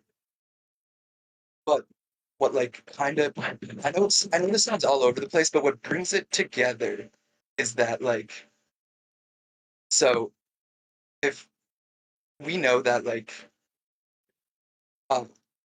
if he used all these OP no Mi feats to split it, he would need the OP no Mi to bring it back together. Now, Blackbeard went after Pudding, right? So all the memories are there. So he needs the memories and he needs the OP no Mi. That Blackbeard and Law just fought. At the end of the fight, he didn't get Law, but we see blood on the ground, right? We know that because Law is a paramecia type, that blood can be made into green blood. Katarina of Devon just got touch saddle. So now they could get York. York's on the way to marry Jawal, right? What if Lafitte's at the bottom of the island to take York? Now they force her to make a Seraphim of Law. Now they have Law's powers. They bring either Davy Jones, like basically like a reincarnated devil demon, like they basically bring back, if you follow where I'm going, like they put all the pieces back together like Rox. And Rox is basically going to be reborn, but it's going to be like Davy Jones, like in his body. Okay. I know it was a lot. I know it was a lot. I know it was a No, lot. it was a lot, but I feel like I like where you were going. To start, That's what I was saying. Like I asked Nerd Taku to like help me, Mhm. like kind of break it into parts and Yeah. clean it up. But yeah. Yeah, I mean Oda's a dude that loves pop culture. He loves dudes like David Bowie, so I can definitely imagine that first part of the theory with Davy Jones being a reference to David Bowie, and then even the occultist connection. I like that. I like the best friend part with the lily and the fighting and the eye patch. A little bit in the middle there, I was a little lost. I'm not gonna lie. I'll have to like read. Yeah, I think no, you no, sent me a lot of it. But I did like to tie back in with the law and the pieces of connecting them back together, because I feel like if there's a goal here, or a goal of the theory, or a goal of a character to recreate this person in the aggregate, right? Like using Law's ability, using the blood to create the green blood, using Pudding's memories. Like it's Blackbeard getting all the things. Where you lost me a bit was the mother flame on Okay. yeah. So the lyrics and the man who fell to earth, like Anthea, Mhm. which rhymes with Pangea, like is a barren wasteland. So like I take O'Hara's theory of the bridges, Mhm. but to me, it's not to Dami reversing everything. It's to literally send energy, like human soul energy, mother flame, and water resources, which his planet needs, Mhm. back there. Okay. Okay. Like that's like I'm at the point where I don't think that Emu's like or Blackbeard's endgame at this point. Which is crazy because like whatever. But yeah, because also earlier somebody said like something about the eclipse, and like the only god that Zeus feared was Eris's mother, and her mother is named Nyx, which is the literal embodiment of night. So Okay. yeah. Yeah, I'd have to do a little bit more research on some of the other like background elements here, but I like the theory in general. I'll pass it to Larry to see his thoughts So on Larry, Listen, Aaron, you gotta put this in a video, dog. You got way too many theories. You got way too many thoughts that are like way different from other people. I think I need you to collect, emphasize all these theories that you have. Make a YouTube. Don't show your face if you don't want to. Talk into a mic. Put pictures. Let me watch. I feel like that's so much easier for my brain, because I hear what you're saying, but I gotta like I'm a dude that needs pictures. I read manga for a reason. You see what I'm saying? No. Dude, I feel you. I also Yeah, man. Yeah, like, but some of this, it sounded like he was cooking though. like some of it just like there's like too close of parallel that I'm like I know a lot of it like is there's like no receipts to back up as of yet, but like Oda pulls a lot from pop music. Yeah. So but besides that, that's also something that I wanted to say that you guys were talking about the two devil fruits on the stream. I'll make this really quick. Don't you find it weird that the Mera went from one of Luffy's best friends to the other? Like it's trying to get back to the model Nika. Now, what if there were god fruits that collectively were one Paramecia, one Logia, and one Zoan? So, because I thought, like, at first I was like, okay, what if Luffy needs to, like, awaken, like, his Shandorian roots, like, and he'll get wings? I was like, okay, what if it's like, what if, like, Marco dies and it's like that, and like what was the third? But then I was like, oh well, it went from one best friend to the other. So like, what if the sun god's powers were like, and the fruit that like he made that was at some point maybe the chop fruit broke into 3 parts, was like the revive fruit, and that's why the Elbafians see so many of it, the Mera and the like the Hito.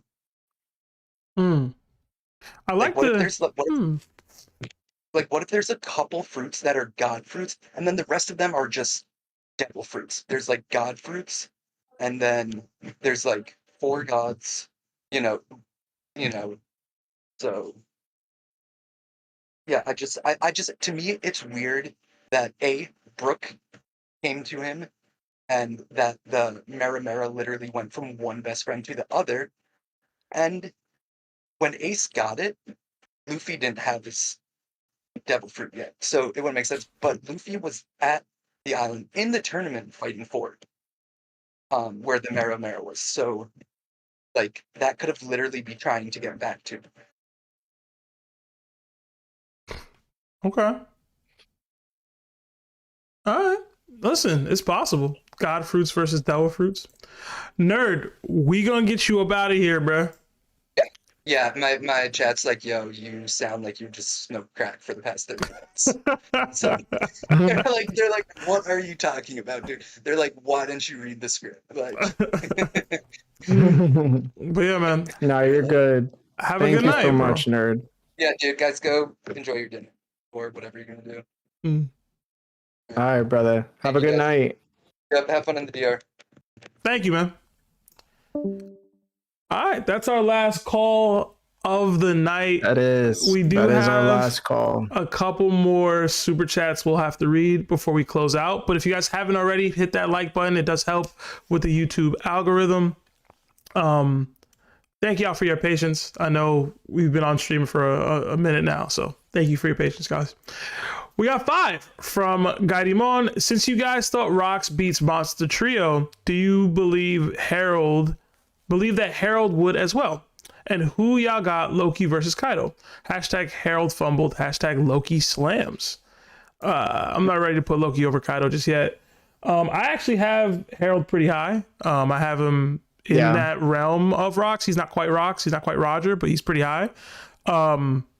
But I also said that I thought the Monster Trio versus Rocks would be closer. Larry disagreed, which is, I mean, that's fine. I'm going to go Monster Trio, but with Luffy carrying pretty hard. I'm going Harold. I'm at it. Another 2 from Remac DBlack. Why I gotta cook in clash? Who I gotta cook in clash? Hashtag even dodging the Larry tags. Chris. Listen, I do not play this game, bro. Yeah. Why does this game get mentioned so much? Yo, they like it, bro. We have a whole TOPT brethren chat or clan in there, and me and you don't. Apparently, our Discord likes the game, bro. Maybe I should jump on, yo. I can't call it, bro. We got another 2 from Dank Pockets. Y'all should talk to Moogie Goof about One Piece Abridged. That's our guy, man. Moogie Want to Know Goofy is our guy. We've had him on the pod a couple times, just on some virtual streams. Love Moogie, man. I wonder if he's going to. Love Moogie. Another 7 from Double M Johnny. In chapter 1160, Gunko is introduced as Saint Gunko, but in 1137, it's just Gunko. Do y'all think there's more to that? Hashtag Buggy Gang. Oda be making mistakes. I know I elaborated a whole theory on it in the past for what I think Gunko was before she was Saint Gunko of the Man-Mayer family, but now that she is, it kind of debunks the theory a little bit, to me anyway. So. Oda be trolling. Another 10 from No One Owns. It says, y'all maybe been asked this question before, but where do you power scale Ace? Wherever third commander is, bro. Okay. Maybe under that. To be honest. You think he loses Jack for real?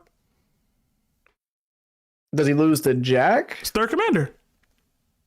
Jack took a mountain elephant trunk to the face and was still alive. It's true. That mountain elephant wouldn't have hurt Ace though. He allowed you. But I get what you mean.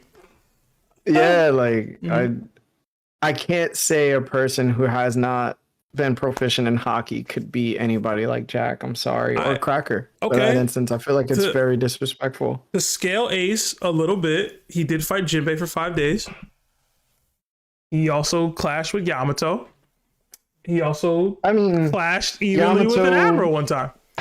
Probably Yamato, before Power Boost and Jinbei. I mean, who knows where Jinbei was at that point? I'd like to think that Ace could be Jack, I do, low key. I listen, bro. I would like for Ace to beat a lot of people, Sebastian. Okay.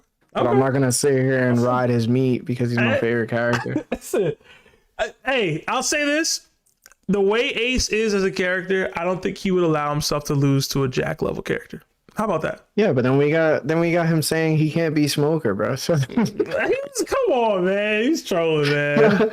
listen, bro. He said he couldn't be Smoker, bro. Like, listen, bro. You be telling me all the time that Rayleigh said he can't beat somebody, but when Ace all of a sudden says it, we can't take Ace for his word. Like, yo, this is what I mean, bro. You be switching up, dog. I'm gonna switch up for Ace, bro.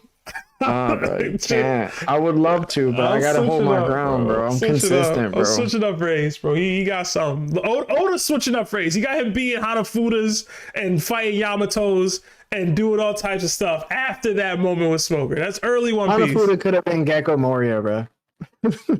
He was collecting, bro. I mean, yeah, sure. That's true. Like, let's be real, bro. We got Gecko Moria on the squad, and we saying, damn, Hanafuda was like that. He seemed like that, That's fair. We got another 2 from Jada. Luffy's sandals should be Black Blade by now. And then another 2 from Jada. It's like 2 other worlds in Elbaf. Yeah, kind of. All right, but that's all the super chats. So that's it for the stream. Oh man, yeah. Is this the longest stream ever besides the top 30 we probably did almost 2 years ago? Maybe. We're at 4 hours and 5 minutes. So yeah, this is a long stream. Yeah. I hope y'all enjoyed it. I know I had fun. I know it's a little long in the tooth, but it's a good time. We're also not going to be live streaming from our houses next week outside of maybe a Laria chapter reaction. So unless you do something, I don't know if you'll do it. But like I said, guys, I'm not going to be in town next week. I'll be away. So I did want to get all you guys' calls in. Gaimon, you went already, bro. I don't know why you still in the chat, bro. It's cooked, bro. It's cooked. I'm kicking him out of it, bro. Nah, let him rock. You're allowed to be in there. Nah, bro. He got disconnected. Yeah, why you have to do that? But I hope you guys all have a good night and be safe. Yeah, be safe, guys. Talk to you later. Thank you for hanging out.